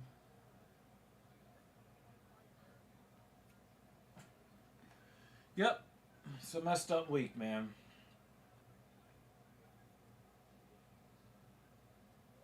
Rafa looks like he's fading a little bit. Wow, a lot of people thought Garcia won round one. He was outstruck 2-1. He's being outstruck again here in the second round. It'll be really interesting to see how the how the judges score this fight. It seems like a lot of people think that Garcia is leading, but Gordon has the numbers advantage. We've seen a couple of guys lose with a very big, significant striking numbers advantage, but they didn't have the shots that really made the difference. So Midmo says, yeah, kind of hit me hard. Guessing the week hit you hard. slow plotting point boxing. It really does look like Gordon is trying to knock him out. It doesn't look like point boxing to me. It looks like, but the thing is, he's in there fighting a Mexican. You're gonna need, you know, the shot that you would normally hit a regular guy with to knock him out. You're gonna need like 12 of them to put a Mexican out. So that's really like the big problem, you know.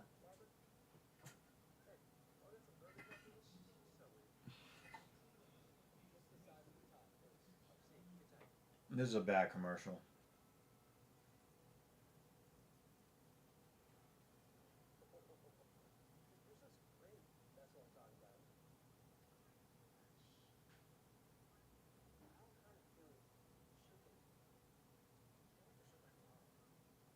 This is stupid. It's a bad commercial.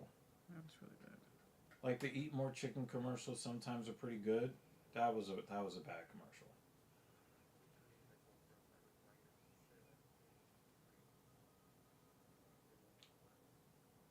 Got you, dude. Says he'll chat you up.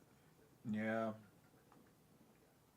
Yeah. I was more upset. I mean, you know,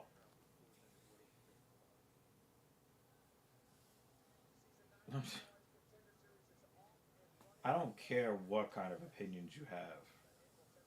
Charlie Kirk had some pretty vile opinions, but those were his opinions. you debate him in the public square, and you see which ideology makes the most sense to the most people. If you're celebrating someone's death, you're a piece of garbage. If you want to celebrate somebody losing business, that's fine. But justifying someone's murder because he said really awful things, you're no better than he is. In some ways, you're worse. Actually, you are worse. That's just my opinion. Remember during the Biden presidency, we see a lot of prep commercials and shit like that. Not being a hater, just no. I'm talking about the Chick-fil-A commercial at the barbershop. It's a really bad commercial. Yeah, we crossed that line a long time ago, Midmo. Unfortunately, it's just that people who are feeling sad about this murder, they haven't seen A, that we've already been crossed that line, and B, that they also are party to the violence too. A lot of these people that are rightfully denouncing the disgusting comments made about Mr. Kirk's death, a lot of those people celebrated Trayvon Martin getting murdered. A lot of them celebrated the murder of George Floyd. So, a lot of people want to have this righteous indignation, but I think that society has really fucked up a long time ago. They fucked up a long time ago when and you're gonna have to tap. He's not tapping yet. Oh, he's not in good position for the choke anymore. Oof. Yeah, Gordon is basically out. Yeah, he's out. Yeah. Damn, sorry, Dan. I know you had that pick, but I do think that in a lot of ways, a lot of us want to point the fingers at other people. I think all of us have some culpability.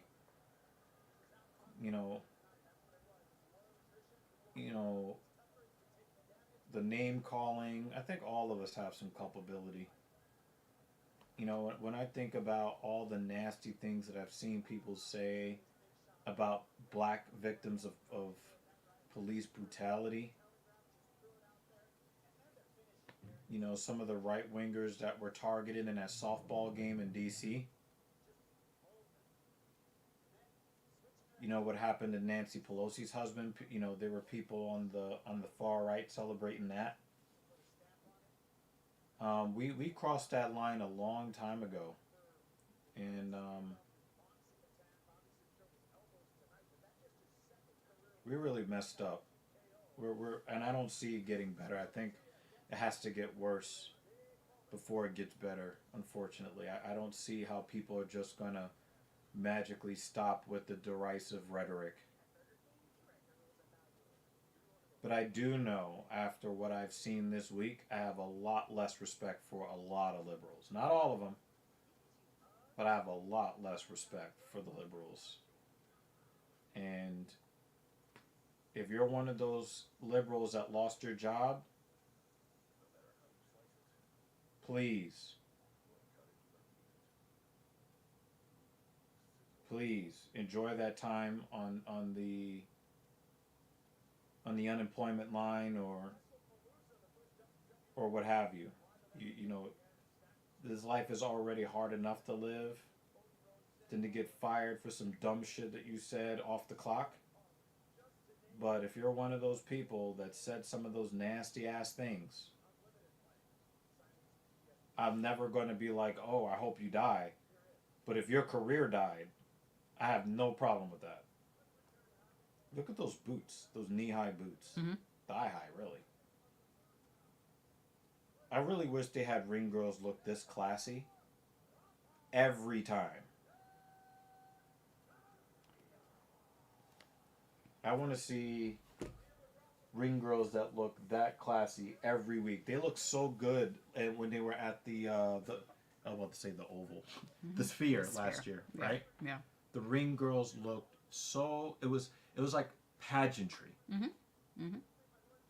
These girls production look was way wonderful. better than, hey, let me just bounce my titties in your face. Yeah. Like I like this so The much. sign is designed. Yeah. The text is like there's. Yeah, I mean it's not All as of it's impressive as last year, but No, it's not as impressive. it's still but very they're classy. keeping up with the theme for. There's a theme for the evening. Yeah, And you could see it throughout in the fighters' gear and the text in the ring, the text on the screen. yeah. All of it was together. I'm gonna Yeah. go grab dinner real quick while you guys continue to She's chat. gonna give me the big chair. Oh God. Oh, my legs. Thanks. Come on. God. Oh man, my ass. I was kind of looking. Oh man, this is not fun.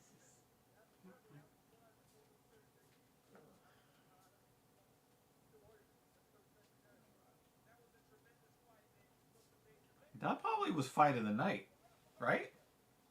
Would that be fair to say, guys? Was that fight of the night?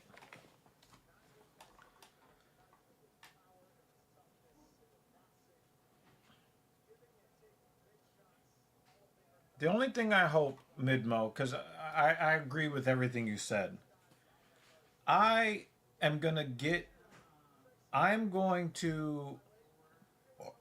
on that train with you as long as you have the same words for those that did the George Floyd challenge in 2020.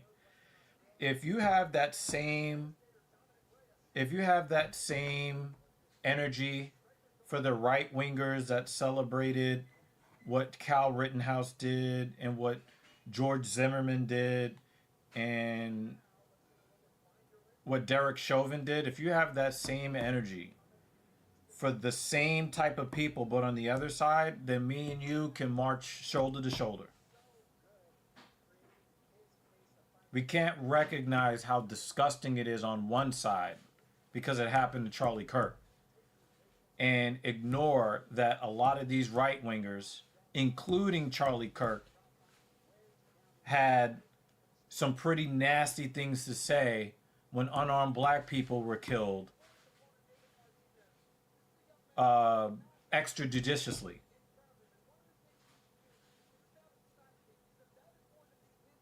And again, if you're a nasty person that celebrates someone's death, I don't wish death on you. If you lost your job, you know, you lost your job. You know, if you lost your job, I will dance on your professional grave, but I will not dance on your actual grave. Come on, guys.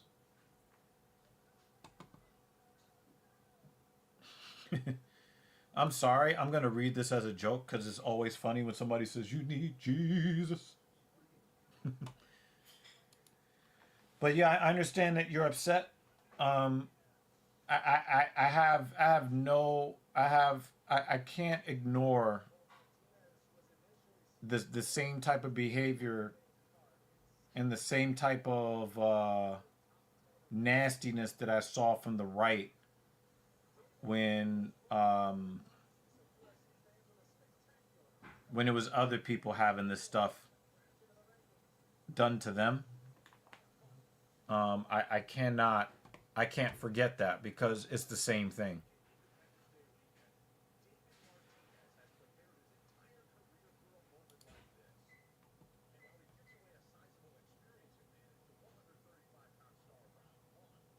Rob Font was supposed to fight somebody.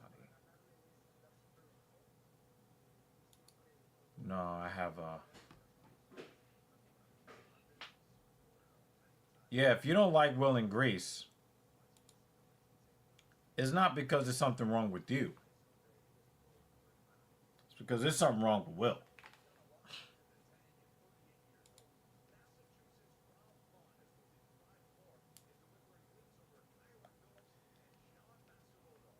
like, like sometimes we do like the racist jokes and stuff, and Clayton Biggs being a whole bit, but there's a difference. There's a difference. People losing their life because people don't like the things they say. Nope, nope, nope, nope, nope.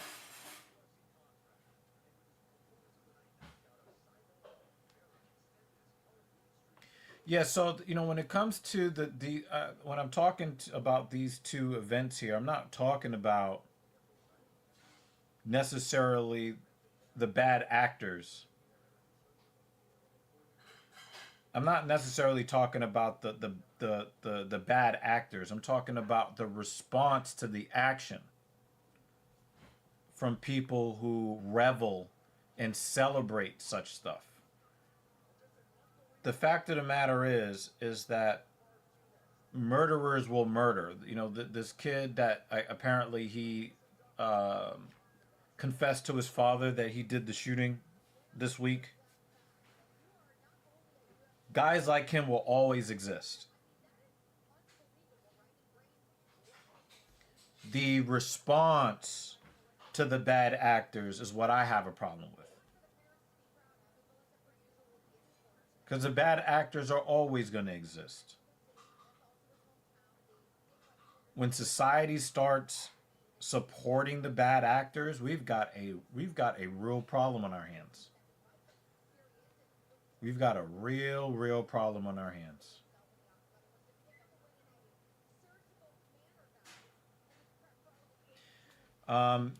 You really should not be putting any emotion into Charleston White. I learned to stop putting emotion into Charleston White a long time ago. The only reason Charleston White is relevant is because he says things that get people emotional. If you allow him to get you emotional, then you're only keeping him relevant. And you should stop.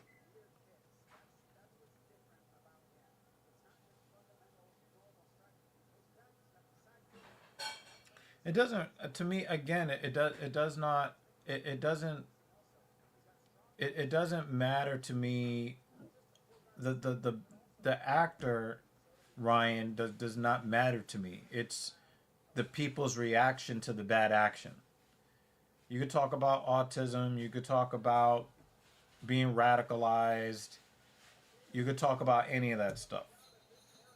A bad person is going to be a bad person. And then, they get the fullest extent of the law and let that be that. But I think that the response is what I have a problem with more than anything. And the thing is, I really didn't expect the response. I did a 1-hour rant on anybody that I thought that might celebrate such a thing, but in my heart of hearts, I really hope that I was just kind of spitting in the wind because nobody would stoop that low. And then to find out that a lot of people stooped that low, I was like, oh, okay. All right.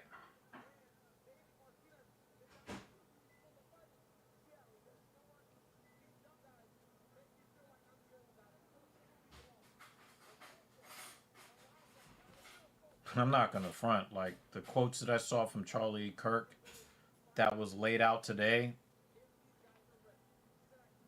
pretty nasty and disgusting stuff. Consistently nasty, consistently disgusting.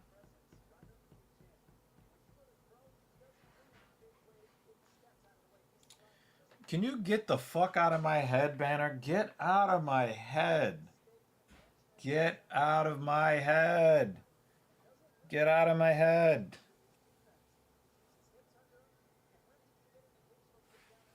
I knew the hive mind was going to happen again. He's been away for a while, but the hive mind is still there. You and Banner. Are you eating now before I sit with my food? No. We're gonna let this event play out and then do the dinner thing after. This is a co-main event, so.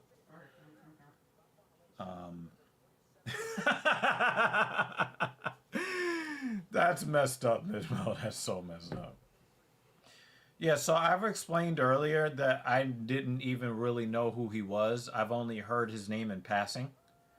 I know that the Indian Jesus, he covered a lot of Charlie Kirk's content, but I never really paid attention to him because I didn't want to.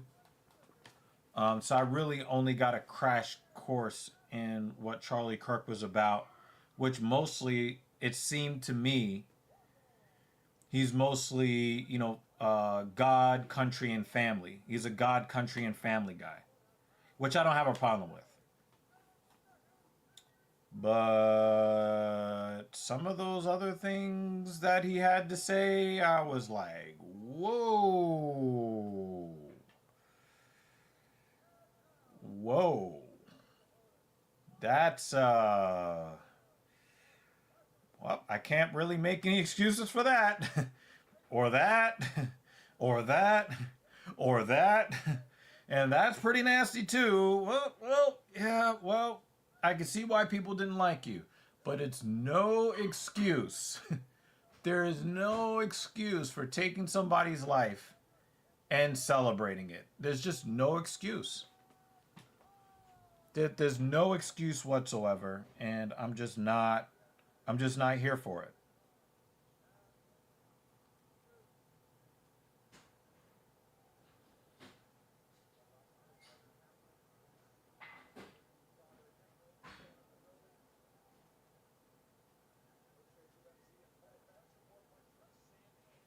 This is from 2024. Because apparently he has a show. This is a quote directly from Charlie Kirk. If I see a black pilot, I'm going to be like, boy, I hope he's qualified. If you're a WNBA pot-smoking black lesbian, do you get treated better than a United States Marine?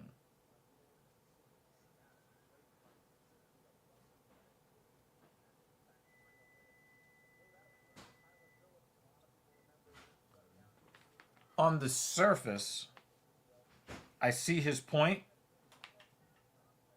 On the surface. And I did have a problem with the WNBA player being released before the Marine. I had a huge problem with that. But I don't really like... It's not a good quote. Happening all the time in urban America, prowling blacks go around for fun to go target white people. That's a fact. It's happening more and more. Not only is that not true, but that's a ridiculous statement. If I'm dealing with somebody in customer service who's a moronic black woman, I wonder, is she there because of her excellence or is she there because of affirmative action? That's not great. That's not great. If we would have said that Joy Reid and Michelle Obama and Sheila Jackson Lee and Kajani Brown Jackson were affirmative action picks, we would have been called racist. Now they're coming out and saying it for us.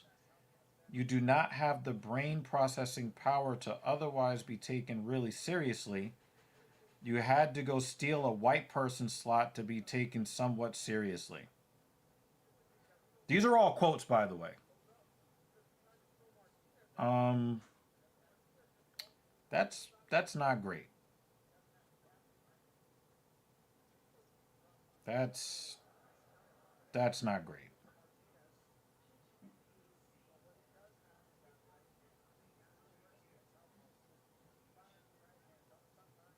This is something that I agree with him when he says, we record all of it so it's put on the internet so people can see these ideas collide, as we should. When people stop talking, that's when you get violence. That's when civil war happens, because you start to think the other side is so evil and they lose their humanity. And this is the quote that I saw early in the week that made me feel so sad, because it's a prophetic statement in all the wrong in all the wrong. And I mean, he said it for the right reasons, but the outcome being what it is, it really does bother me.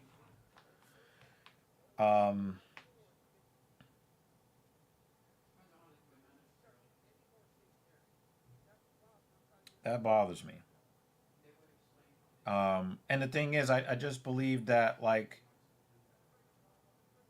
I don't I don't like everything Kirk had to say. I probably, and I said this in the live stream without even knowing really who he was. I said during the live stream on Wednesday on Genius Take the Wheel, the last episode I did, I said I probably would agree with somewhere between 60 and 80% of what somebody like him would say, and probably not agree with the context of some of the things that I would agree with on the surface. And it seems like it's actually pretty true.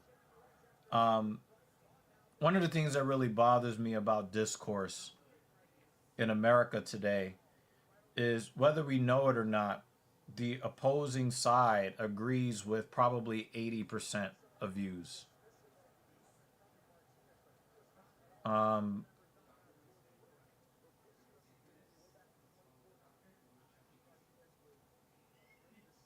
And the little bit that we don't agree on, we are ready to celebrate somebody's death over. And I'm just not. I'm just not with it.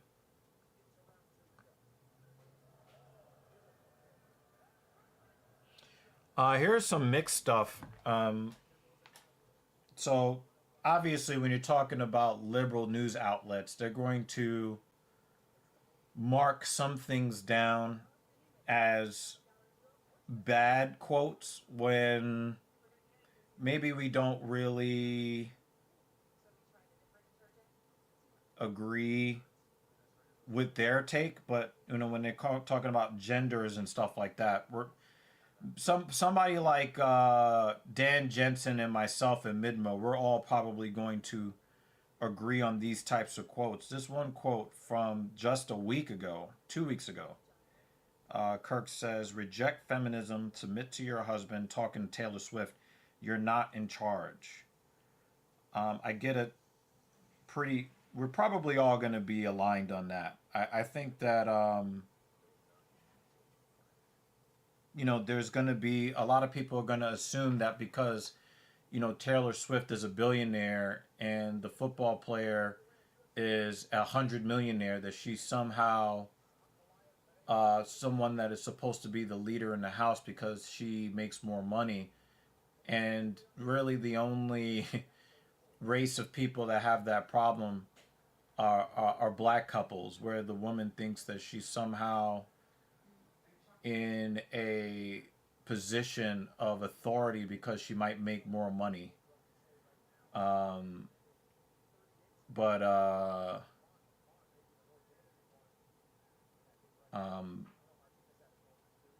The person that does the protecting should be submitted to, regardless of who is the breadwinner in the house. So I think that we probably all agree on that.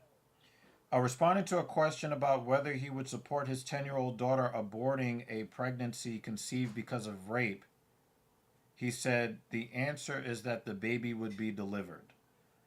You're not going to get my support on that. I'm sorry. He said that if his daughter became pregnant via rape at age 10, that he would make sure that the baby was delivered. I'm just that the answer is no. We might disagree on that, Midmo, but also nah. I would say in some of these situations, just be thankful that that's not a decision you need to make.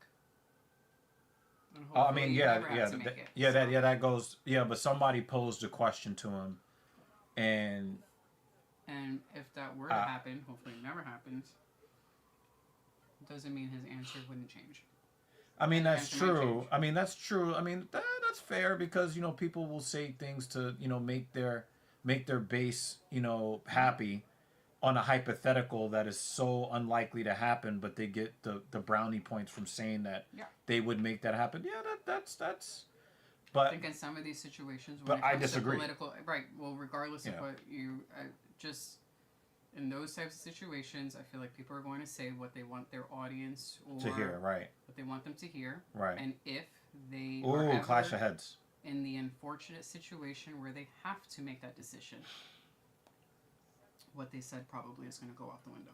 Yeah, yeah, maybe. Take it all with a grain of salt. We need to have a Nuremberg style trial for every gender affirming clinic doctor. We need it immediately. That was in 2024. Can we enjoy the fights instead of listening to that depressing ass shit? Yeah, I'm just talking to Midmo. Okay. Midmo. I think about hypotheticals of little kids being, enjoy dinner and Yeah. fights. Yeah, I'm just like trying to, I'm trying not to just cut Midmo after, because it is something that is on his brain. You know what I mean? Gotcha. You know, but yeah,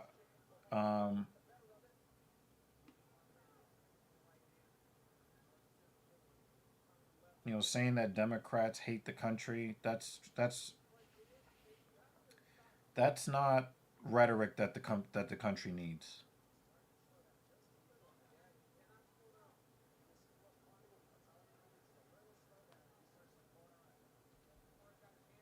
And I'm always going to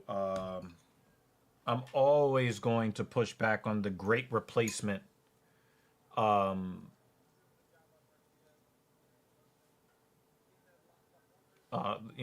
whole, what do they call the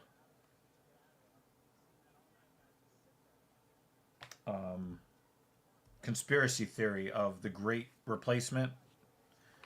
I'm always going to push back on that. That's not good.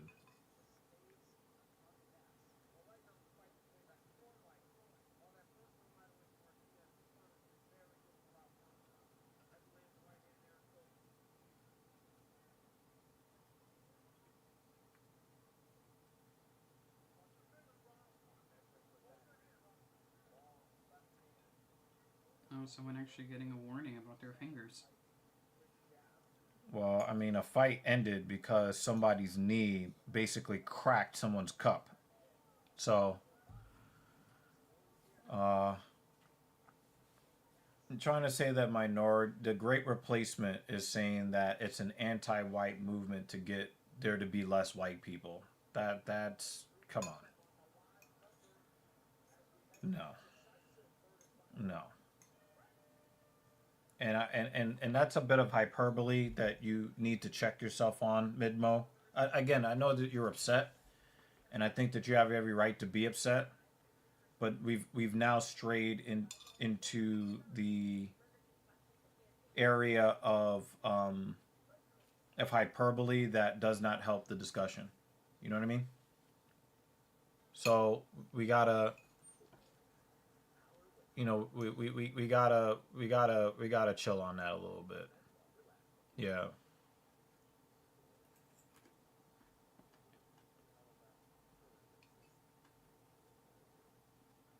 Yeah, so I'm not claiming. I've already said that I did not know who the guy was until Wednesday. I've been pretty consistent on that. I'm looking at direct quotes that are attributed to his own words in quotations. My opinion has not changed. My only thing is, I'm like, damn, he said some pretty nasty things. But we probably agree on most subjects. I just think that on the subjects that we don't agree on, some pretty nasty stuff. And I think that it's fair for me to look at the quotes and say, you know what? This is some pretty nasty stuff. And we would have all been better off if he didn't say some of these things. And that's just my personal opinion. You know what I mean? So I don't, you've been following the guy for 2 years. Like I said, I'm pretty sure he said a lot of true things that all of us will agree on. But I look at some of the other quotes and I'm just kind of like, well, that's probably not a comment I'd like to hear very much. But I think that that's everybody, right? I think that that's everybody. I think that everybody probably has a commentator that they like, that if you go back in their past and you look, they've probably said some things that, if we're being honest about it, they would have been better off if they would not have said some of the things they said. But it all goes back to what I've been saying, and I've been very consistent about it. Charlie Kirk should still be alive today. And that's the bottom line. And if you're a person that is out there celebrating someone losing their life by violent means, and you lose your job, don't ask me for shit. I ain't got it. Not for you.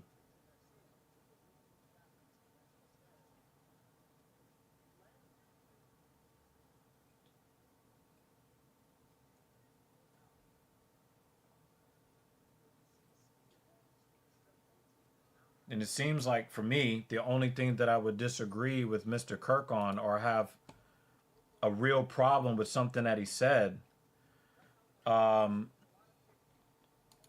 I agree with this as well. The only thing that I think that I would consistently disagree with, or being upset about, is some of the racist stuff that he said. I don't like the idea that he would make his daughter carry a rape baby at age 10. I don't like that. I don't even like that he would, like, on a hypothetical. I just don't, even on a hypothetical, I don't like it. I'm not particularly offended because that's his kid, right? But I don't like the implication. I don't like that you would even answer in the affirmative in that way. I just don't like it. But to take the man's life over comments that you don't like, nope. To celebrate someone taking somebody's life that you don't like, nope. Oh, well, he said evil and hateful things. Did he actually harm anyone? No? Then it's unacceptable. End of story. I don't think that's a hard position to understand. It's all good, Jeremy. I just know that you expressed earlier that... Yeah, I didn't want to talk about this at all. When it kept going on, I was like, I thought you didn't want to talk about it. Yeah. I've been avoiding this topic the entire stream. No apology needed, Jeremy. But, I'm happy you're here. But remember that this is Jeremy. No, I know. And you know how we feel about Jeremy. I'm happy he's in this chat. You know what I mean? Like, and also he's got to have some place where he can kind of let that, you know. I only made that comment because of what, I don't want to talk about it at all. Y'all can talk about whatever you want. Just when you had said, I don't want to do that. That's why I chimed in. It is definitely, like I said, Midmo, you weren't here in the beginning, but I've been trying to artfully dodge. But I guess you missed my stream on Wednesday. I ranted about Mr. Kirk's death for an hour in the car. And she would have rather have not have heard it. But I was pretty fucking angry when I heard about it.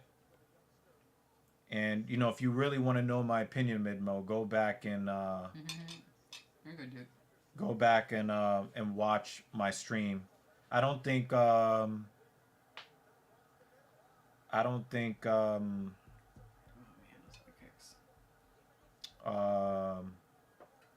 Dan saw the live stream either. But if you want to see what I think. That's it. Oh, the clock. It.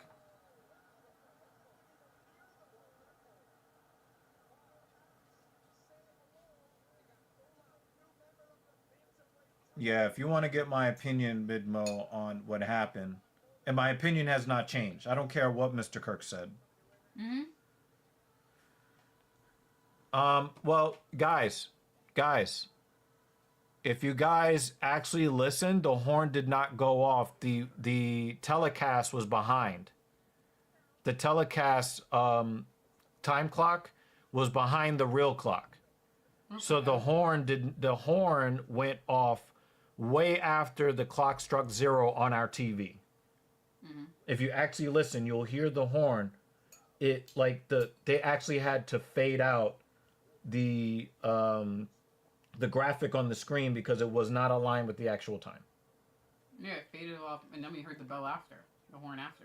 Yeah, you heard the horn after, and then the referee stepped in. But we thought that it was 0, and he kept punching us like the graphic on the screen was late. Yeah, and after the graphic, the horn went off after that, and they were still punching. Yeah, I look. Well, sometimes like if you see punches during the horn, that's kind of acceptable. No, the horn went off, and they were still punching, and the ref did nothing for about a second or two. I thought that the It was timing after the bell. Oh well, I could be wrong. Yeah, I could be wrong. like the text went off, and I was like, okay, we're still going, and then Yeah. I heard it, and then they were still going. Come on, Dan, do your job. He doesn't look like a guy that has a pride in his job anymore.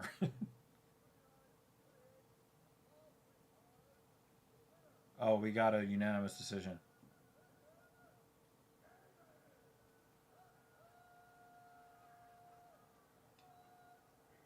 That's a good win for Martinez. Even though Rob Font is like the overkill, the Angela Hill of his division, pillow hands. It's still a good win for Martinez because of who he beat. Banner and Jensen disagree. Wow. I mean, he had the edge in significant strikes in rounds 2 and 3.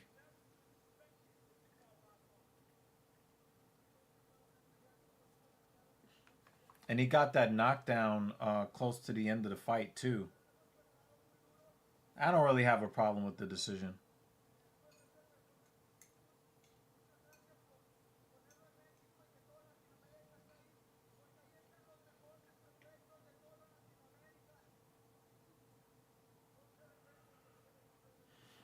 Yeah, but you know what they say, cage control is like the 4th or the 5th level of rules as far as judging the fight.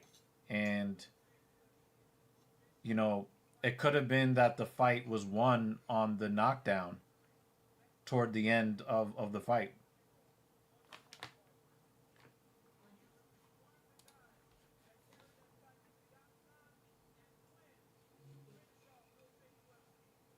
This is in Texas, right? Mm-hmm. Okay. I thought it was like in San Antonio or something.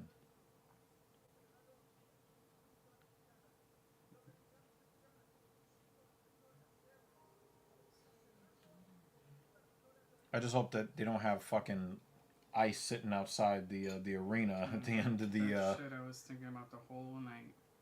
I was like, this. We're doing a Mexican celebration. Yeah, then they have like a UFC whole bunch of thing fucking. in Texas. Yeah. I'm gonna eat my empanada. Yeah. Very Mexican of you. Very nice. I didn't recognize the connect. You didn't do that on purpose. Well, I mean, Puerto Ricans enjoy empanadas too. I know, but you didn't do this because. And also, it was... this style is a Puerto Rican style of empanada. Oh, okay. All right. Each country has their own style of empanada. This is the Puerto Rican version. Think they're gonna deport Puerto Ricans too? I wouldn't be surprised. They don't know They don't know civics. They don't know geography. Don't get me started now. You can go head to head with Midmo. Like throwing fucking rolls of paper towels at people. Yeah, I think that Martinez won on the fact that he had the biggest strikes. And again, not only did he outstrike with Rob Font on the numbers, but Rob Font is the volume striker type fighter, and he lost on volume. You can't be the volume fighter that loses sometimes when you outstrike your opponents and get outstruck. So I don't have a problem with the decision. I thought Font was pretty dominant in round 1, but 2 and 3, it was a bit different.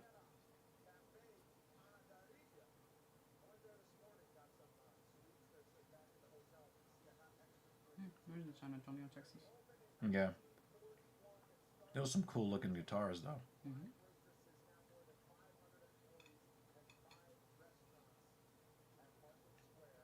That looks so festive. Mm-hmm. Yeah, it is in San Antonio. These guys better not dance around each other after all of that commotion they caused before the fight. This better be a banger.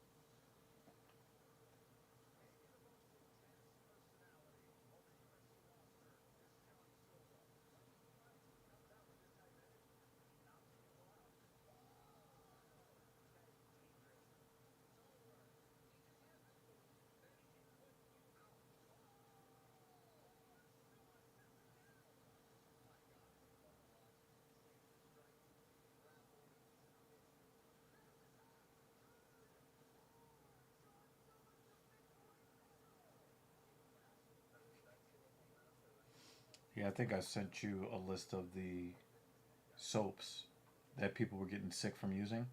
Yeah. That's crazy though, right? We don't use any of those soaps. Yeah. But isn't it crazy? That is. Like you're getting a fucking deadly bacteria from soap? Like Mm-hmm. if you're gonna get that from soap, nothing is safe.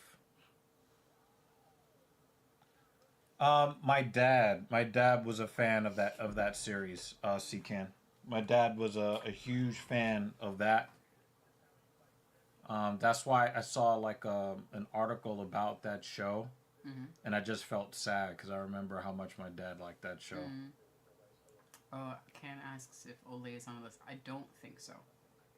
No, it's a not. Specific brand. It almost looks like one of those clinical line of stuff. Yeah. But I would, sometimes she uses stuff that I've never heard of before, which is why I sent you guys the list.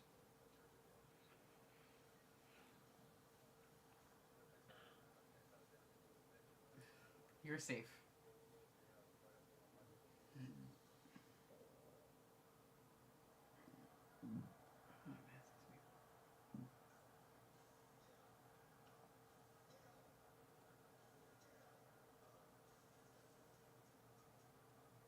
Yeah, he passed.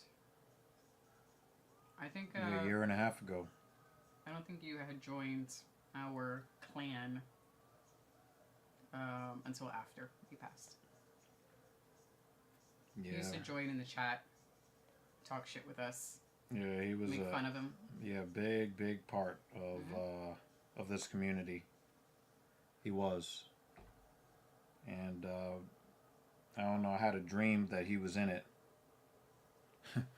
another person that was in the dream, and I couldn't understand why is this motherfucker in my dreams.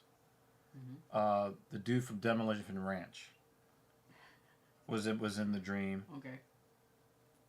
It's very wacky. I don't know why. Like I was collecting Those precious two metals on his ranch, but personalities together would have been that made no sense. comedy.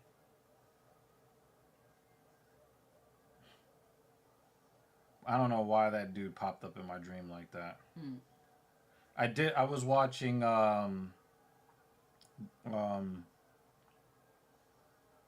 Garantham yesterday or the day before. That might have, and he mentioned the dude from Demolition Ranch. The guy that shot Trump was wearing a Demolition Ranch T-shirt.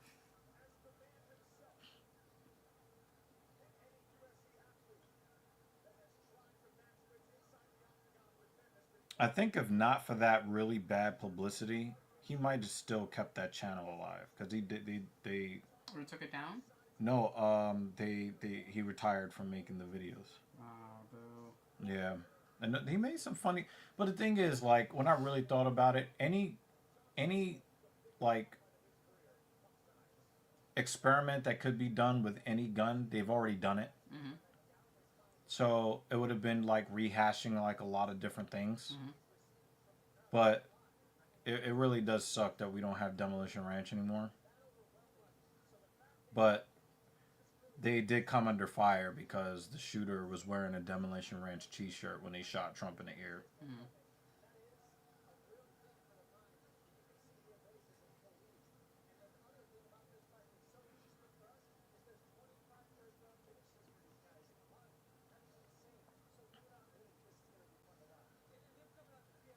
So we got Kentucky Ballistics that's left, and Garantham. But sometimes they go a little bit far with the racism a little bit on Garantham. It makes it hard to watch sometimes. But you know they make such good videos a lot of the time.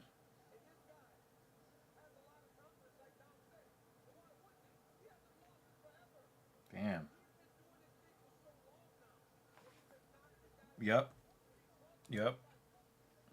I think everybody agrees with this, C-Can.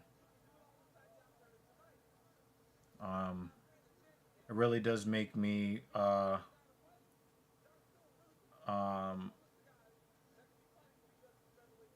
it really makes me feel like we are headed into an even rougher place in society. There's no way that you can answer violence with violence and have it like be a positive thing. And then, you know, going back and forth, back and forth, back and forth. And, you know, personally, I don't think that, you know, all these liberals that are celebrating what happened to Charlie Kirk, you don't want to get into a violence war with conservatives. You are massively outgunned.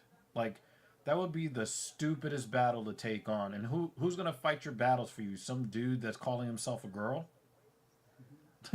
And you want that guy?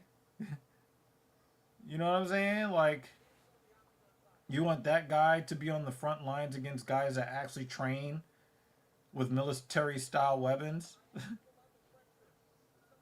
You're going to have some blue hair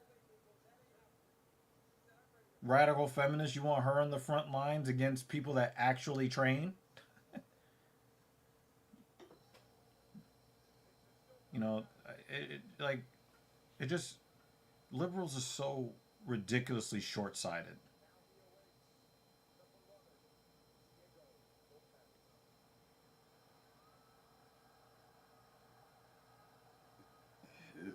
Excuse me.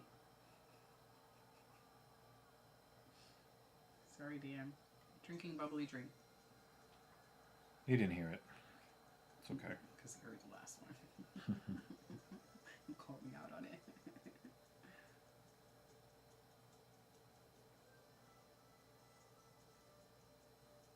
This guy has some dead-ass eyes. That's why, like, you know, prosecute the guy to the fullest extent of the law. A lot of my criticisms are not necessarily for the shooter. He's going to pay. for what he's done. Like, I'm not. They're gonna make sure he pays. If for no other reason, if he doesn't get the death penalty and they send him to prison, the Aryan Brotherhood are going to create some new holes where his kidneys are supposed to be. Like, that dude is already marked for death. He's pretty much the Walking Dead. I have a problem with the people celebrating it. But, you know, I think celebrating a man's death and losing your job, I think that's good enough punishment. I don't want to see anything worse happen to those people. But don't fucking, you know, start begging me for money.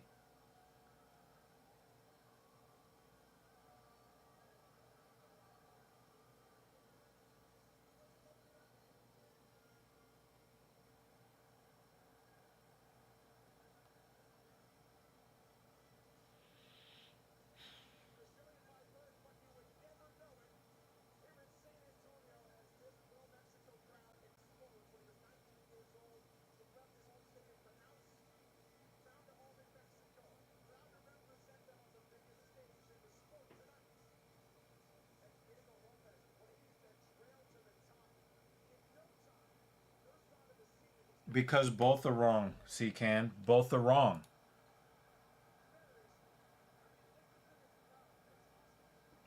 Both are wrong.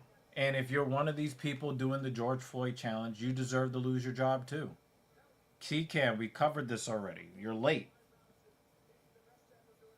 You know, this is why I believe that a lot of the people who are, you know, clutching their pearls at what the liberals are saying, I don't really believe that they have a moral leg to stand on, because they celebrated the murder of black people who were unarmed, one of which wasn't bothering anybody. Trayvon Martin wasn't bothering anybody when he was murdered. And so many so-called conservatives celebrated his murder. It's all wrong.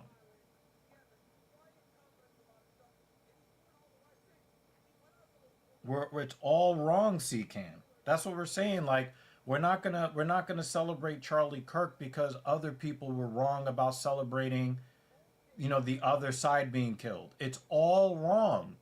And until we can all call everybody out and hold everybody accountable, we are spiraling towards a really bad place in society. Straight up. And there's no other way to call it, C-Can.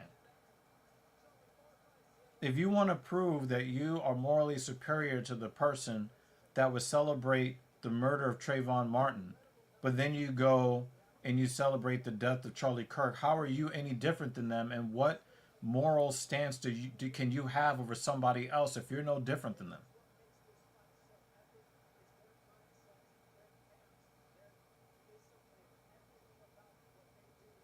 Wrong is wrong, exactly. That's why.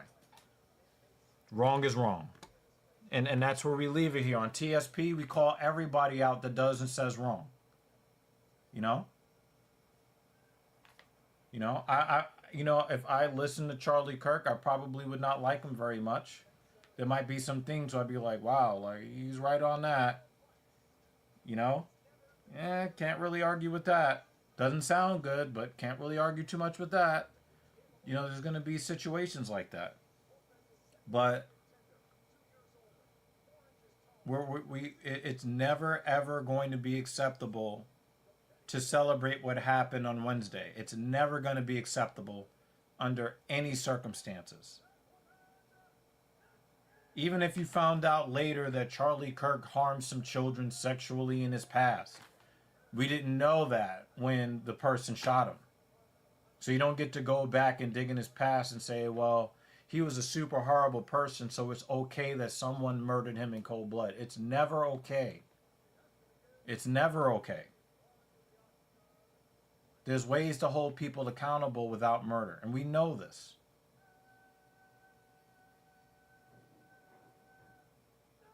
You know? You can't get your emotions mixed up in which talking head is saying what. You know, the Candace chick won a lawsuit because she was being racially discriminated against at college.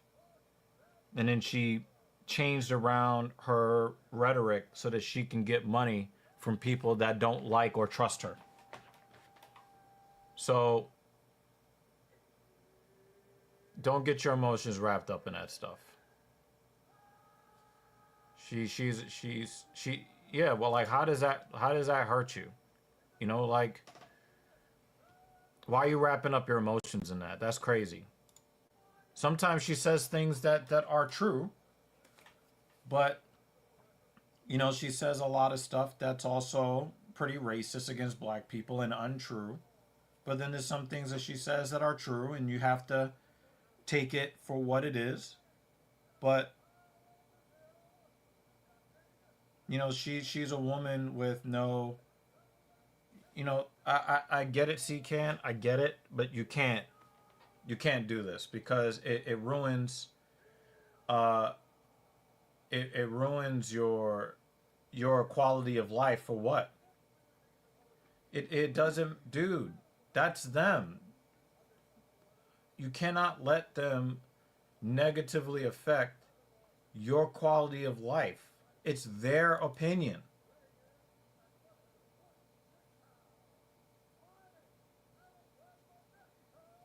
If Charlie Kirk was still alive today, I wouldn't let anything that he says really upset me. I would just say, hey, I don't really support that guy like that.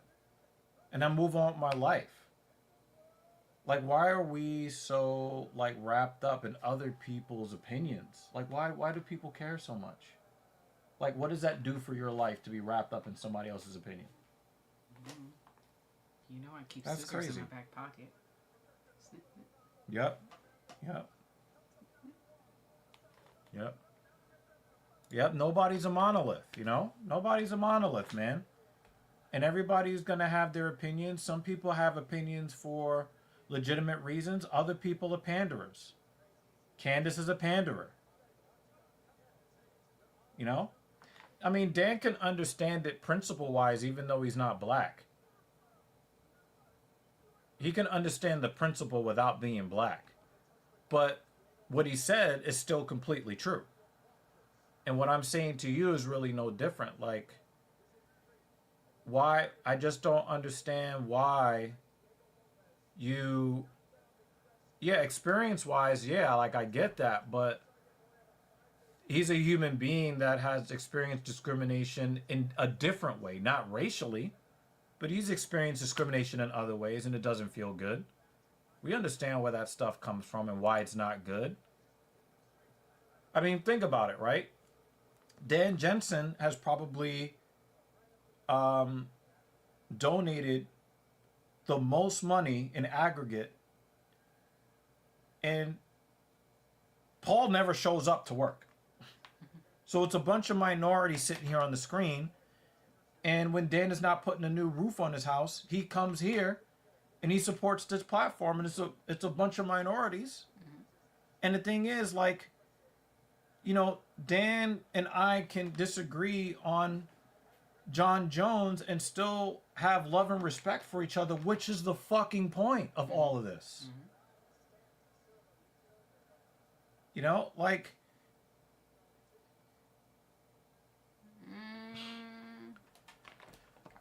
No, that's not true. Speak for Dan in that way. I would let Dan answer that. Yeah.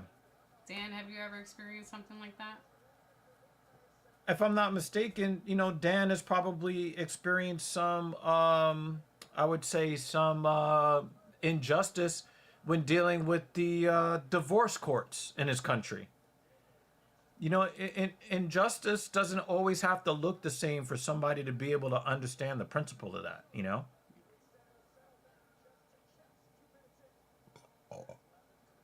Nah.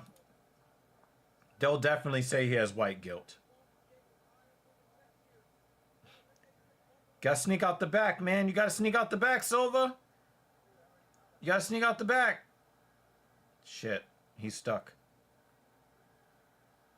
Oh, wow. He's already cut his head with that elbow. Oh, look at that 12-6 on the top of the head. Oh, my God.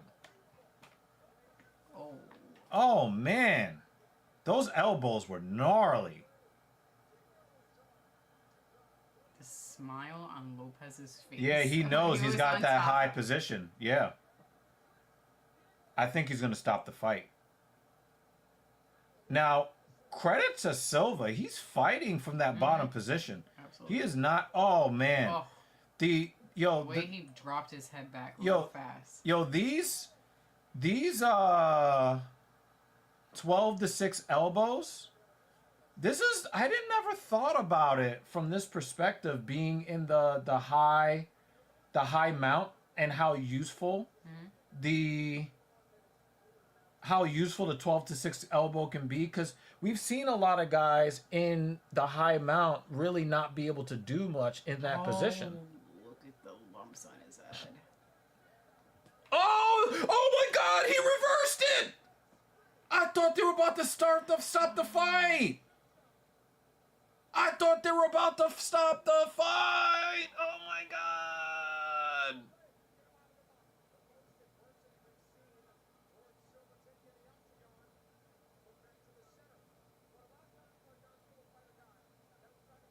Oh, that was a good kick. C-Can, this is a real miserable way to live your life. I love you, brother. We love you here. She's a different race than you. She's got love for you. This is a miserable way to live your life, man. You know, I go out in the world knowing that I am at a severe disadvantage because of my race. I know that. But I think of all of the great connections I've made with a bunch of different people, especially since I'm mixed race. I'm not considered to be black enough for most black people. Yeah, each person is going to have their own unique issues and difficulties. Right. Dan has his own. Yeah. I have my own. You have your own. Yep. Which are going to also be unique to you as a mixed race Yeah. Yeah. black man. And the thing is, like, C-Can, think of all of the interactions you've had with Dan. He's as Aryan as they come. He always shows you respect. I always show you respect. No. No. No.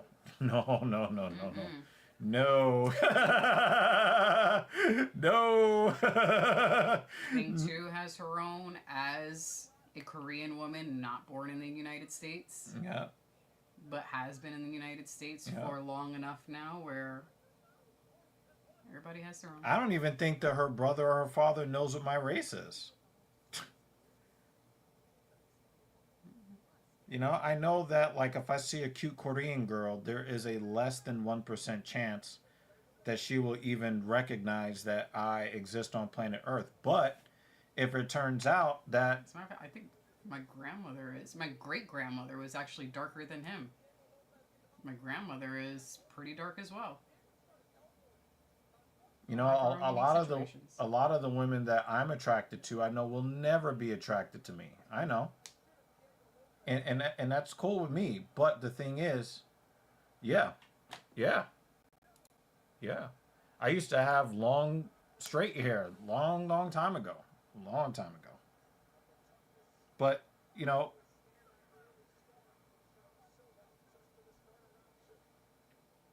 a lot of times we have these misconceptions of other people, and then we realize that we also have a misconception of our own place in the world. Think of all of the people that allow us to live the lifestyle that we live. How many of them are black that helped us live this lifestyle? Especially me professionally. Yeah. Right? The vast majority of people who have supported my business are Jewish and white. You know? Indian. But, like, that's, like, the... Ryan. You get what I'm saying?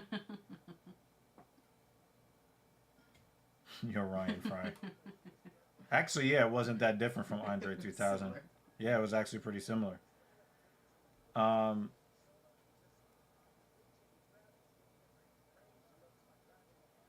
Yeah, this is... You're dumb. He's on a roll. This is Dan is asking all the right questions today. Actually, most people hate me because of my skin color. Most of the racism that I've dealt with has come from black people. I'm not saying that all of it has come from black people, but most of it has come from black people. She's witnessed some of them firsthand with her own eyes and ears. You know? And here's another thing, C-Can.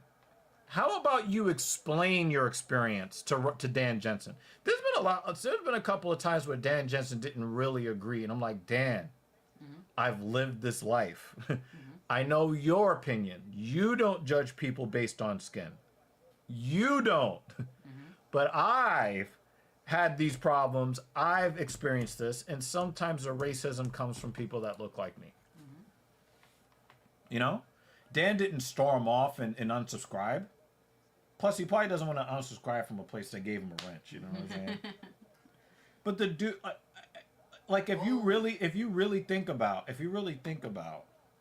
the amount that people have donated to TSP, the only guy that rivals him is another guy that people mistaken for racist, which is Polychaser. Our biggest donators are conservatives who are white. I mean, it's exactly. And this is what I would love for you to understand, C-Can. We don't just want to place ourselves in a box. You know what I mean? Like,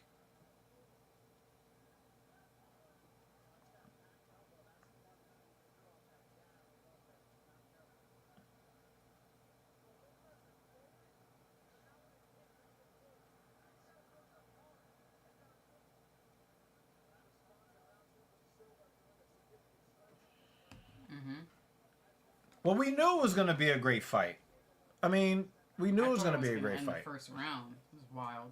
No. I'm very proud of Silva. Whether he wins or loses, I'm very proud of him because he was stuck. His noggin. He was stuck in a really bad spot. And he fought and fought and fought and fought until he got out of that position. You're gonna have to put He is tough as nails. an ice helmet on him. Give him a brain scan. Yeah.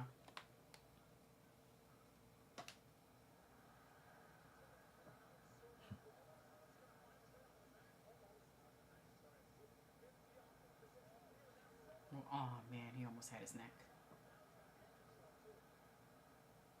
Toes.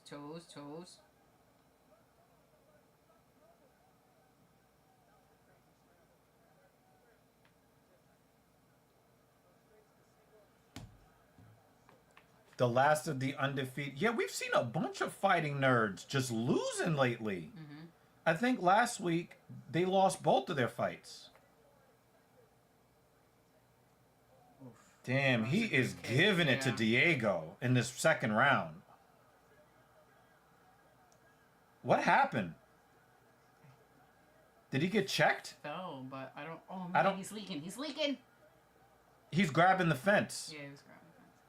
I don't even know what happened. It looked like he just lost his balance at first. Yeah, like he slipped. I gotta see that replay again.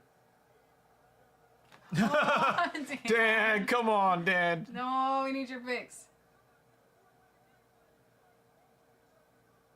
I think he went to this guy's corner to talk to them. Oh no, now they're arguing.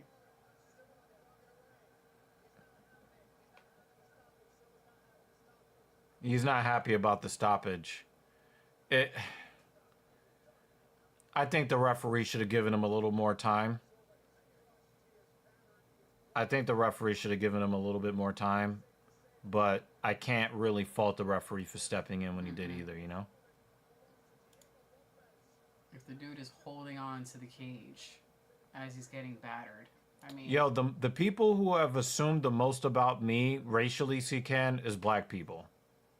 Again, it's a layered conversation and you can't get lost in it. Fuck with the people that fuck with you. Oh, it's the elbow. It's a spinning back elbow. And that caused him to start leaking. Oh, okay, that's why. Okay, it makes sense. And then he's holding onto the cage. Yeah. Yeah, he started grabbing the fence. Yeah, it's a good stoppage. And then he's turtling up. He's not really fighting it off. And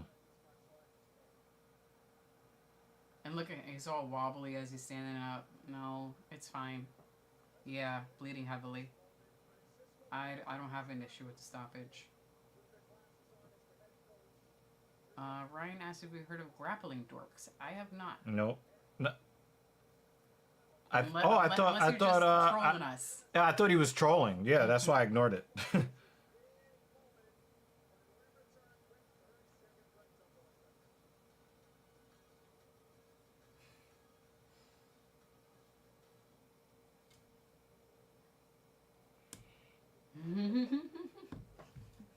Yeah, that's why.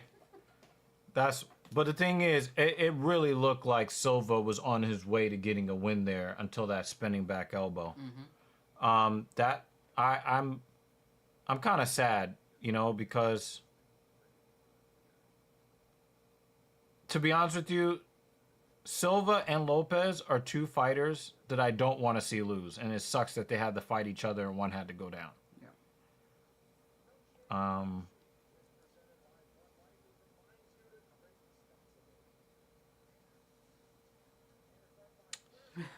Damn.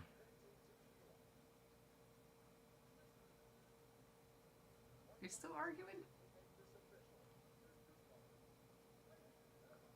I want to see that gap. Yeah, Silva is really good. He's got several.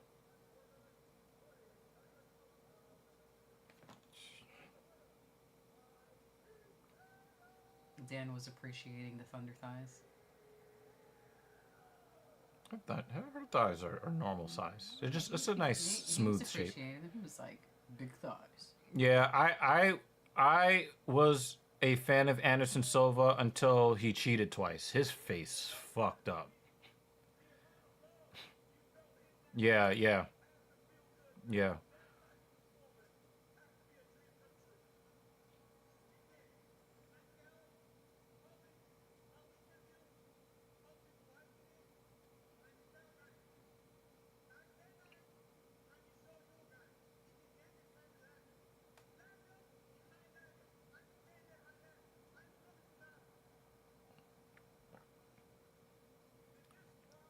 He cheated with steroids twice.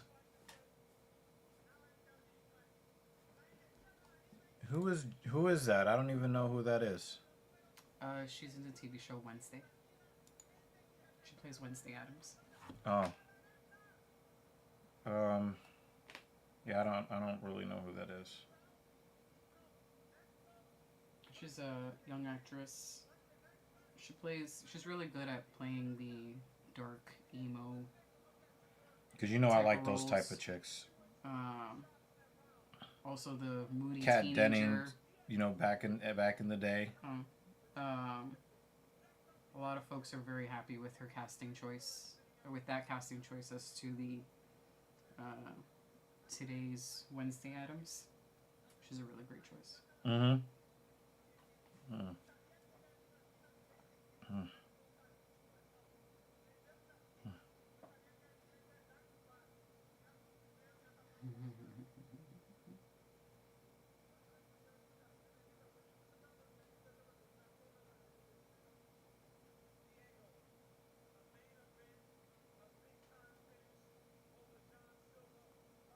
I think most of the roles she's played so far has also been of a younger person. I don't think she's played a role yet where she's actually the adult.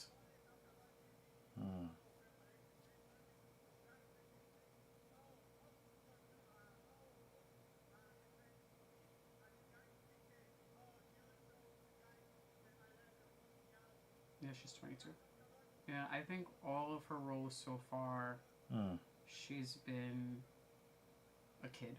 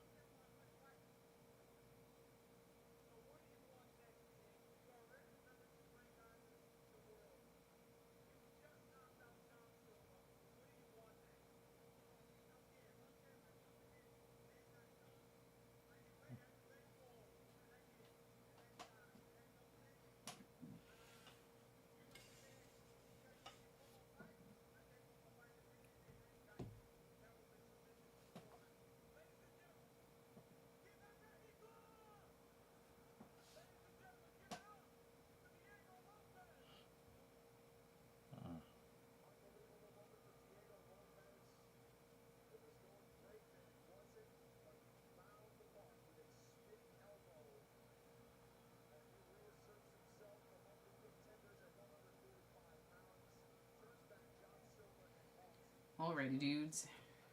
Let's wrap it up.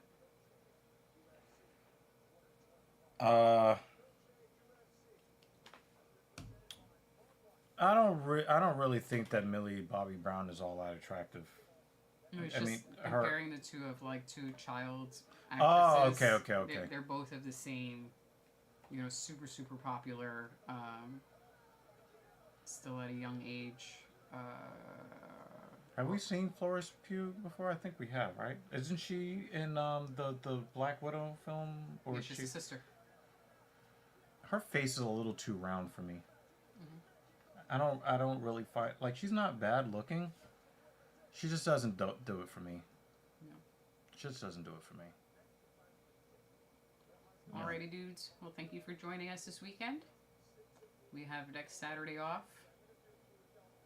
Enjoy your weekends. Dan, good luck on that roof. I don't want to say too much, guys, but Midmo is back. Yay! Midmo is back. Per usual, also joined Midmo. Yeah. Last week, which is nice. 2 members. Yay. Yeah, we will. I don't want to say too much, but No worries, we know what's going on with you, brother. Mm-hmm. I was gonna happy say. to hear from you. Yeah, I was gonna say. Stay tuned. Just stay tuned, okay? Because It's gonna be a good weekend. this might not be the last time you see us before the next TSP live stream. We're not gonna give it away I yet, think that's good enough. And but yeah. Yep. You got any parting words? I didn't think the card was bad. It was a good card. I didn't get all the outcomes that I wanted. So, I didn't get all the outcomes that I wanted. I really would have preferred these two guys not to fight each other unless it's like for the belt. mm-hmm. But the way Silva went down, I just feel sad. But it's not like Diego Lopes is a fighter that I don't. It's not like I root against him. I wish that fight. They're one of the few fights I wish lasted longer. You know what I mean? Yeah. But yes, I can, motherfucker. What? What? Thank you for Midmo for rejoining our member ranks. Dan Jensen, thank you so much for your contributions to the stream as well.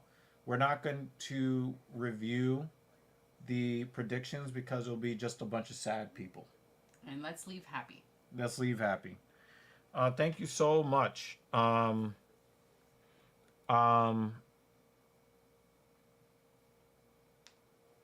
Yeah, guys, we're not always going to agree. Me and her, we don't always agree, right? And we're not supposed to always. And agree. we're not supposed to, but we always show each other love and respect. Mm-hmm. There is a reason why in our home, Dan Jensen and the Poly Chasers get special respect in our home because there are people who are not always ideologically aligned with us, but they always show love and respect. We can disagree, we can respect each other, even as we disagree. And, we have the Midmos of the world. I mean, Captain Paul, he's arguing with me on the Charlie Kirk stuff via text message right now, right? But we have a, this was for CCAN. But we're going to again, and also condolences to Charlie Kirk's family. I will continue to get rid of the rhetoric and the dogma and put the spotlight where it belongs. Charlie Kirk's children now are fatherless. His wife is a widow. His children will never get his love again. And he never had a chance to show the proper appreciation for their father's love because it was taken away from them before they could even really appreciate it.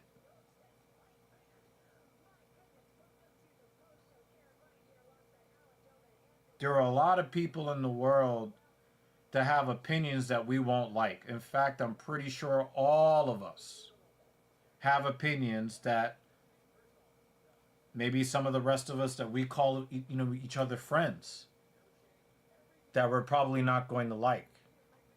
But that is part of the human experience. This is part of what makes the free world what it is. We don't have the freedom of speech to say the things that everyone else agrees with. It's just freedom of speech. And everybody should be free of violent reprisal for their speech, no matter what they say. I don't care if they say that they want to go fishing with Adolf Hitler. It does not matter. Let's leave the opinions in the opinion square. We can get up off our soapboxes. I'll raise a glass of water to your glass of beer or wine or whatever, and we can go on respecting each other, because that's what's most important in life. But we're going to continue, at least here on TSP, to support reasonable free speech. We're not going to support the people that yell fire in a crowded theater. Mm-hmm. We're not going to support the people that celebrate the untimely death of people who did not do anything to deserve being killed. And we're going to continue, at least here on TSP, to recognize everybody's right to life, liberty, and the pursuit of happiness. And our right to say that, hey, you're an asshole. That's it. That's what we got. That's all we got for you today. And Dan Jensen takes us home, like he always does in Dan Jensen fashion. Be safe out there in the real world. Doesn't matter if you're black or white.